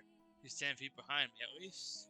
Her shoulders propel her forward as she walks, and with her legs dragging behind her, as nimble and quick as sludge. Whose fault is that? Yours, clearly. You're the one I drove 500 miles for. Every word is punctuated by heavy breathing. She's so dainty, like a wilting flower. It's kind of funny, actually. The personification of National Park is not a shaped bird. She doesn't have to know that, though. As far as she should be concerned, she should I think she's an entertaining pile of misery that selfishly drags people into her voice text of garbage. But she's an irritating pile of misery that came looking for me. People like Jesse and now Yosemite are always trying to prove something about myself to me. Why do they do that? I know where I am, and you just seem to believe otherwise. It pisses me off. Well, Yosemite, maybe next time you'll think twice before tossing someone into a life or death scenario to prove a point. How was I supposed to know it would take us to the middle of nowhere? I don't think... Wait. Her ears wiggle. Next time? That means there will be more opportunities to teach valuable life lessons, whether you like it or not. And in order for that to happen, we would have to be in close proximity to each other. Which means that you've decided to come home. Oh, Eve! I always knew I would be able to topple those walls you've built. It's not used to her calling me Eve, or it was always Ranger, or some kind of snide nickname. Best Valley does the same thing, but I think before Yosemite needs more, even if they do still suck. You're delusional. Incorrect. I am merely an optimist. Liar. You used to tell me that you were a realist. I changed my mind. I was doing just fine without you. Which one of us is the liar now? We've been trudging through the desert for 2 hours now. My hand already sunburnt from the last month, starting to form a whole new layer of bright red. Yosemite doesn't know, but we were lucky enough to have landed somewhere on the Paramount Range. For that, within an hour walking, we'll be able to find a trail that takes us to Telescope Peak. That's where the easy part ends, though. And then we've got to hike up the whole damn mountain. So we managed to make it that far. That's just the thing about these girls. They can get hurt or a little roughed up, but they're going to be fine when it's all said and done. As long as nothing happens to their parts, they can heal. I'm not strong enough to bounce back from the stuff, and I'm tired of trying to. I'm so tired. Are you just going to stew in silence this entire trip? You must have lost your edge out here. Can't even argue properly now. She's so desperate. I ever tell you how obvious you are? Have you ever considered that perhaps I purposefully dumb myself down for your sake? I snort, not because. Not sure if it's because I'm already out of breath from hiking, or if it's because Yosemite said something stupider than usual. You have too much pride to dumb yourself down. So, I think you're just naturally dumb. And you want to know how I know that, Yosemite? Because you pull out the same tactics as everyone else who has ever tried to get a rise out of me. The slow dragging footsteps behind me stop. There is a difference. I stop walking and wait. Unlike them, I actually care about you. I'll keep letting you know that until you're sick of it. Then I'll still keep doing it. Why else would I be walking beside an idiot like you?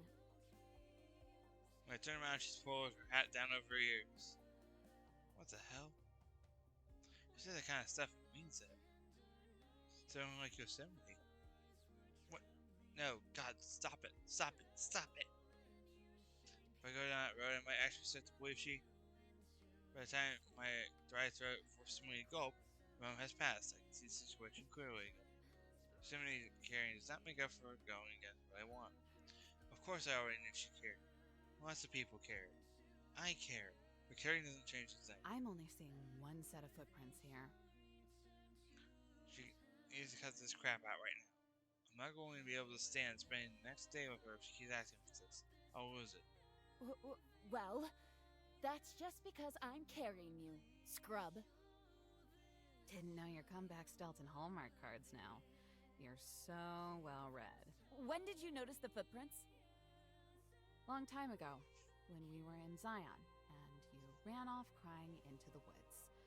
You giant diva. Leave no trace. Kind of fitting for what you are, don't you think? What is that supposed to mean? Lieutenant Sharp. Some of us would rather leave a mark than have it fade. You know I didn't mean it like that. She's not just trying to start something this time. Touch a nerve. It's not hard to do when it's her we're talking about.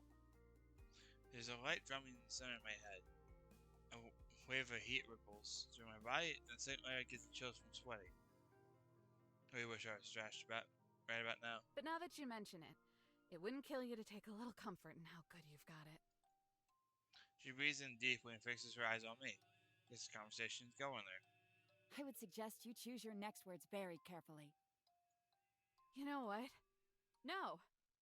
You were the one who wanted to talk, Yosemite. So let's talk. I closed the distance between us. If I wanted to, I could get into her face real quick. Might still do it too. This doesn't surprise me anymore. But you've got a pretty warped view about people and how they work. Because you're so self-absorbed, you can't imagine anyone thinking any differently than you. But that's the thing! We couldn't be more different! You want to know why that is? She crosses her arms. What an answer. Nature is resilient. And guess what you are? Oh, sure. People do a bang-up job of mucking it up. We might even end up fracking our way straight into hell. But remove the sickness, and the foliage and dirt usually wind up bouncing back just fine. A fire can destroy an entire forest. But come back years later, it's a vibrant field. Get it? You've got rebirth on your side. But most of us happen to be born mortal. So a lot of times, we don't bounce. We fall flat on our face, eat shit, and don't get back up. You can't be beaten down by the way the world is and be broken for good. Your fingers can't get chewed off before your life even begins. Just like that. So you're sad because it's unfair? Just can't take it anymore? Boo-hoo? There's a lot of things that aren't fair, Eve. Of course, you can't grasp the concept. Why would you?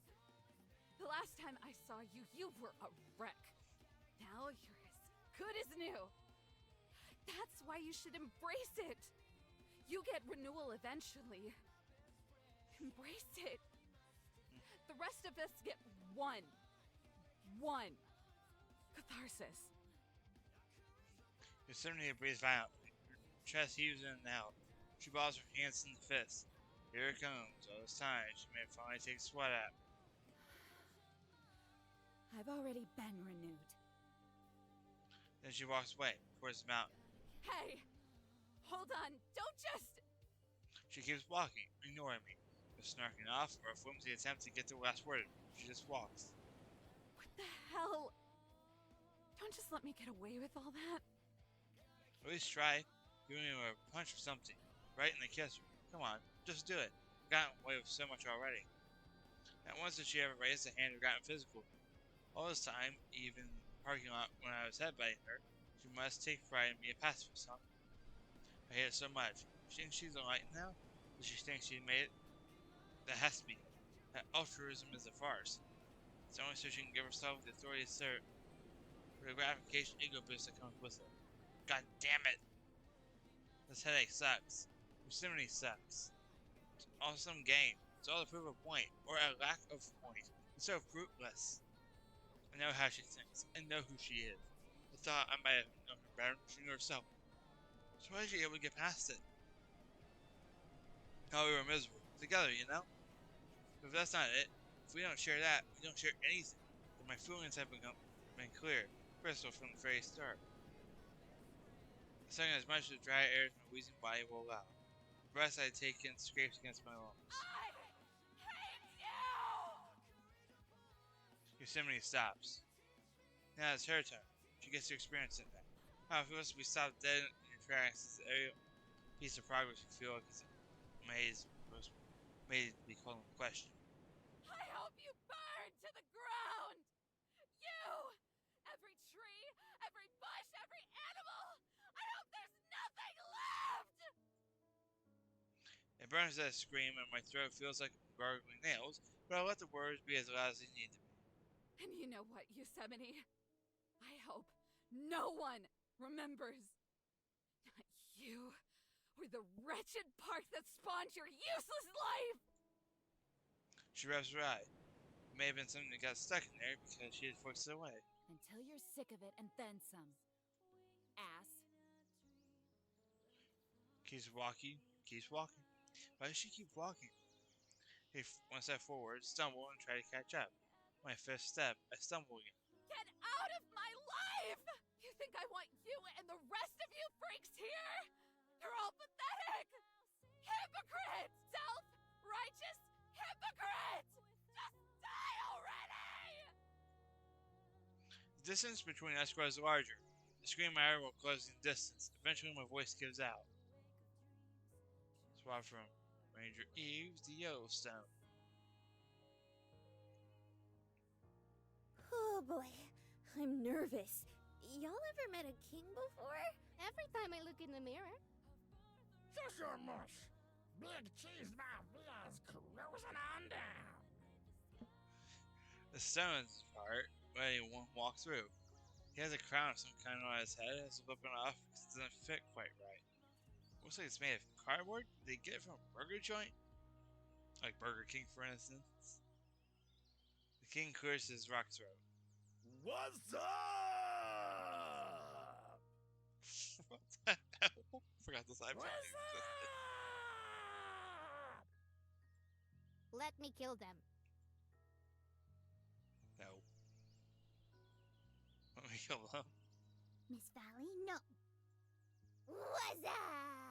What's up? What's up? What's up? What's up? What's up? You Silent. know the greeting of my people. There's a long silence. I don't know if it's a good thing or a bad thing. Finally, the king speaks. That's pretty groovy. I think they like you, Yellowstone. Aw, geez, really? Glad someone does. Welcome, Big Rock. You are now in the place to be. Party Central, baby. I am King Myvia, the big cheese round this popsicle stand. Why are they acting like some weird stone? Oh my god, they're talking like stone hippies. That's what they are. Howdy-o, Daddy-o. I'm Yellowstone, and these guys are Zion and Val. Oh, I got the deets on the Reaper. The real dirty deets. Mighty kind of you to bring back my little buddy and deliver the kidnapper to our kingdom. The Heretic Prince. Cerberus! Heretic Prince, Heretic Prince, Heretic Prince! How about we just call him the rock formerly known as the Heretic Prince? Not cool. We gotta be on the same page here, small twig creature. Well, She dudes! He prefers to be called a prince.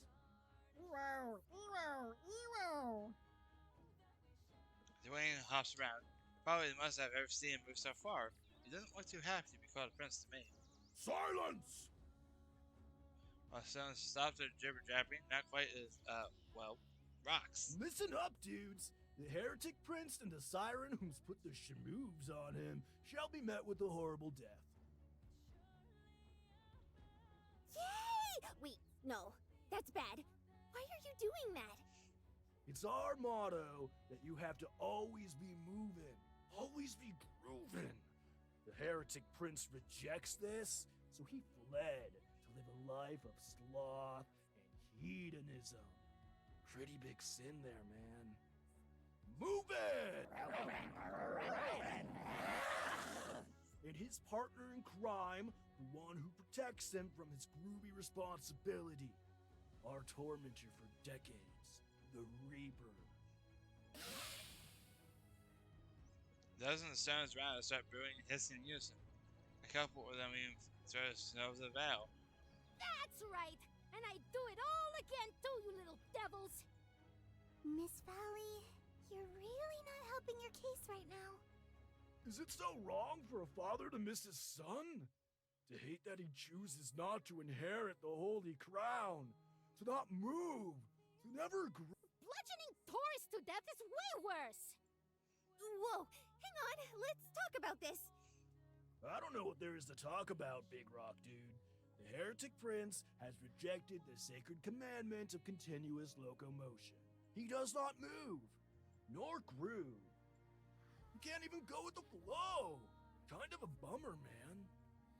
But isn't he going with the flow by choosing his own way to go? Everyone's quiet. Drop them deets, Big Rock. Well, if you guys are going with the flow, maybe the flow's not the same for everyone. Maybe people have different ways of going with the flow. The flow's not always the same way to go, you know? In the distance of the desert, I hear a bird chirp. Yes. You've got the flow, but you've got to show me a bit more, you know. I'm just a father who's missing, reminiscing on his little John Doe. He's a stone's throw away, as flies the crow, and if you want to see him, you could always come and go. But to execute him now, well, that's just low. I hate this so much, just let me go. Doing great, Yellowstone. Now hit him with the death blow. Don't think your love is something he'd outgrow. Just needs some room to move his elbow. There you go, Daddy-o. Cut. Rap battle go. From whatever the bullshit this was, to a gun standoff, to meet in the cave, to battle the whatever the fuck's gonna happen in this fucking side plot. It's hard to tell the story. I'm just thinking most of this. I didn't want to do that. My bad. Me and she stared down from his mighty rock pile. It's hard to tell what the stones would take most time. With a little carved out area on his face, he seems old and ancient. If he were human, I bet he'd have a beard. Wayne's just trying to live the way he wants to. He's happy with Val. He's happy being just a little guy.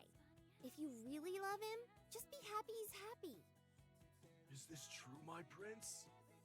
Is this what you really want? Well, Ewo, Ewo! Ewow! Ewo, Ewo, Ewo, Ewo! well, Ewo, Ewo! Ewo! What are they saying? Hell if I know. Ewo! Ewo, Ewo! well, Ewo! Dad. My son! A small pebble slides down the stony cheeks of King of Ivy. I still got no idea what they were saying, but it's making me feel emotional. Very well. I vibe with these terms. So you'll stop trying to kill us? Temporary truce until you leave our realm. Word. On one condition. Let's hear it. The Reaper's exiled upon your departure. If the she-devil ever shows her ghastly mug to us hopping and bopping rocks, the deal will be void, bro. Hold up! I object! Works for me. Very well. It has been decreed. Riley. Yay! Oh. I knew you could do it! Huh? I knew you knew I could do it. And I knew you could do it. I think it's not enough to spin around as the rock around his cheer. This is bullshit. No way that's all it took. Just some awful kindergarten rap? It's the freshest thing this side of the Colorado. I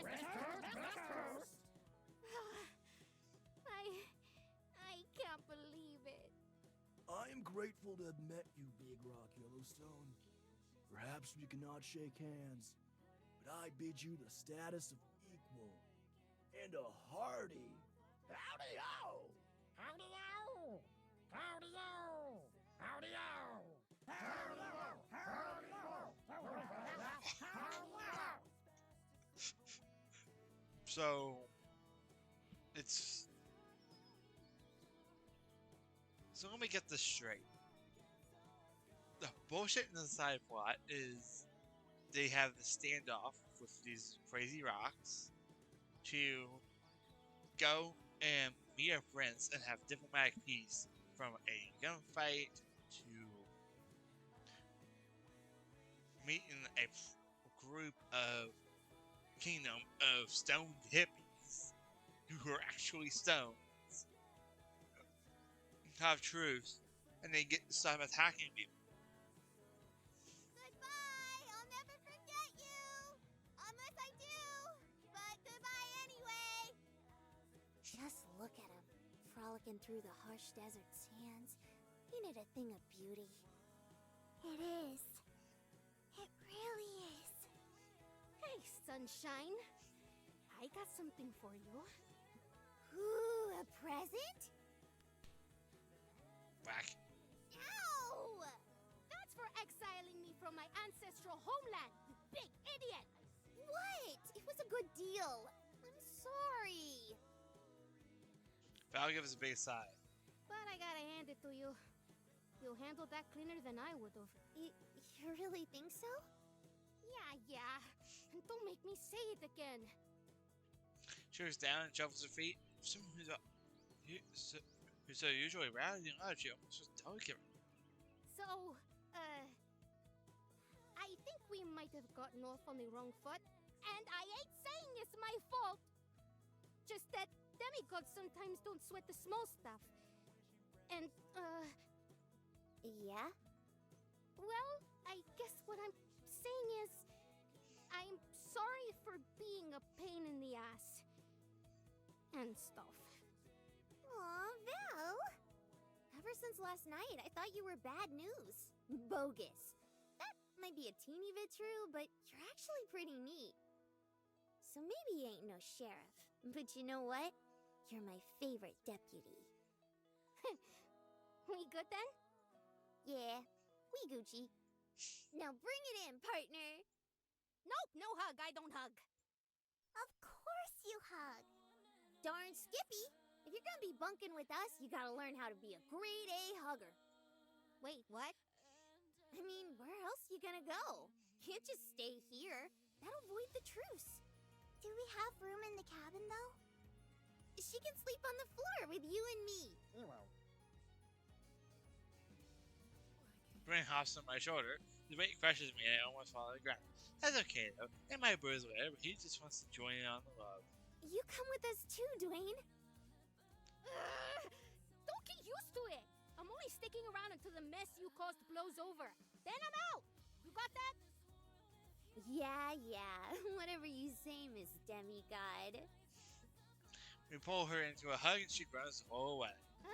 It's true. I am a demigod. I am. We know you are, Miss Valley. We know you are. Ew.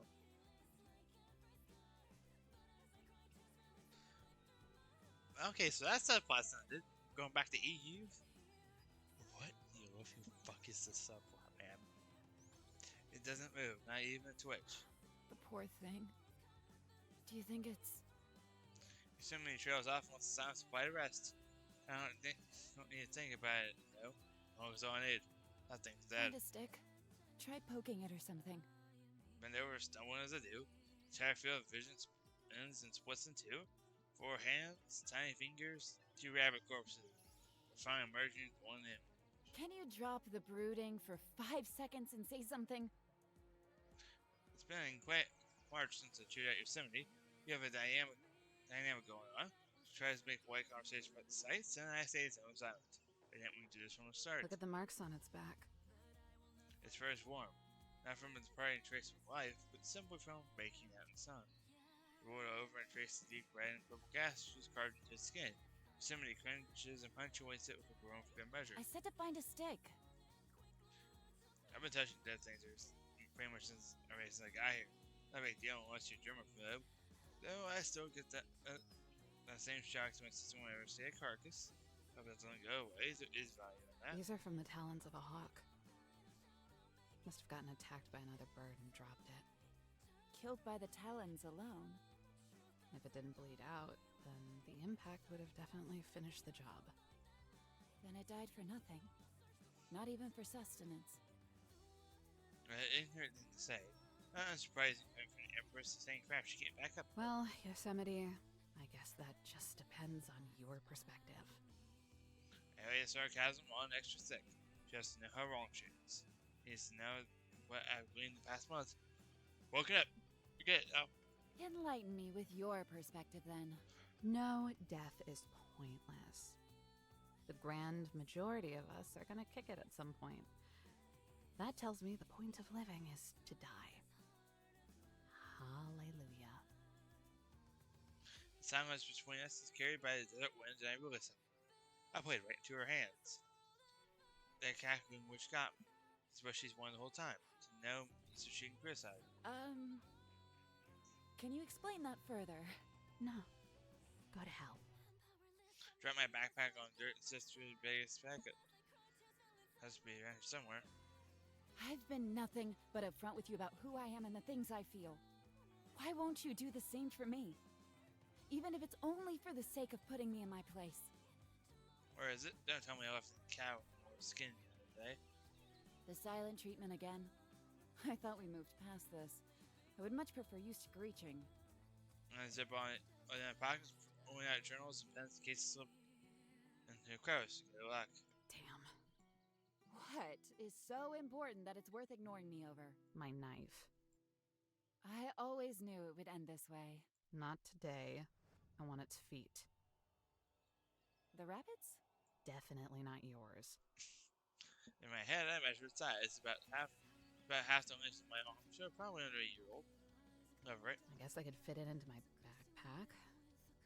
Yosemite shifts nervously. I can get a fabric of her shorts rubbing together. I don't understand. Why can't you just leave it alone? Specifically to make you uncomfortable. It does make me uncomfortable. I stare into the hare's lifeless button eyes, wide open in shock. What was like the kind you see him push towards? You were always a sentimentalist.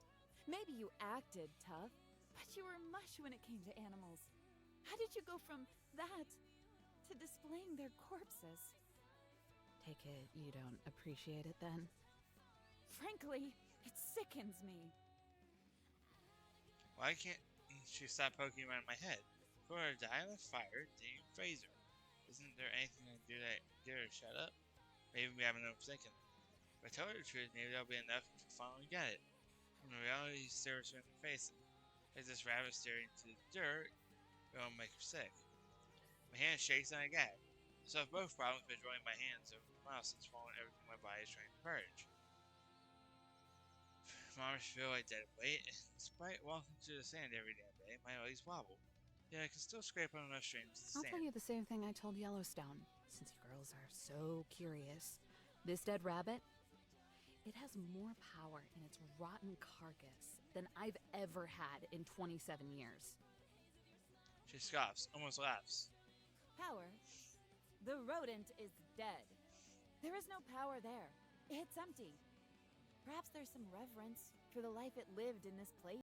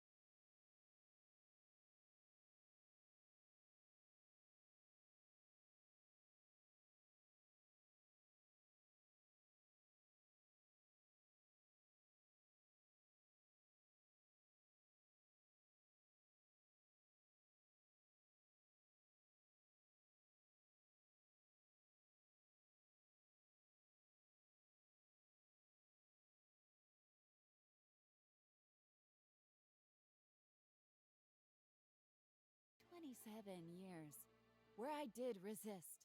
I pushed back as hard as I could, just like you. I would fight so hard I would hurt others, sabotage myself, just like you. The dry heaves are coming out. I'm trying to muffle them, but they wheeze out. But I don't feel the need anymore. It still hurts, but it doesn't bite at me anymore. I'm not scared. I can be grateful for the now, while understanding that the change will come. Because there was change in you. Even now, I still see it. Regardless of whatever aesthetic attempt at redemption or punishment you're trying to pull, You can't disguise yourself. There's no holding it anymore. I have to let it go. You hurt because you care. And I know you hurt. But I'm even more certain that you care. I see you, and I would be blind not to. Because you're the person that changed me. Violently leaks out of my mouth. I spray liquid across the ground. Choke. Yeah, I can do it again. Yosemite's earful war, face droops in shock. I collapse, down on all fours. Approach my stomach and goes a sore in morning cocktail. Mixes with the sand and makes pink blood. I swim to my side and groan. Oh my goodness! Eve, are you okay? She rushes over and I can feel her hovering over me. If you needed to stop, you should have said something earlier. Piss off. This wasn't how it was supposed to go at all. Why is this happening? Not that hard to figure out. She does the math in her head and glares at me. I'm going on 6 hours since I threw that bottle out about her. Close to 24 since I've had a proper drink. Amazing how your impulses always end up having consequences, isn't it? Does she think I haven't heard that one before? This is from everyone who thinks I don't consider my actions. I know. I want to care. I don't. Leave me alone. If you have a problem with it, leave. Don't tempt me. As the sweat trickles down my cheeks, I flash from hot to cold to hot. Yosemite doesn't even know she's giving me what I wanted all along. But if I didn't feel like I was about to go off again and curl on this rat's face, I'd laugh. No, I mean it. She brushes strands of hair out of my face. I grab her wrist. Leave. I'm not asking. Yosemite stares at me and breathes. She stands up. And I'm not listening. Don't tell me what to do. This is what I want. Deal with it. Whenever I move, there's a rising feeling of dizziness. It's like a long incoherence of the flu. What you want sucks. Can you stand? Not for you. I can't, not even if I wanted to. This isn't the first time I've hacked my guts out. Recently, when the nights have been bad, I would call it a corner shack to sweat it all out before passing out. That would always scold me in the morning, but the wet mess would be cleaned up and I would always be back in my sleeping bag. But now there is no corner to crawl into. Just a wide open desert and simply peering down at me. It's more claustrophobic than an old broken down hut could ever be. I suppose we don't have a choice then. What's that supposed to mean? Sick of having stared into this dead rabbit in the face, I roll out of the fetal position and try to at least sit We up. still have to get to the peak. If you can't walk, then I'll just do what I've always done and carry you. What? On my back. You're more deluded than I thought if you think I'd actually let you. She sighs. I suppose we'll just keep doing things the hard way then. We're barely halfway up this trail. If you think you're gonna halt... Yosemite grabs my arms and yanks me onto my ass. Ow! You're hurting me! Boo-hoo. It's no worse than what you've already done to yourself. Cut it out! I square my back as she wrestles me to my feet. Swat her in the face once or twice. This is for your own good. But for once, she has more strength than me. Only time the overgrown tree's height advantage has made a difference. But she's spending all the piss and vinegar she usually saves for arguing. Whenever I fail to tear myself away, I take a few more breaths, my hands flop wildly and slap her nose, and I gag. Puppeteering my lip, dual arms become exhausting. I can't stop resisting. Even my body stops working, my voice goes hoarse. I can't let her do this to me. The idea of this, all of this, going on for another day makes me want to scream. And because that's all that's left that I can control, I do. I hate you! That cabin was the worst thing to ever happen to me! Stop it! No! No! Yosemite takes slow, plodding steps up the trail, hunched over like a hermit. I refuse to hold on to her shoulders, even if she keeps me hoisted up on her back. 6 miles. You know, you can't do this for 6 miles, right? She doesn't dignify me with response. Looks like I'm on the other end of the snow. Come on, Yosemite. We both know you don't have the stamina for this. Just put me down, alright? You're real virtuous, I get it! Alright, as she breathes in shovels of air and fall as she buzzes out like a steam engine. The rustic orange of the midday sky mixes with the grays of the rocky trail. My head spins, supporting the colors together. 6 green pine trees, the first I've seen in ages, guards the sides of the cliff. Their mangled branches twist and reach for the sky in prayer. It all makes me dizzier. When I shut my eyes, I get a whiff of sweet mahogany. It makes me want to hurl all over again, but I don't think I have anything else to chuck up. Yosemite! Breathe in, breathe out, rise and fall. Yosemite! This time she answers, kind of. She grunts. I'm gonna puke again. I'm trying to imitate silent gagging and tightening my throat. My voice rasps. It's a good impression of a choking dog. Yosemite, I'm gonna do it! Yosemite! She just growls and keeps trudging along, one wobbling step at a time. Can't she see I'm suffering? Why is she doing this? Why can't she set me down and didn't ignore me? I squeeze out a pain and grunt. Yosemite! I'm in so much pain! Yosemite! It hurts so much! I'm so scared! Listen, does she not have a heart? What an arrogant tryhard. Pisses me off so much. I've done this for a while, but the only she'll go to make me more miserable than I already am. I hate it. I hate her. I hate Jesse. I hate everyone who's ever taken a chance on me. I hate that I keep trying to convince myself I actually believe that. I hate that I'm a screw up. I routinely ruin the lives of myself and anyone else. Fortunately, I get caught up in the crosshairs. When I'm pissed off to the middle of nowhere, surrounded by landscapes that know how outlive me. And even then, not by much, because they're the only places I feel safe. I still can't find peace. I hate that too. All I do is hate.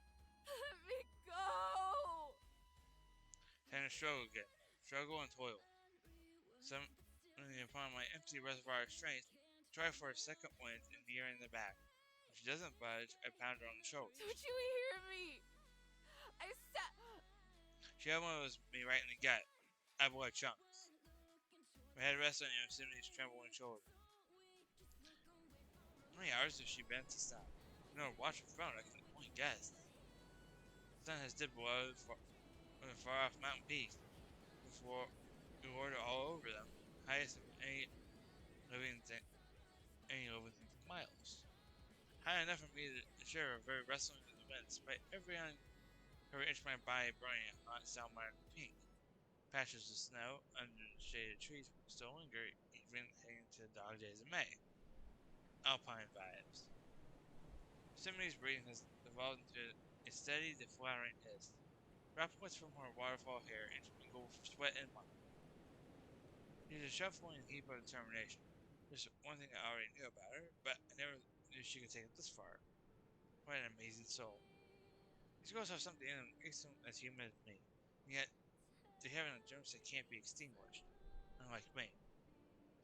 If they're more than human, then I must be less than. Maybe I'm not even one at all. Yosemite's wheeze breaks into a gasp. The furniture changed since the last night. I think we're here.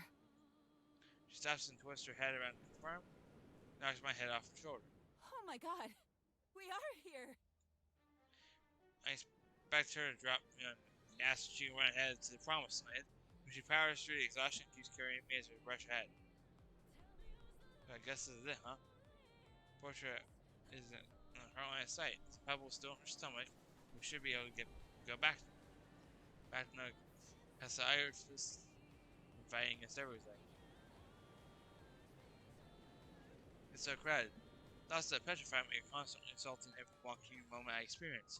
There's no space for anything except paranoia or fear. I want to be away from that. I wonder if we can see the lights from the general store. I can't stand it. Eve?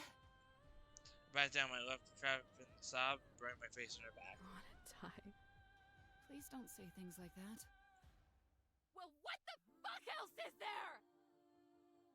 I scream right in her ear. I feel her finally buckling under my weight. When her shoulders slump, I slide down her back and stumble for balance. All I am is miserable. And all I know is that I shouldn't be. Then stop living in contradiction and do something. She's still out of breath from the hike. All she can do after yelling is breathe. For a while, we stare at each other and gasp for air. Good time to say that. Actually, it looks pretty good, CJ. I know, yeah. I could throw myself over this cliff. That'd be something. I could lay in traffic. I could have swerved the bus I took down here into a ditch. Hell, I could have quit my stupid job years ago. But let's be realistic, because you and me both know I wouldn't be happy doing anything. There's an entire universe of things I could be doing, but I don't. Why not? She steps closer to me. Rocks fall off the face of the mountain. Those are just choices, aren't they? Another step closer. Her voice breaks.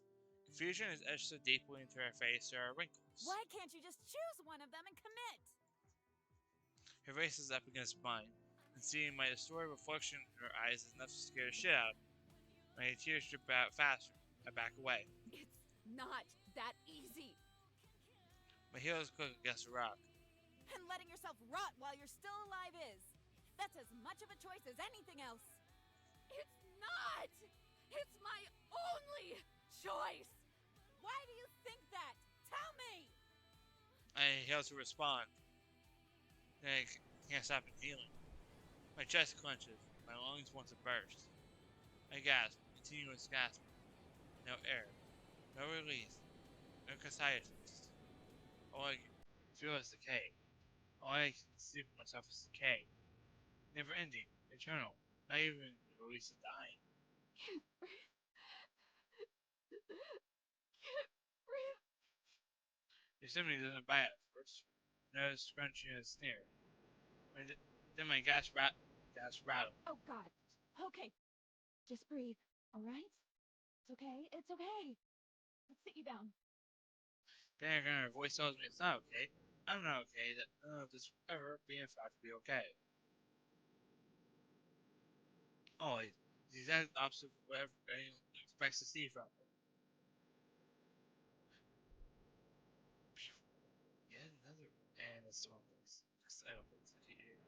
There's no strength in me to fight back. No matter how many times I want to. Just Yosemite's firm grip on my shoulders as she lowers me onto the rock. Just breathe. Breathe. The air whistles through her nostrils. She holds it. Finally, there's a release. Her breath brushes against my face. Come on. Do it with me. In. Out. In. Out. Shoot. We're done in just a sec. Monday.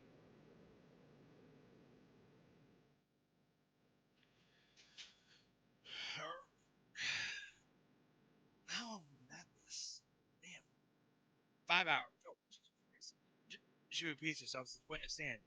Each time taking in that fresh mountain air and releasing it back into the world. In and out. In and out. My throat loosens. Squeezing my chest tightens to a pulse before releasing completely. In and out. Once the cold air stabs through my clogged nostril passages and filters through my body. Flows through every muscle, every organ, like a river rushing over and between every arm. In and out.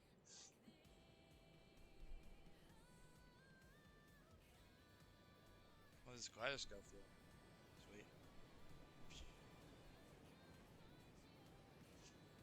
I still wheeze as the air passes through me, but it's manageable. There's no fear of suffocation.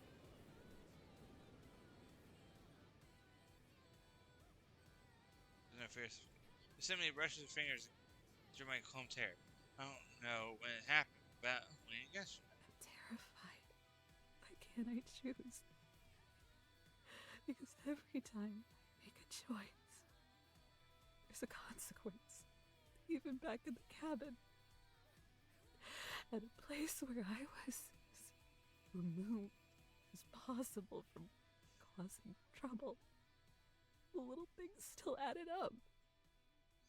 All I can picture in my head is Pup, his smiling, painting face. Only now it's alongside this cursed poor woods. Parents that are screaming and crying, wood on the trunk of a tree. My mental image of that little coyote is now forever warped, and I will never get my own perspective back. That girl will never forget her life back. No counting Miles' problems on her fingers or freedom from the nagging anxiety of wondering whether or not someone is staring at her head or not.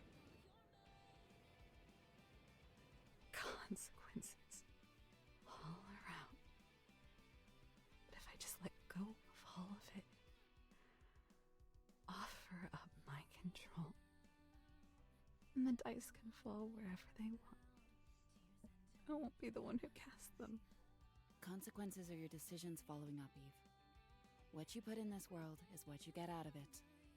That's all there is to it. Makes sense.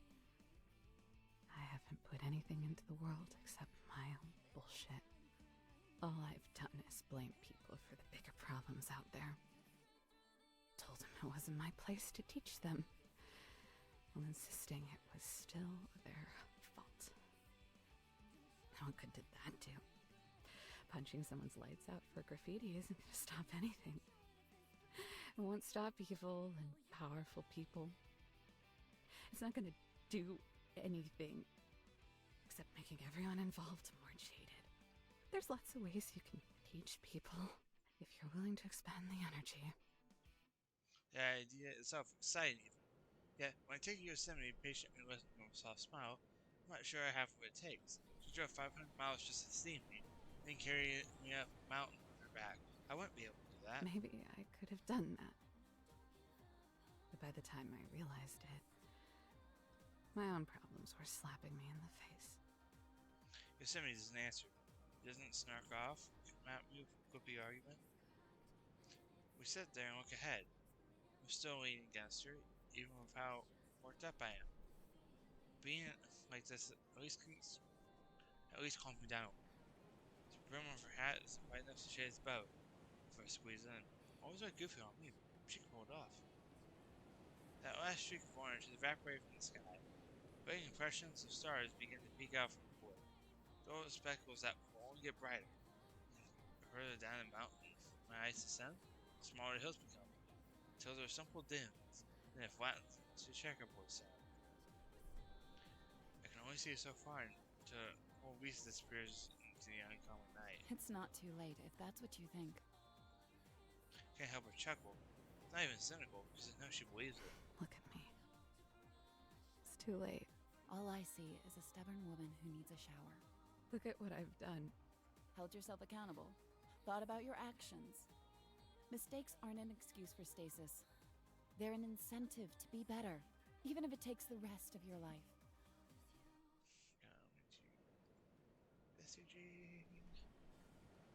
So why not be better? Why not take the opportunity to wheel yourself forward? A wheel can spin in place. Nonsense. If I can do it, so can you. I'm not like you. It hurts to say because I so desperately want to tear down these walls between me and her, everyone, but instead I have the compulsion to build them. 6 sides, no door, buried 6 feet down. Believe me, I wish I were. You're fearless. Always looking for answers. And when it's hard or inconvenient, you don't change the question. You just change yourself. Me? I'm a coward. If I am truly any of those things, it's because of you. Her words are certain, but once they're out there, her face is anything but. All of the confidence drains from her until she's veiled. Because of you. She repeats it anyway because Yosemite is everything I said she was and more. Is there ever anything she can say to get me close to smiling right now? That would be it. You can tell me that, and You can even believe it. That's not the reality I'm living in. You don't get it, do you? There's the old Yosemite. Harsh and Brady, tell me why I'm wrong. Can you comprehend how many decades I spent spinning my own wheels? Maybe I was changing on the outside, but within myself I was rotting. The knowledge I was seeking wasn't so I could change. It was to soothe me. More and more, the things I felt precious were being forgotten. All I could do was cling to my desperation. Even today, there were moments where I felt I was facing down oblivion. But I held it in because I know I didn't need to feel that way anymore. Tears spilled out her cheeks and dripped onto her mouth. I don't know how she keeps it together when I get the words out. Yosemite, it's okay. I get it. You don't have to. No, you don't. I need to say this. You need to hear it. Because before you came into my life, that cabin was my purgatory. And it was you, Eve, who made it into a home. Purgatory.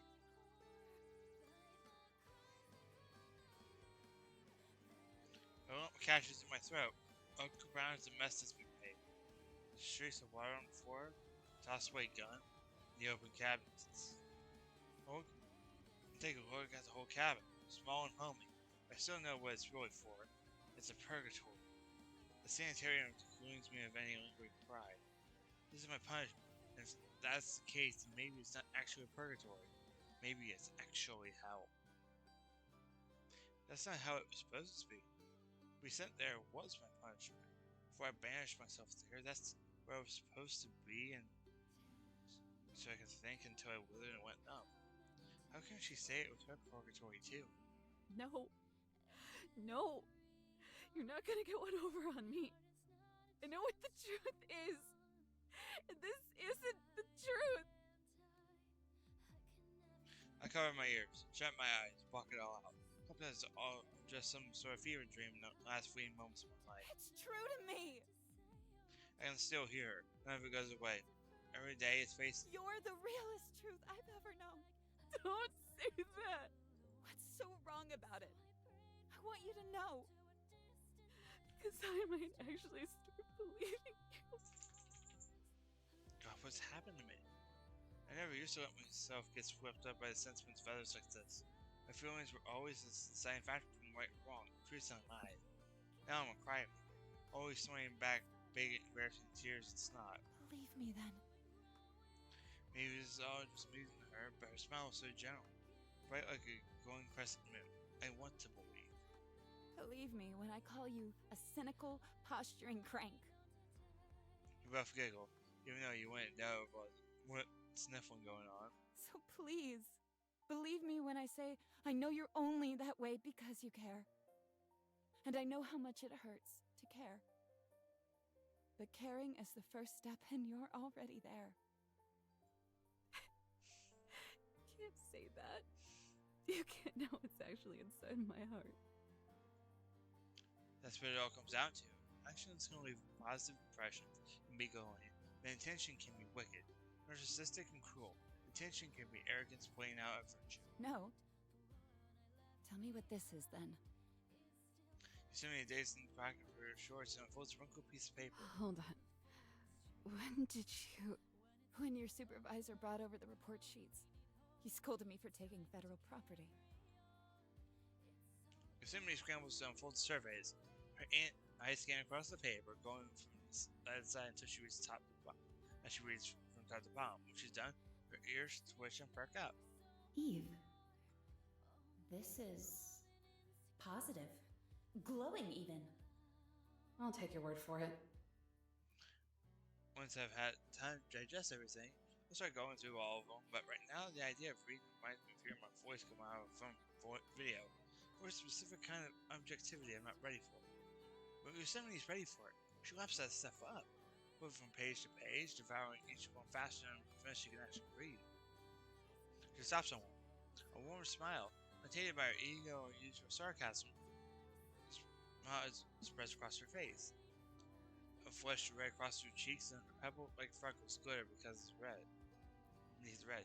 It reminds me of Vivid Sunset. I'm keeping this one. Those are official files that are technically property of the federal government. And now this one is an official document for my records. Just bright enough out of me to be able to see it. That's crude. Drawn with a purple pen I had on me at the time. Appa to illuminate meadows I drew from memory. It was for a solo hike we needed directions from until we get past the Pacific Crest Trail. I took the liberty of driving down some spots worth checking out, from Gilmore down to the Cathedral Lakes. I hadn't even given a second thought until now, which is something I did on the back of one of those rate how we're doing sheets. Guess they must have turned it back in, just like that one you sent Yellowstone James and Teddy. It's just some crappy map I drew. What's so special about it? It is crappy. You have no artistic skills whatsoever. She has the paperwork and tries squeezing the right stuffed animal. But I love it. I haven't stopped carrying it with me since the day I first laid eyes on it. Do you know why? I shake my head. Mouth too dry to even make noise. No sticks to my lips. Because it shows me that you won't forget. That you'll remember. She folds the map and puts it away. So, when you say you're not like me, that's where you're wrong. You are me. In all the ways I know and feel. Pressing on her knees for balance, she stands with a stretch and groan. Maybe it's egotistical to say, but knowing was what gave me the courage to move forward. All your anger and sentiment made manifest in me. Yosemite is a giant. And all this time I've been staying in shadow, looking up. Her trademark sharp glare has faded, and all that's left is gentle gaze. That's how I know you care. She bends down over and closes the height gap. And that's why I love you.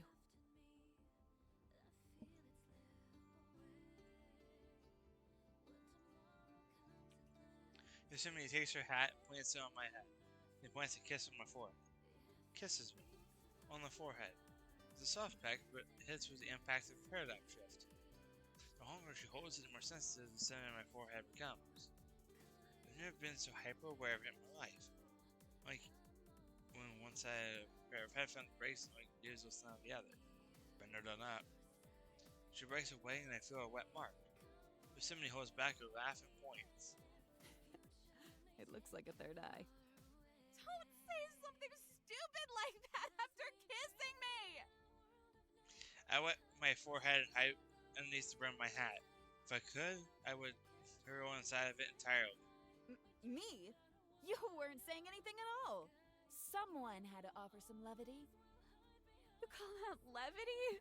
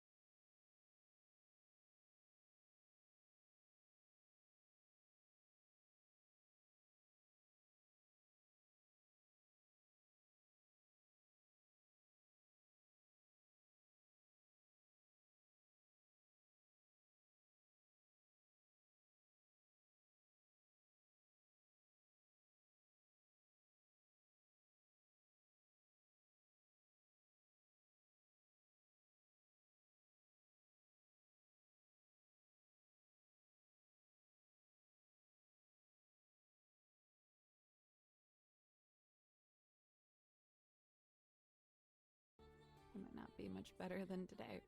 We've already seen the worst of each other, haven't we? I have no doubt this will be just as exhausting. but we'll deal with it together. She makes it sound simple. It's not going to be, but if she'll be there. Alright, I try to smile without sobbing. let's go then. I stand, and before I can do it to her myself, she scoots me into a hug. Welcome home. Clench my teeth, still my face, and still manage to shed a few tears. Be home. My hat scruffs against her chin. I woke up to get it out of her face, so I can stare at her handsome features, squeezing it just a little harder as I do. What are we waiting for? We can leave from here, right? About that. She lets me go, her ears flat and guilty. The pebble was a decoy that I found in the parking lot. I did it to trick you. The real one is right here. She holds one of the desk apple balls between her finger and That thumb. means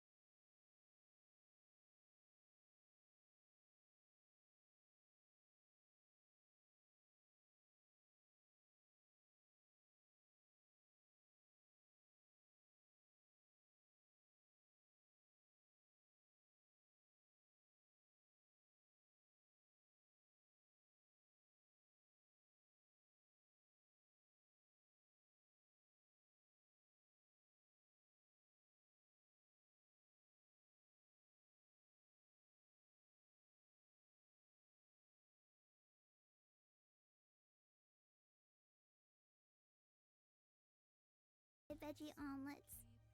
I don't think you would have liked it very much, though. Next time. Her voice squeaks, but the brave little angel manages to choke back the tears. Next time, I hope you have a mama and that things are easier for you. She spins around and runs and yells to embrace, who's decidedly not holding it together. That was beautiful. Your eyes are rushed from her head and splashes down on all of us. She wails her way to birds in the tree above her. Ah, quit your crying. I can't even sense anything dead in that grave. Put an egg in your shoe and beat it, Val. It ain't about that. It's about everyone's feelers. Ewo.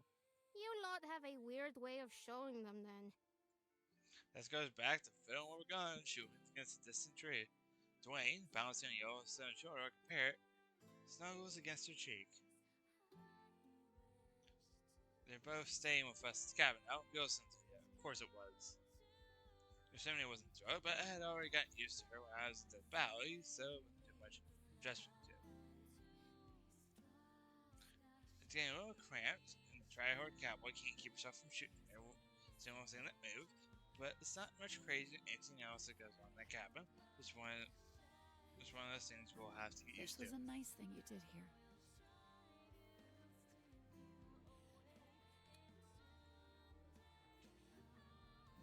really?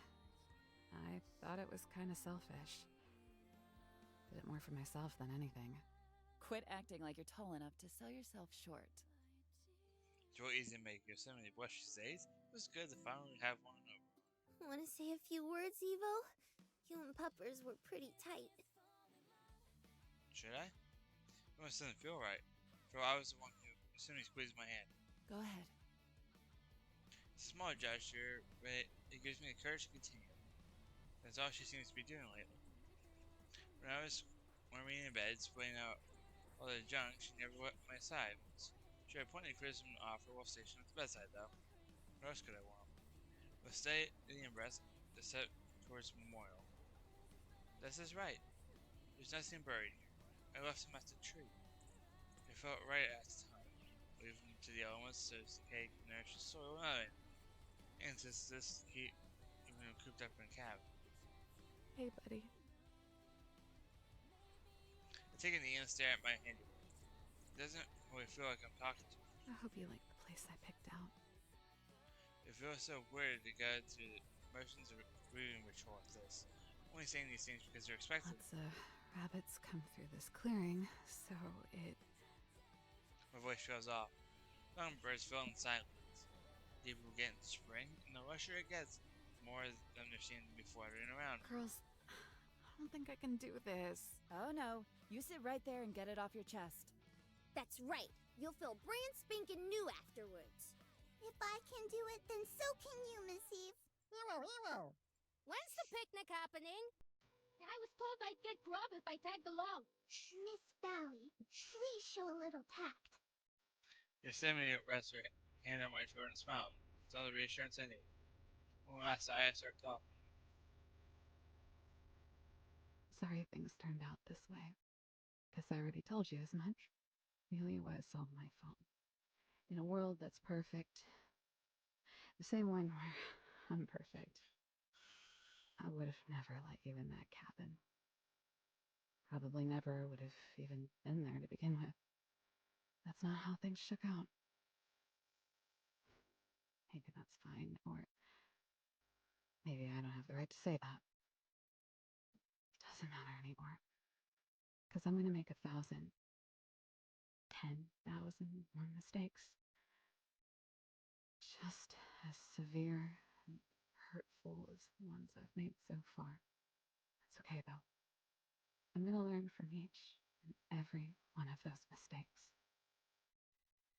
Because they're all just spokes on my wheel. Can't stop it. So may as well push forward.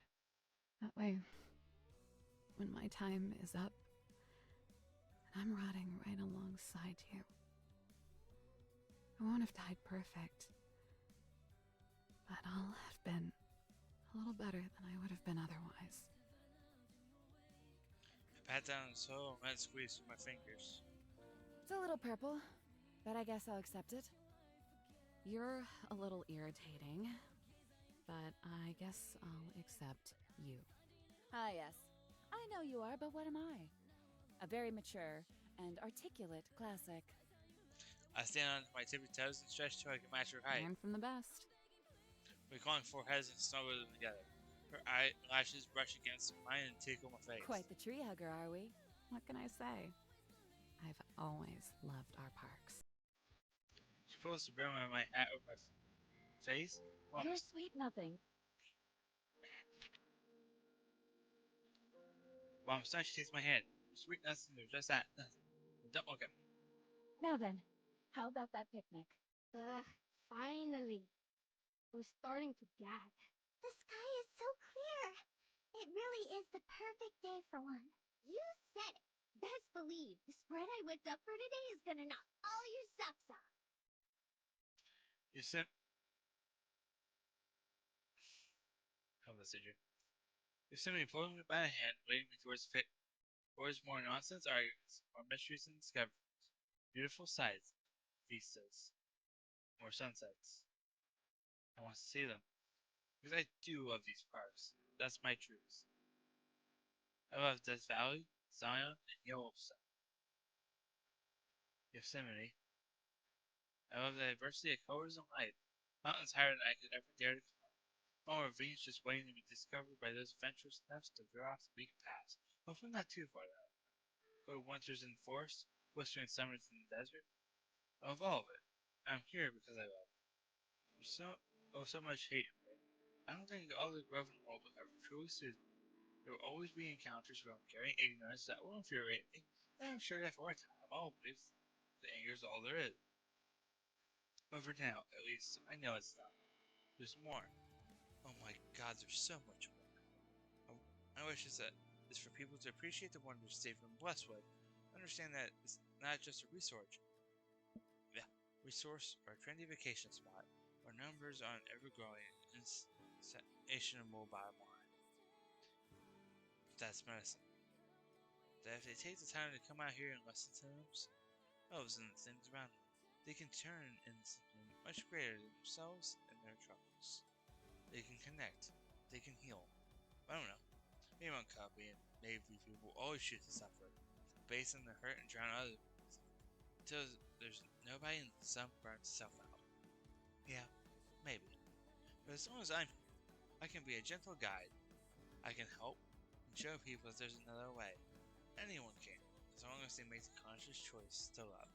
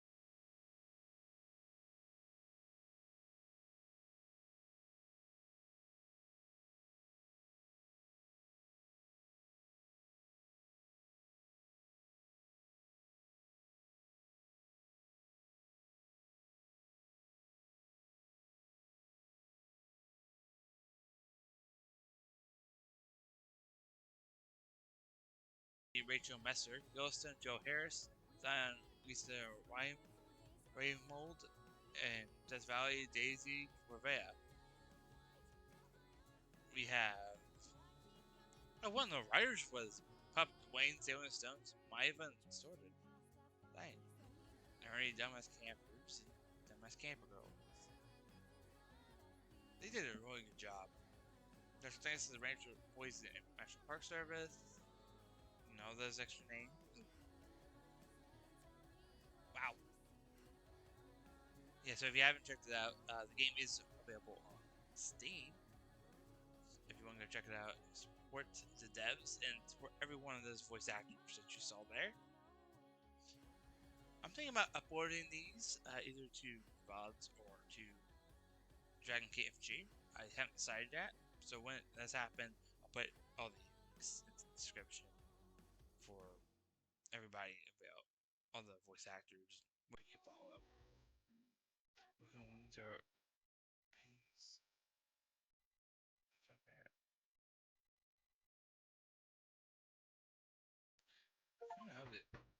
Prepare to complete episode 5. So that's the very end of it. Wonderful job from the voice acting team. Come on, open up. I bought some jerky for you. Okay. I'm letting myself in then. Don't get snippy with me now.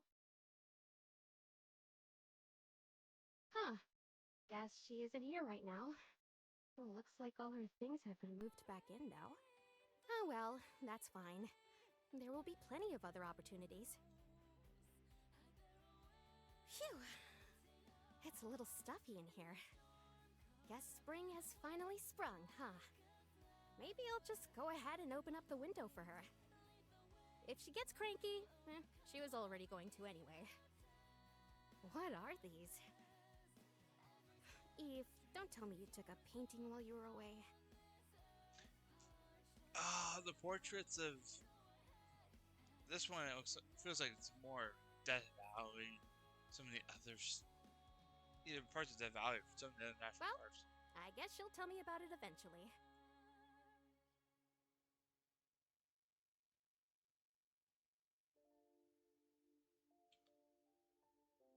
Oh, it's a gone fruit, 1997 2021. I think I'll have to look more into that, but.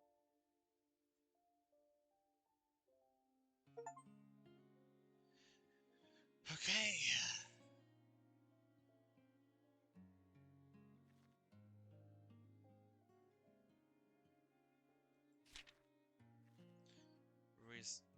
I want to see the names of each one of these real quick before we head out. Now I'll have to figure out who's gonna rate after this. Reassigned, Cabin Fever, Tree Hugger, National Park Girls, Painting. Guess the game has hidden more. Oh, so we need to look through these then, huh? Human Hugger, you can ship them. I will judge you. Dope AF. Flip your lid. Western civilization is doomed because of anime girls. Hey, Canna Waterworks. Please don't ask how this is supposed to work. Thank you for cooperation. I'll flip your wig too.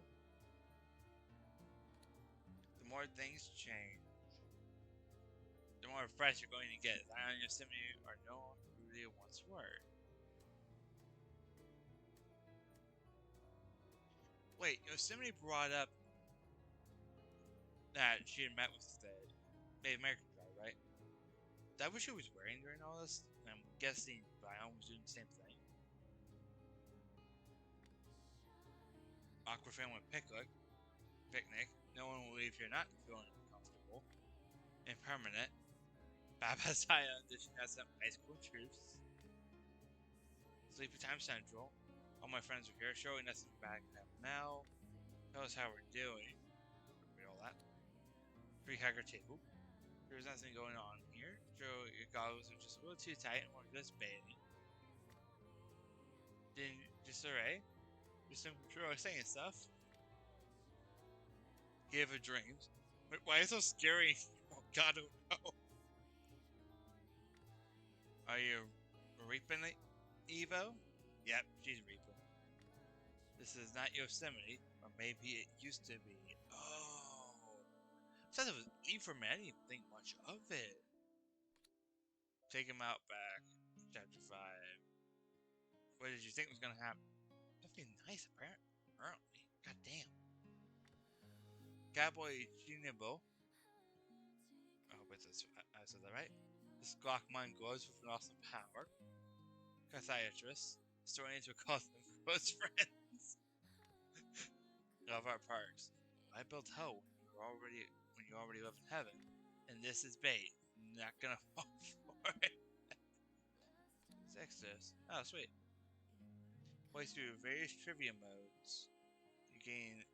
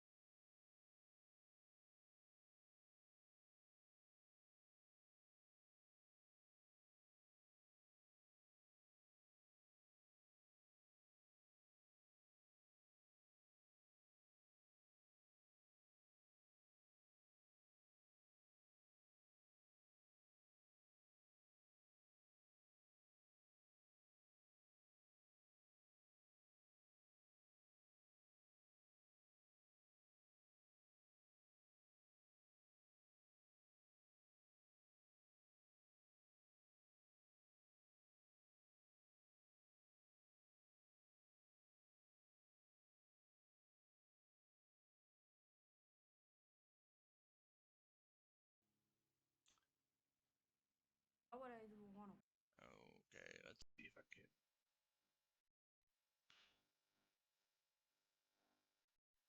The music normally rated or not.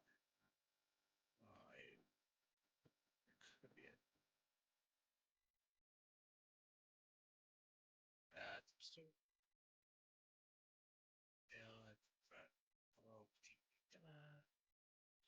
From yesterday. Probably.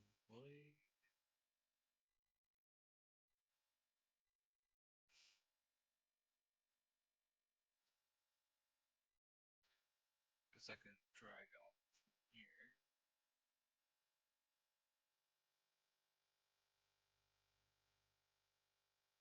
Well, how am I the only person who. I'm gonna favor that actually. This was a really good game. But we can't rate anybody there. I'm gonna pin this message.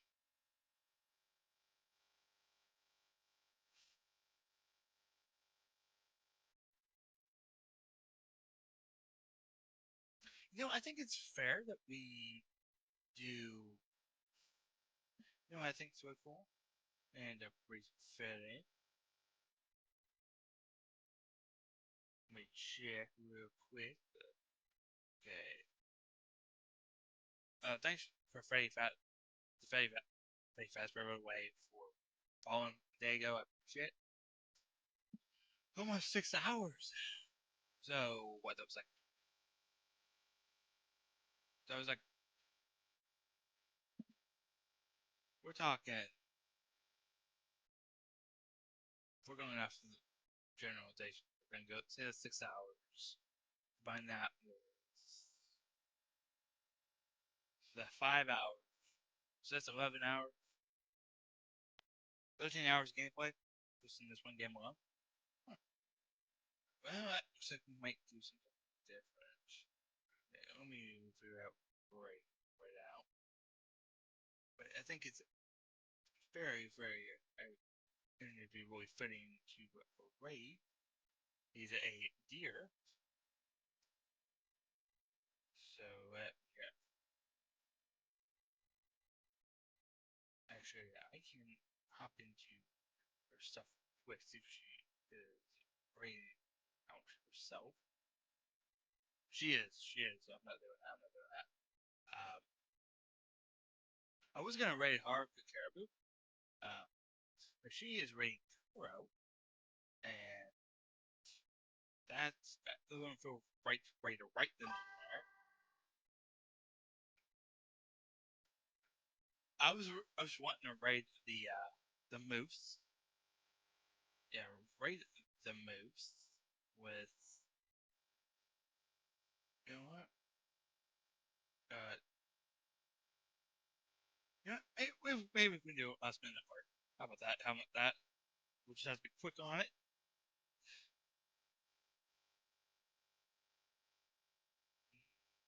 Okay, I spelled that right. Oh, there's about 5. Good, done it.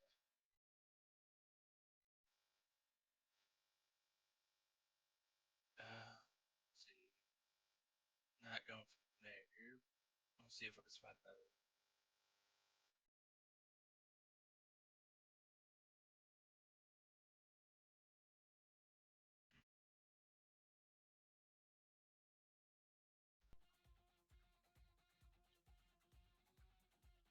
You know what? Yeah, I think I'm going to make it a little crazy.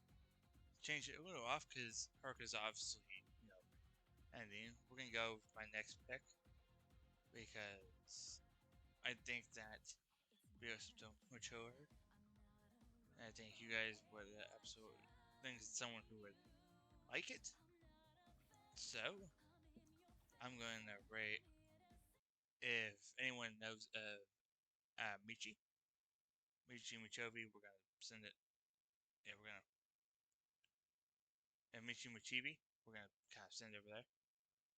You guys over there, I think, should absolutely love this.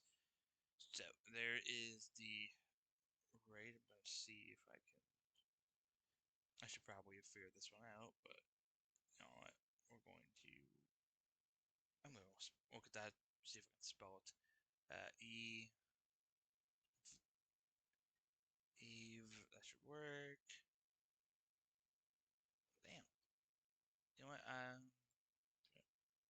We're gonna go Nari down just like we did the other day when we were playing.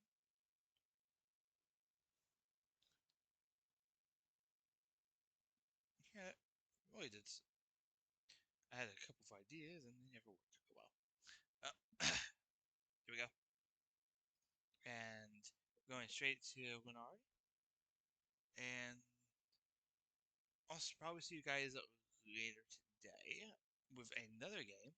But we're not going to do Batch Park. We'll probably play Minecraft or Bendy or something. So, I'll figure it out, let you guys know on the socials. But other than that, I think that's where we end today's stream. Thank you guys for coming out, and I do appreciate it. There is the right message.